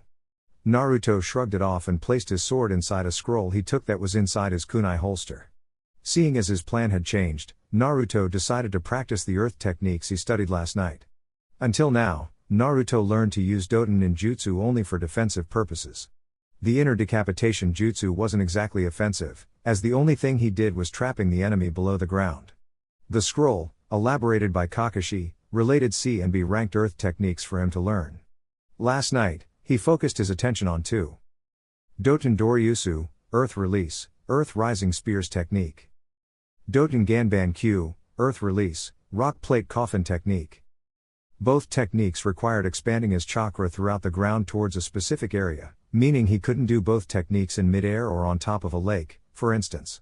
He could either slam both hands on the ground or use his feet, though he figured that using his feet would be faster in the middle of the battlefield. He just needed to use the tree walking exercise in conjunction to molding earth chakra. Another problem was the enemy's distance and how to use the technique accordingly. Immediately going over the hand seals, Naruto tried the first one. However, and much to his frustration, only one single spike erupted from the ground and right in front of him. He needed to focus on 2 things: how many chakra would be needed for a full 10 spikes, like the scroll said, and how to make it erupt further away. This time, pumping more chakra, he smiled upon seeing 8 spikes erupting from the ground in front of him. He recorded the amount of chakra needed and tried once more. This time, he tried using his hands on the ground and expanded his chakra throughout the earth and was surprised when the spikes erupted close to 10 meters away from him. The blonde supposed it was a work in progress as he now changed to the second technique. The second one, like the first, demanded the distance control. However, he didn't need to focus on molding the earth into spikes. The technique consisted of creating 3 plates of rock, before sending them into collision course with one another. The unlucky enemy would be crushed immediately. It required a long series of hand seals, though, but by a difference of 3 hand seals. After finishing the sequence with the snake hand seal, Naruto smiled upon seeing the pillars of rock emerge from the ground and crashing with one another. The distance part of the technique required more practice, but at least he managed to mold the technique accordingly. With the second one almost covered, the blonde returned to the first technique for a while. He was happy upon managing to use his feet, instead of his hands, to send chakra below ground. However, no matter how much he tried, he couldn't mold the spikes and make them erupt at a distance at the same time. Deciding that it was enough training for Doton, Naruto now went through his fire techniques. It was important to learn new ones, but it was also important to practice the ones he already knew. Team training 2 hours later, Naruto went to the training ground where he met his team for training. Kuji and Ino were already there, but only Kuji greeted him. Naruto, however, greeted both, but Ino only snorted in annoyance. Naruto wondered if perhaps questioning her about the reason behind her behavior would change anything, but shrugged it off once Asuma arrived. "Good morning, my sweet little Genins, it's nice that you graced us with your presence early this time, Ino." Now, seeing as Ino can't take the regime from yesterday, her workout will be reduced for the time being. Therefore, Kuji and Naruto will do the full circuit while Ino will do half. Afterward, we are going to do an interesting new exercise. Naruto, Kuji and Ino started their exercises without complaining this time. Ino finished hers faster, since Asuma reduced her workout. He did this for 2 reasons. First, he didn't want her to faint once more, and second, he wanted to talk to her about Naruto. "Nice work, Ino, now I'd like to have a word with you while the boys finish their exercises." Ino nodded, though a part of her knew that she wouldn't like the subject. What did you want to talk about, Asuma-sensei? Ino, your behavior towards your teammate reached my attention and I'd like to know why you treat Naruto the way you do? Ino knew that this time would come. After all, she never tried hiding her feelings against her teammate. Asuma was looking at her and the look of disappointment was evident. She just smiled, though, and innocently asked. What about my behavior towards Naruto, Asuma-sensei? The bearded shinobi hardened his gaze towards the blonde kunoichi, causing her to back off slightly. As sensei of Team 10, it's my duty to prepare you three to the best of my ability so that if any need arise, you guys would be able to trust each other, thus protect each other. This is the base of Konoha's strength and it won't change anytime soon. Why do you treat him like he's just a plague that walks among us, when he never did anything to you? Of course, he did nothing to me, sensei. But he was there when the Uchiha clan was slaughtered. He was there and killed everyone, along with Uchiha Itachi. I can't believe that people are allowing him to roam among us, after what he has done. I also can't believe that you're even asking why I treat him like this. The way she spoke carried such confidence that it looked like she knew the truth. Asuma's respect for the Yamanaka clan just lowered a couple notches. Ino, how do you know what really happened that night? The first question caused her to wonder, but Asuma continued. Did you witness the events? To the second question, Ino only responded with a timid head shake, saying no. So how can you be so sure that Naruto was the one who killed the Uchiha clan? He was the same age as you at that time, he was but an academy student with dead last grades and pretty much half the village wasn't sure if he would ever manage to pass the academy. Therefore, how could he defeat not one member but the entire Uchiha clan? Now that Ino thought about it, she never once bothered to learn the real truth of what happened. She just trusted what perhaps the entire village talked about. And surprisingly, everyone had the same opinion of what happened. Asuma saw that he managed to show his point to the young Yamanaka, so now it was time to soften the blow and close his argument. It was never his intention to slam the truth to her face, but rather train her mind to think like a shinobi. Of course, he wasn't expecting to change her mind over this matter so soon. After all, you just don't change your way of thinking overnight. Ino, I'm not saying that you should never believe what others say about something or someone. I only ask that you interpret the situation like a shinobi. It's always nice to ask questions and you must always see the variables of the situation. Kuji made the same mistake you had and right now, he's questioning his beliefs as well. If you wish, you could ask Naruto about it. I'm sure he'll provide you what really happened to him and why he was there at the time of the slaughter. Now, I believe the boys already finished their exercises, so if you wish, we can talk later. She nodded, just as Kuji and Naruto appeared by her flanks. All three of them eyed Asuma as he had a smile on his face. As I was telling Ino, Konoha's strength is based on our teamwork. It's our ability to work in teams that we managed to survive this long as the strongest hidden village of the elemental nations. Therefore, today, we'll be training Team 10's teamwork skills. For that, you three will be facing your sensei, together. The objective of the exercise is to land a hit on me. Now, you three will have 10 to 15 minutes to talk between you, regarding your skills and to settle on a strategy against me. Remember, though, in the battlefield, the enemy won't give you time to plan ahead. I'm just doing this because it's your first time fighting together. We'll be doing this exercise 2 times a week. Now, feel free to talk and then let me know when you wish to begin. As soon as Asuma stopped talking, he saw the 3 genins huddling up, what he could imagine, in order to discuss their strategies. Ino, Kuji and Naruto looked at each other, not entirely sure of what to talk about. Naruto never had much interaction with people his age other than the occasional greeting. Kuji was slowly adapting to the fact that Naruto may not be what everyone say. Ino, although conflicted with herself, wasn't necessarily convinced that she was wrong. Sure, she answered no to every of Asuma's questions regarding Naruto's involvement that night. Now, if he was actually innocent as few said he is, then why did the majority of the population consider him guilty of something that wasn't proven? As a passionate gossiper, Ino enjoyed digging into people's lives. The only problem was that she was too trusting in what others said and didn't investigate it further to discover whether or not Naruto was responsible for the vile act made against the Uchiha clan. So, she supposed that for now, she would give him the benefit of the doubt. Alright then, since we don't know each other that well, aside from the fact that Kuji and I practically grew up together, I suppose it's best for each to tell our skills. Naruto, you go first. Naruto narrowed his eyebrows, at first, but shrugged it off. I have knowledge of fire and earth jutsu and a limited knowledge on genjutsu. Taijutsu against Asuma-sensei would be irrelevant. Also, from what I understood from both the Yamanaka and Akimichi clans, you two work well together, so it would be prudent to devise a strategy using your coordinated prowess. In which the case being close, mid or long range, I can provide the necessary support. Naruto didn't much care about sharing custody over the team's leadership or berate the people he was going to work together with for quite a while. The least he could do, then, was to be supportive and not exert his superiority and skills. Ino and Kuji, though, looked at him like he was saying nonsense. Elemental ninjutsu was so far out of their reach of knowledge, so they wondered how Naruto knew two elements. Nevertheless, they figured that, if Naruto was telling the truth, then they had an advantage over their opponent. 15 minutes passed and Asuma was alone in the middle of a clearing, with his arms crossed. It was hard to predict which sort of attack would come from this team, seeing as all three of them were different from the other. Kuji had his brute strength and the Akimichi clan jutsus, which focused on expanding their body parts and using it to attack the opponent.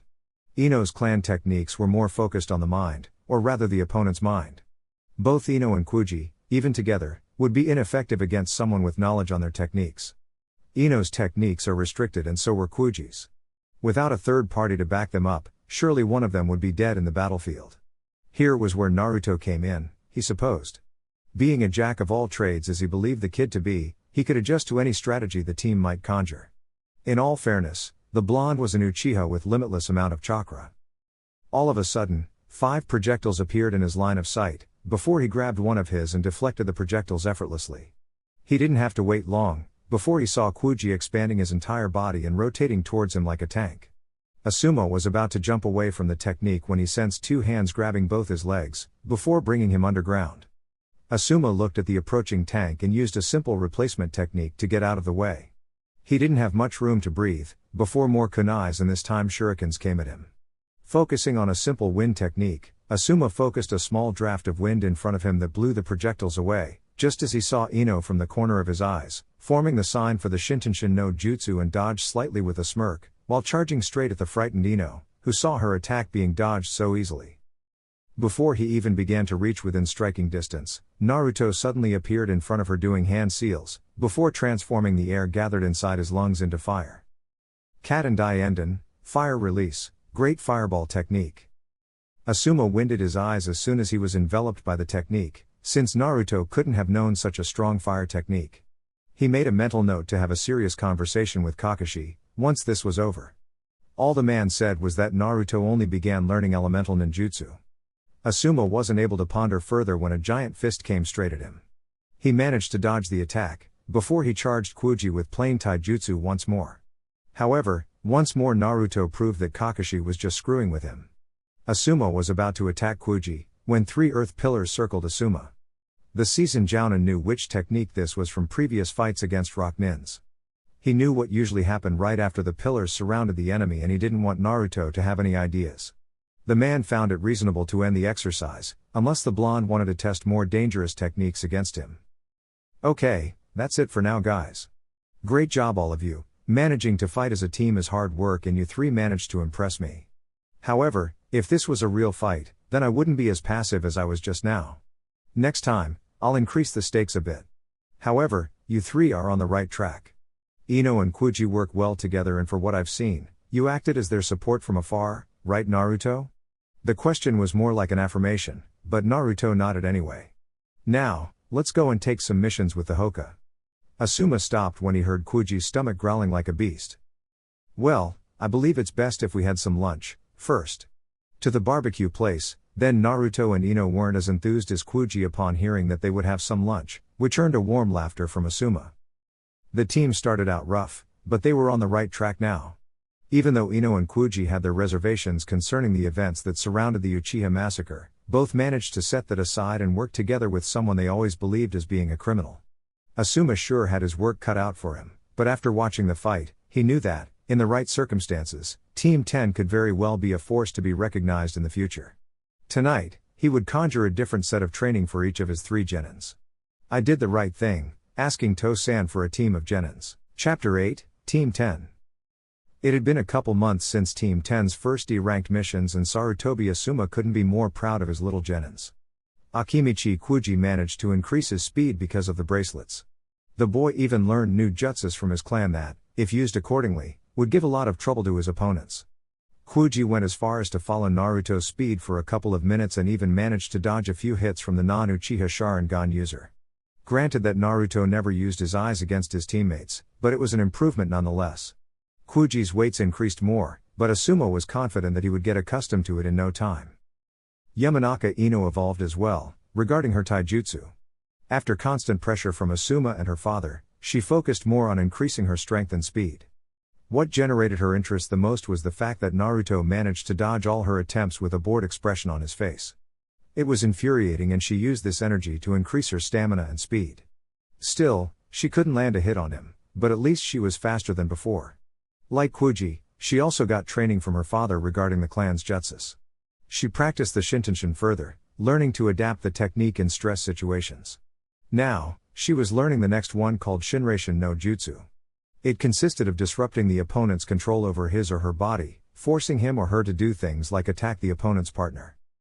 Naruto's growth wasn't so surprising, considering that according to Kakashi, the Genin already had mastery over two elements, which would only be vital once he became a Jounin. Kakashi didn't focus much on the Sharingan or the fact that Naruto's were already evolved to 3 toms. He managed that after one heated spar against Kakashi 2 weeks ago. His taijutsu was more refined due to his constant spars against Asuma. Also, as the boy's sensei later found out, Naruto had been practicing the hidden art of Kenjutsu with an Onbu member codenamed Torai every day before the team practices. It somewhat surprised him that his stamina made up for both practices. One time, he decided to wake up early and see Naruto's skills with the sword, and what he saw just wasn't right. He rephrased it couldn't be right.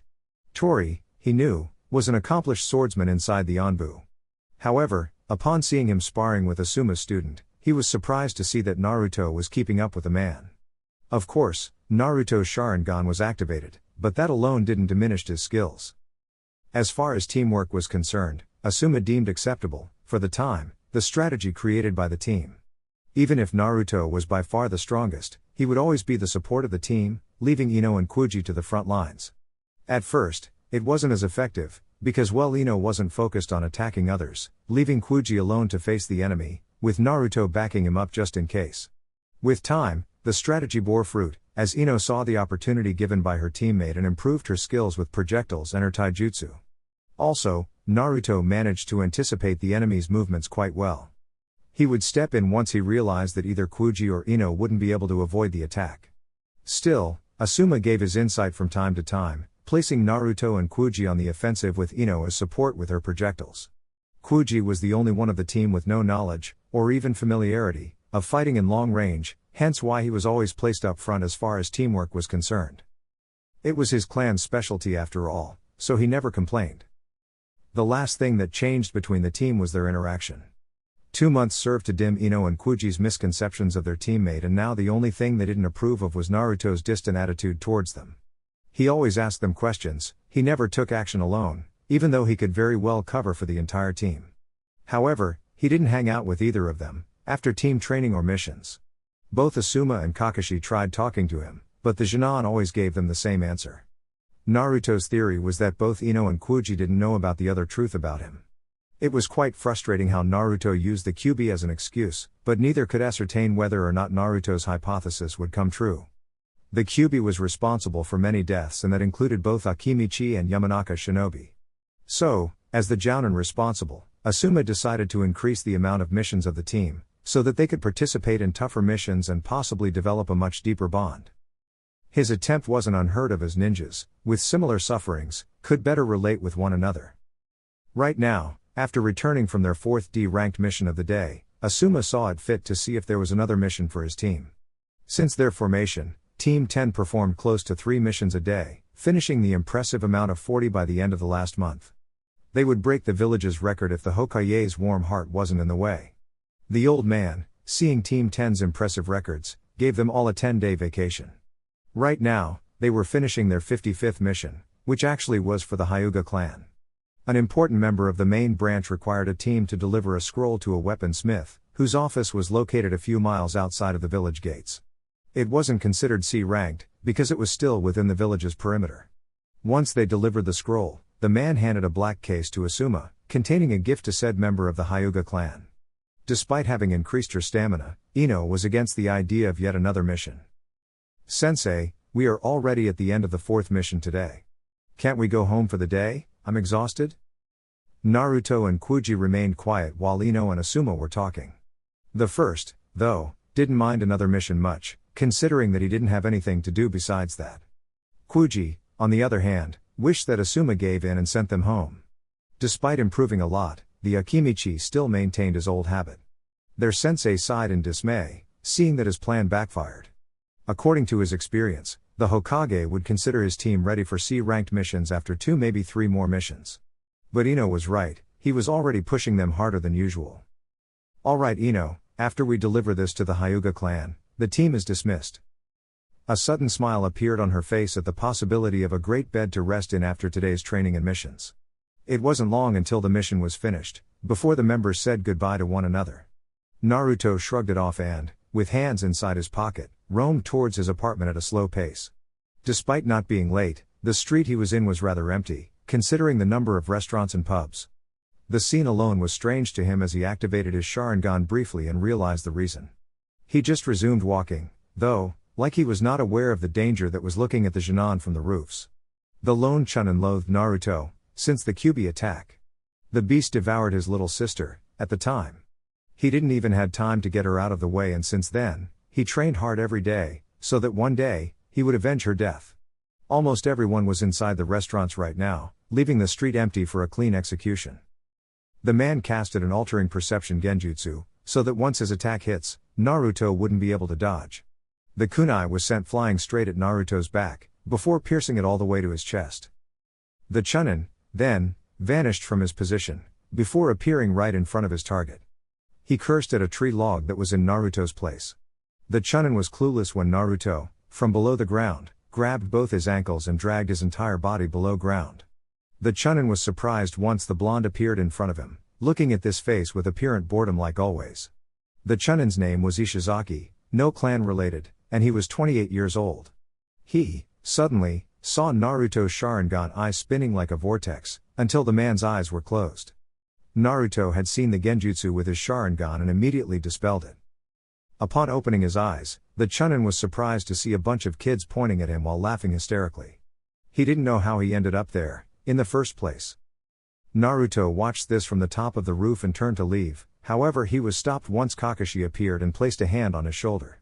His only visible eye showed concern, whereas Naruto's eyes showed disinterest. "It wasn't so surprising, right, Kakashi-sensei? At least, I didn't cause him much damage besides being humiliated like that." Kakashi nodded. "Do you wish to press charges against him? Attacking a low-ranking officer is a serious charge and he could be placed in prison." Naruto, though, didn't want this. "No, it won't be necessary, Kakashi-sensei. I'm already used to this treatment. I'm sure it will fade with time. Until then, I can handle it." It wasn't the best answer he could give as it further increased Kakashi's concern for Naruto. "Just because you can, doesn't mean you should, Naruto. You know that." The boy only shrugged and turned his back towards his sensei. "As witness of what happened, you could take action, Kakashi-sensei. I won't, though." After that, he vanished using a shunshine. The Jounin sighed in dismay and vanished as well. Naruto was right, he could tell the Hokage that one of his Chunins attacked a Genin. Not just as witness, but because he was a Jounin as well. However, he supposed that Naruto did the right thing, by erasing the man's memory of what really happened. This way, he wouldn't remember what happened. He supposed it was best to have to talk to Asuma about it, though. He is Naruto's sensei after all. Next day It became routine between Naruto and Tori to meet early in the morning and practice kenjutsu together. To the man, it was considered good practice, considering that he was up against a Sharingan user. Despite his superior skill, Naruto's eyes could follow his movements, due to the fact that he managed to reach the final stage of the Sharingan. It didn't mean that Naruto was useless without the eye, as he could see that Naruto's strikes were increasing fast.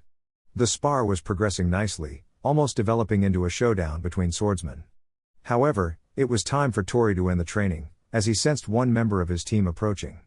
With brute strength, he forced Naruto to lose his footing, leaving him open for a front kick that sent the boy flying. Naruto managed to flip his body using the momentum, despite the pain on his chest. As soon as he looked at his sparring partner, Naruto was surprised that another Anbu had joined the party. And it was the same Anbu from 2 months ago. He recognized the long blue hair. "Naruto, it appears that we must end the spar for today. Same time tomorrow?" The blonde just nodded, before hiding his sword once more. The eagle-masked Anbu remembered the brat from 2 months prior and decided to have some fun. "Finally learn to respect your superiors, kid?" The eagle Anbu asked, earning a question look from Tori as Naruto turned to look at her. "I don't know what you're talking about, Anbu-san." "Tori-sensei, see you tomorrow."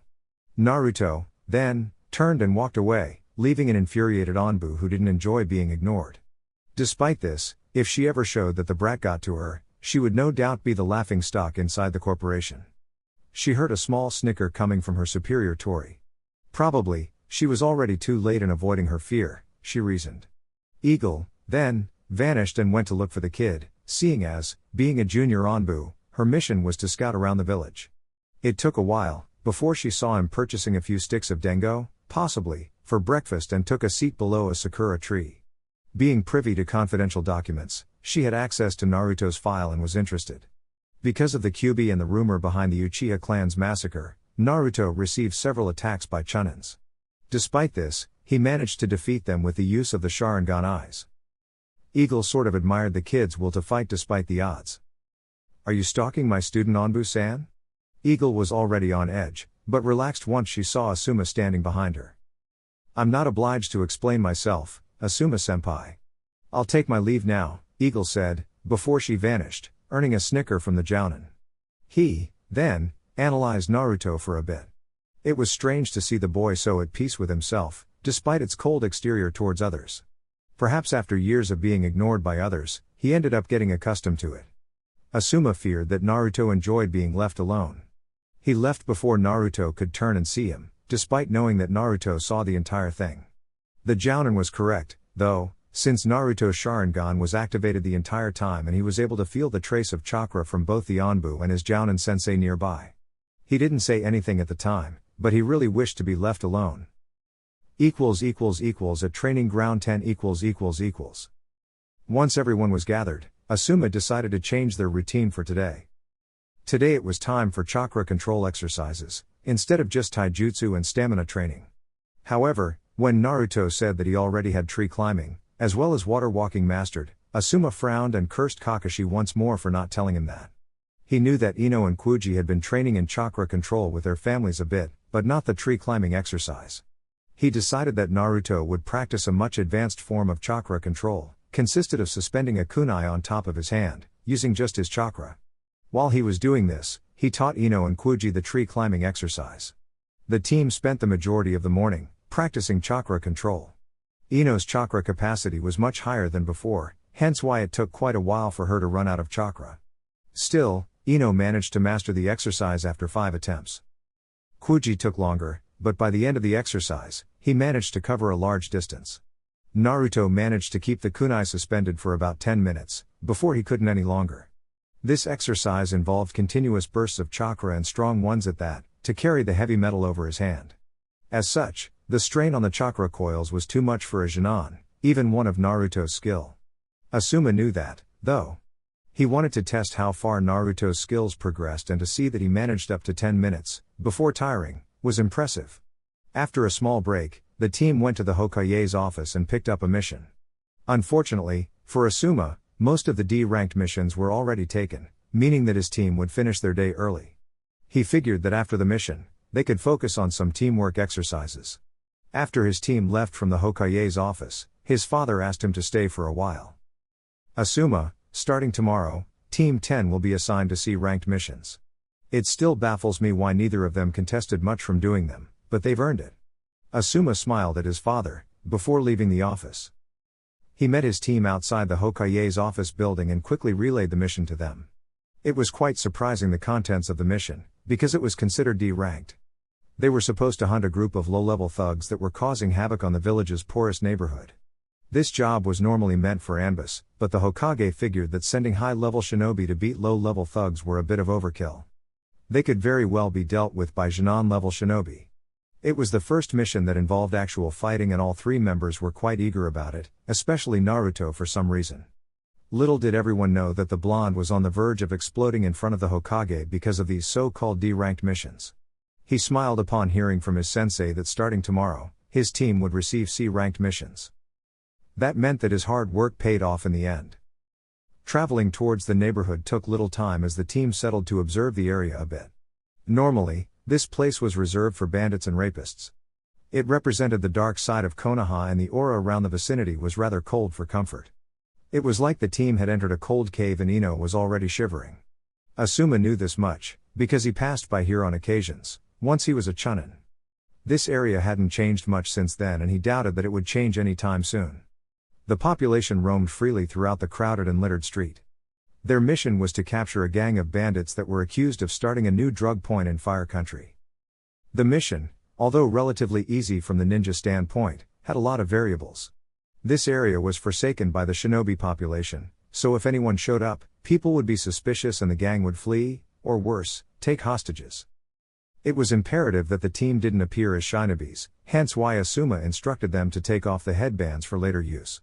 With that done, they split up in twos, Naruto with Kuji and Ino with Asuma. Obviously, the Jounin used a minor henge to change his clothes, since he was the only one with the standard Konoha ninja uniform. They were only supposed to look around and observe the population for a couple of hours. The drug dealers weren't that good in hiding their activity, probably because they believed the area to be of no interest to the Hokage. Despite that being the case, the Hokage realized his omission and called in Team 10 to clean up the location so to speak.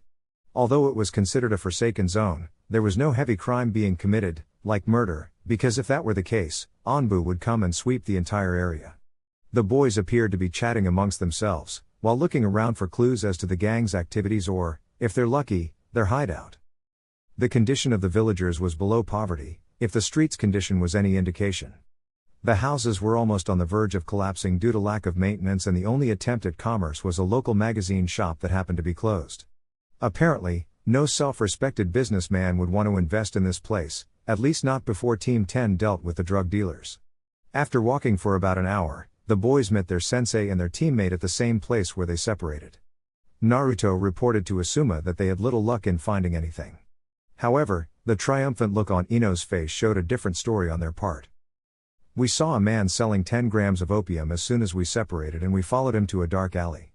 Ino, then, used her clan's jutsu and gathered enough information about the gang's activity here.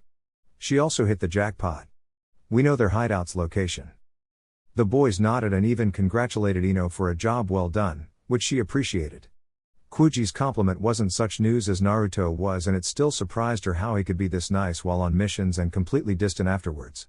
Asuma decided to just lay low for a while, until night time.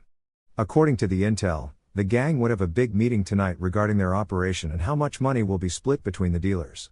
It was the perfect opportunity to swoop in and beat the crap out of them, until no one was left standing. Both Naruto and Kuji would handle this part as he had a different plan for Ino. Their unwillingly source gave them the identity of the gang leader. With the Shintenshin, she will command his body and walk straight at the authorities, confessing every one of his crimes. Takeshi's rule of terror would meet his end tonight. There wasn't any need for the team to remain there the entire time, though, so Asuma took his team for a quick meal located on Konoha's merchant district. Asuma turned to Naruto and decided to ask to the boy, hence leader of the team, what would be his strategy to beat everyone along with Kuji. I'll sneak inside the house and cut the lights off. When the lights go off, it will be Kuji's signal to barge inside the house with his human bullet tank technique. With that alone, he would be able to deal with quite a few of the criminals. I'll, then, enter the fight and knock the rest down with taijutsu. I'll leave the leader untouched for Ino to take possession of his body. At least, that's what I was thinking about doing, Asuma-sensei. Is that okay? The bearded Jounin just smirked as he flipped his cigarette from the left side to the right side of his mouth. He was sure that Naruto would use either fire or earth jutsus, hence why he would have to bring in another strategy. He smiled at the blonde. I think that's okay, Naruto. Just don't take any chances. We don't know if any of these goons had ninja training or if they'll carry weapons inside. If that's the case, use one of your ninjutsu. Everyone nodded, before Asuma paid the meal. It was already getting dark outside, so the team rushed back to the poor side of the village, which right now, happened to be empty. No one was stupid enough to roam throughout these streets at night. To the ninjas, it was perfect. Naruto and Kuji saw the house where the meeting was being held and they could hear lots of noises inside. Probably, they were busy getting wasted with opium and sake. It worked for the best in Naruto's opinion. He signaled for Kuji to hide until the lights were cut off. Naruto, then, jumped to the roof and entered through a small crack on the roof. He slowly increased the hole with his kunai, before jumping inside. Once inside, he activated his Sharingan and started looking for activity near him. The room wasn't much spacious, and Naruto only saw one guard, who, instead of doing his job, was drooling on top of a naked geisha. The room reeked of alcohol, but his young mind couldn't understand what happened here. He didn't feel the need to understand though as he located his target. Dropping slowly, he reached the electric box located on the far wall of the room and opened, before cutting every wire he could see with a kunai. When the lights were out, every member of the gang started screaming, asking what the hell was going on. They were all surprised upon hearing someone screaming outside. Nikudan Sensha, human bullet tank technique. All of a sudden, a giant ball invaded the house and smashed quite a few enemies, before Kuji smashed himself in the wall. He immediately let go of the technique, as he looked at the rest of the gang. Their eyes screamed blood murder at the Akimichi, but Kuji wasn't threatened by them. Mostly because it didn't take 1 second for Naruto to appear and engage everyone from behind, in a clean taijutsu match. With the group's attention divided, Kuji got in the fight as well and used his superior strength to deal with the bandits. Asuma and Ino were outside the house, just watching the spectacle. Ino even flinched once she saw Kuji landing a kick on a man's sensitive member. Asuma saw one man picking a sword from behind his back and worried for his students. However, Naruto was using the Sharingan right now, so he was able to escape the attack before the man even moved and landed a fierce punch on his abdomen. He was out the next second, while the genins dealt with the rest. A shadow was seen trying to escape, before Ino appeared in front of him with 2 shurikens on her hand. When the moonlight illuminated the man's face, Ino smirked upon seeing the leader of the gang in front of her. She placed both hands in front of her and used her clan technique, the Shintenshin. Asuma caught her body while she was in possession of the leader's body. Kuji and Naruto came out of the house, before joining their team. The mission was complete now and their last part was to walk towards the authorities where the leader, Ino, would confess the man's crimes and request his arrest. With the gang dealt with, the area would be cleaned of crimes and, quite possibly, resurrect once more.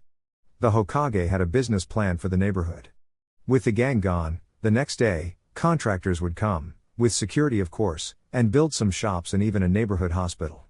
The best part of the contract, in the Hokage's possession, was a new bank agency there. Possibly, in about 3 to 4 months, the area would grow, financially, and even attract future residences. The good thing about Konoha being a ninja village was that ninjas tend to protect the area where they live in. So, if anything happened, a shinobi would deal with the situation or at least report it to the Hokage. With the mission accomplished, Asuma relieved his team for the day. Ino and Kuji nodded to each other and approached Naruto, inviting him for dinner. The blonde looked at them for one instant and everyone already expected a no for an answer. Surprisingly so, Naruto nodded his head and asked them where they wanted to go. He was surprised, though, when they asked him where he wanted to go. Asuma smiled at the change in interaction, before leaving the area. The team bid him goodbye, before Kuji and Ino turned to Naruto once more. He was still due to give them his answer. "Well, Naruto, where do you want to go?" Ino questioned him. "I do enjoy some ramen, if you're both okay with it." Both Ino and Kuji wondered why the sudden reluctance in his tone, but none of them said anything. It was the first time Naruto said yes to anything and they would seize the opportunity. They followed the blonde towards the ramen stand, both with a smile on their faces. The talk with Ino and Kuji's parents were still fresh in their minds, as after that, they saw Naruto in a new light, so to speak. They still didn't see the bigger picture, but at least concerning the Uchiha incident, Naruto's reputation was cleared. At the time, both Ino and Kuji heard from their parents what really happened at the time of the Uchiha Massacre, and Ino even remembered how she flinched upon hearing that Naruto was there that night, because he was searching for food. Until then, neither Ino nor Kuji knew that Naruto was an orphan. It was Ino's father, Inoiki, who told that Naruto received a direct katen jutsu to his face and his eyes were scorched because of it. And seeing that Sasuke was declared deceased due to a strong genjutsu on his mind, the Sandaime decided to implant his eyes into Naruto, hence why he was the first non-Uchiha with a Sharingan. Upon arriving at the ramen stand, Naruto greeted old man Tucci and his daughter Ayame, before introducing them to Kuji and Ino. The team talked about a lot of things and the majority of them concerned Naruto. He ended up revealing what happened after the massacre. He said to them that he received training from a jounin called Hatake Kakashi, in how to use the Sharingan. He ended up saying that his eyes was fully matured and even showed them to his teammates. Wow, it's so cool. Kuji spoke, earning a nod from Ino. So, that means that you can predict the enemy's movements before they even occur as well as copy any ninjutsu and genjutsu? The Yamanaka asked, earning a nod from Naruto, before he deactivated his eyes. His teammates' enthusiasm wasn't so much shared by the blonde, seeing as, despite getting his sight back, he considered the eyes to be cursed. On occasions, he would look at the mirror and see Sasuke instead of him, and 2 times a week, he dreamed of memories from Sasuke's life inside the Uchiha compound. He chose not to tell them that and decided to ask some questions this time. One thing he was curious about was their clan's ability to work together so fluently. Ino and Kuji nodded, but it was Ino who explained. Our fathers formed a team about 20 years ago and became insanely famous. They were called the Ino Shikacho team. Since their creation, the 3 of them devised teamwork attacks that were unbeatable. The 3 of them passed their knowledge to me, Kuji and Shikamaru. Only problem was that, for some reason, Hokage-sama placed you in Shikamaru's place, but our fathers still train us 3 on occasion. Naruto, suddenly, found himself questioning the same thing. Why he was placed in this team for. He knew about their parents' reputation and wondered if it would have been more prudent to form a second generation of the team. Not that I'm complaining or anything, but I could ask the Hokage to switch places with Shikamaru. Naruto's idea surprised them, and suddenly Ino felt ashamed at explaining about the 3 clans' bond. Naruto was stronger than Shikamaru, and while he wasn't as intelligent, he came up with good strategies for them. No, you don't have to. I mean, Shikamaru is nice and he's been with us since we were born, but he is far too lazy at times, right Kuji? Ino asked, calling for help. Shikamaru is my best friend, but even I know that his laziness gets in the way. Both Ino and I got stronger because of you, Naruto. Upon seeing Naruto's questioned look, Kuji elaborated. You are way better than the both of us combined, and, besides that, not once did you belittle us for it. Every time we sparred, I felt the need to improve, and I think Ino feels the same. Even our parents commented on our increase in drive. Shikamaru may be our destined teammate, but looking at it today, his methods of work would piss both me and Ino. Shikamaru may be our friend, but he's not our teammate and our leader, you are. Ino nodded at each word as she felt the same, strangely enough. What was even stranger was that after Choji finished talking, they all saw Naruto's mouth bending lightly towards a smile. The strange part wasn't the smile itself, but the fact that it somehow showed them a different Naruto than he portrayed. It didn't suit him, she concluded, to be bitter all the time. Thank you Kuji, Ino. Both smiled, before the meal was served. The 3 of them ate in silence, but the aura around them was softened, indicating that the team just overcame an important obstacle. This earned a smile from Asuma, Kakashi and Kasumi, who happened to be passing by the ramen house and listened to the whole thing. Their topic of conversation was precisely the team's lack of interaction and ways to solve it. They heard Naruto's idea regarding his replacement with Shikamaru and frowned in worry. It was, indeed, a questionable call from the Hokage at the time, but now they were teammates. In the end, though, Kuji and Ino managed to break Naruto's invisible barrier created around himself in order to avoid outside interaction. It seems we worried over nothing, Asuma, Kakashi said, earning a nod from the bearded jounin. Next day Asuma could see the difference in interaction between the 3 as they practiced more chakra control exercises. Because of Ino's smaller chakra capacity, compared to Kuji and Naruto's, she managed to finish the tree walking and was now attempting the water walking. Kuji wasn't much further behind, and he even managed to reach the top of the tree he was in. However, instead of going to the water, Asuma told him to stick with the tree climbing for now, until he could fully master the exercise. Naruto's time with the kunai increased only a couple minutes, but at least it was an improvement. He wanted another thing from the blonde student, instead of chakra control, so he ushered Naruto to stop for a moment. Naruto, I understand you're learning the arts of Kenjutsu, correct? The blonde nodded, not even interested in keeping that a secret. I wanted to practice my skills with these little babies against you, if that's okay? Asuma took out of his kunai holster 2 trench knives, before falling into attack position. The blonde smiled and unsealed his tiger sword, a Kodashi. Activating the Sharingan, Naruto charged Asuma, who for his part, smiled at the speed of his student. He used to use his weapon laced with wind chakra, but by doing so, he would damage Naruto's sword. The blonde was onto him in an instant, however Asuma was quick enough to parry it with one of his trench knives, before he used his free hand to strike at Naruto. The Genin evaded quickly to the right and flipped his sword, so that the cutting side was aimed at Asuma. He, then, performed a vertical strike, as if he wanted to slice Asuma in two. The Jounin placed both trench knives in front of the sword, stopping its path. The stalemate was momentary, seeing as Asuma had much more strength than Naruto. The blonde let loose of the sword for an instant and Asuma lost his balance, because he was holding his weapon still and without a force to stop him, he stumbled. Naruto took advantage and jumped high into the air, already flipping his body to land a strong kick at Asuma's head. The Jounin just resumed his momentum and avoided the kick. He let go of the trench knife on his right hand and closed his fist for a punch. Despite the fact that Naruto's body couldn't react as fast as his eyes could, he managed to dodge. He aimed his Kodashi at Asuma's torso, but Asuma defended it with one of the knives. He used the other to attack, but Naruto parried with his sword as quickly as expected from the Sharingan. Naruto focused some chakra to his legs and increased his speed. He appeared behind Asuma and aimed a powerful strike at the Jounin. Asuma managed to dodge, though, by creating some distance between the two. He took some shurikens from his holster and threw at Naruto, before doing some hand seals. Shuriken Kage Bunshin no Jutsu, Shuriken Shadow Clone Technique. Naruto smirked at yet another technique acquired, before he started a quick series of hand seals. He gathered a great load of mud inside his mouth, while molding necessary chakra. Doton Doryuki, Earth Release, Mud Wall Technique. Naruto took the cover supplied by the wall of mud and took some projectiles of his own. After throwing at Asuma, he used the same technique that the Jounin used on him. Asuma was surprised upon seeing the shurikens multiplying and realized that Naruto must have copied the technique. Still, the man used a simple substitution jutsu and vanished from sight, just as Naruto appeared to deliver a powerful strike. His Sharingan showed him the source of chakra coming from behind him, but he couldn't follow the speed of a seasoned Jounin. He used both arms in front of his exposed face in a weak attempt to block Asuma's punch, but to his surprise the punch never came. Upon opening his eyes, he saw Asuma's hand in front of him. The Jounin was smiling the entire time.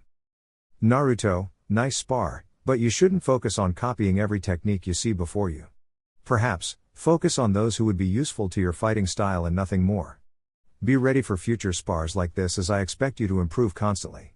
Now, gather around everyone, we're about to start the real missions.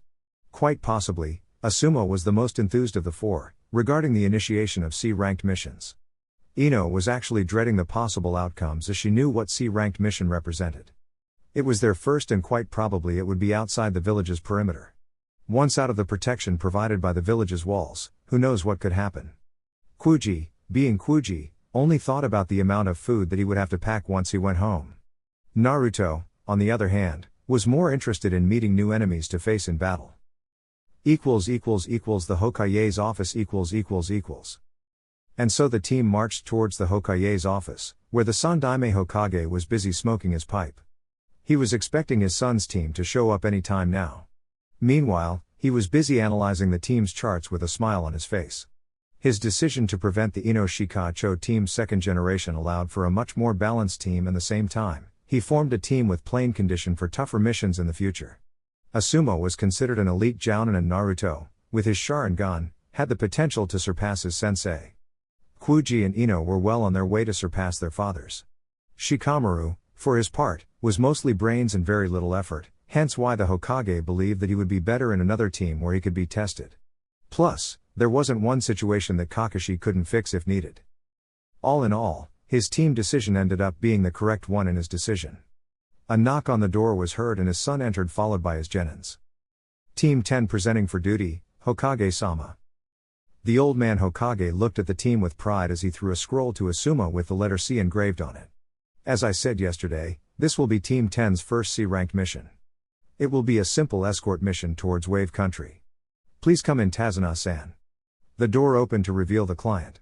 He was pretty old, as they could see from the gray hair and gray beard. His outfit didn't show much, as they later knew his profession to be a contractor. He wore reading glasses and he was holding a bottle of empty sake on his right hand. The rotten smell that exuded from the man was quite evident and Ino was forced to cover her nose. "Tazuna-san, here is the team that will protect you until you reach your home." The client snorted at the Hokage, before attempting a zip of his sake, not even aware that the bottle was already empty. "I paid a lot of money to be protected by ninjas, but not by a team of brats, especially the blonde midget and the fatso over there." At this, both Kuji and Naruto saw red, however neither of them could hit the client and in front of the Hokage no less. It didn't mean that they couldn't respond in kind. "Yeah, well, I'm not too thrilled to be protecting a drunken old fart either, so I guess we're even," Naruto replied, earning a silent snicker from Kuji. Ino and Asuma enjoyed it as well, but none of them said anything for a while. Tazuna just snorted once more and complained about lack of respect from youngsters. "Do not worry, Tazuna-san. These three represents one of the best teams Konoha has to offer. And besides, if something happens that they can't handle it, I'll be there as well. You don't have anything to worry about." Tazuna snorted, before leaving the office. Probably, he would go to a bar of something. Asuma, then, turned to his students and gave their orders. "The mission will officially start tomorrow morning at 0800 hours. Take the rest of the afternoon to train if you so wish, but I'd advise a good rest. Wave Country is a good walk away from here and we won't be able to use chakra while traveling." The team nodded, before leaving and going their separate ways. Ino and Kuji went to their respective homes, but Naruto wanted to train some more. It was only 2 in the afternoon after all and he wanted to practice some fire techniques. The chakra control exercises aided him in how much he needed for the technique, so he wanted to practice a bit more. Asuma was alone with his father for a bit, as he reported the events from yesterday and the bond formed by his team. The Hokage nodded in appreciation that Naruto found, at least, acceptance from his teammates. With the Uchiha incident out of the way, the only obstacle left to overcome was the Kyuubi. However, the Hokage had faith that his teammates wouldn't resent the blonde. Only time would tell, though. With Naruto . Once on his own, Naruto went to a nearby training ground, in order to practice a new technique that Kakashi taught him. It was extremely difficult to perform, since it involved a lot of pure fire manipulation. It was a B-ranked jutsu named Kat and Kane no Arashi, Fire Release, Firestorm Technique, and it consisted of releasing a powerful and thick fire stream, before manipulating it to form a fire hurricane in front of him. It was consisted of mid-range jutsu, but Naruto could adapt it to becoming a short-ranked one, by manipulating the fire a bit earlier than normal. He already managed to perform it once or twice, but it was mandatory to practice the technique more, in order to master it. First, though, he looked up the sky with a smile on his face, at his growth in skill. His fight against Asuma showed him that, but at the same time, showed him what he had to improve in, his speed. The Sharingan could very well anticipate the enemy's movements. But what good would that do if his body couldn't react in time to prevent it?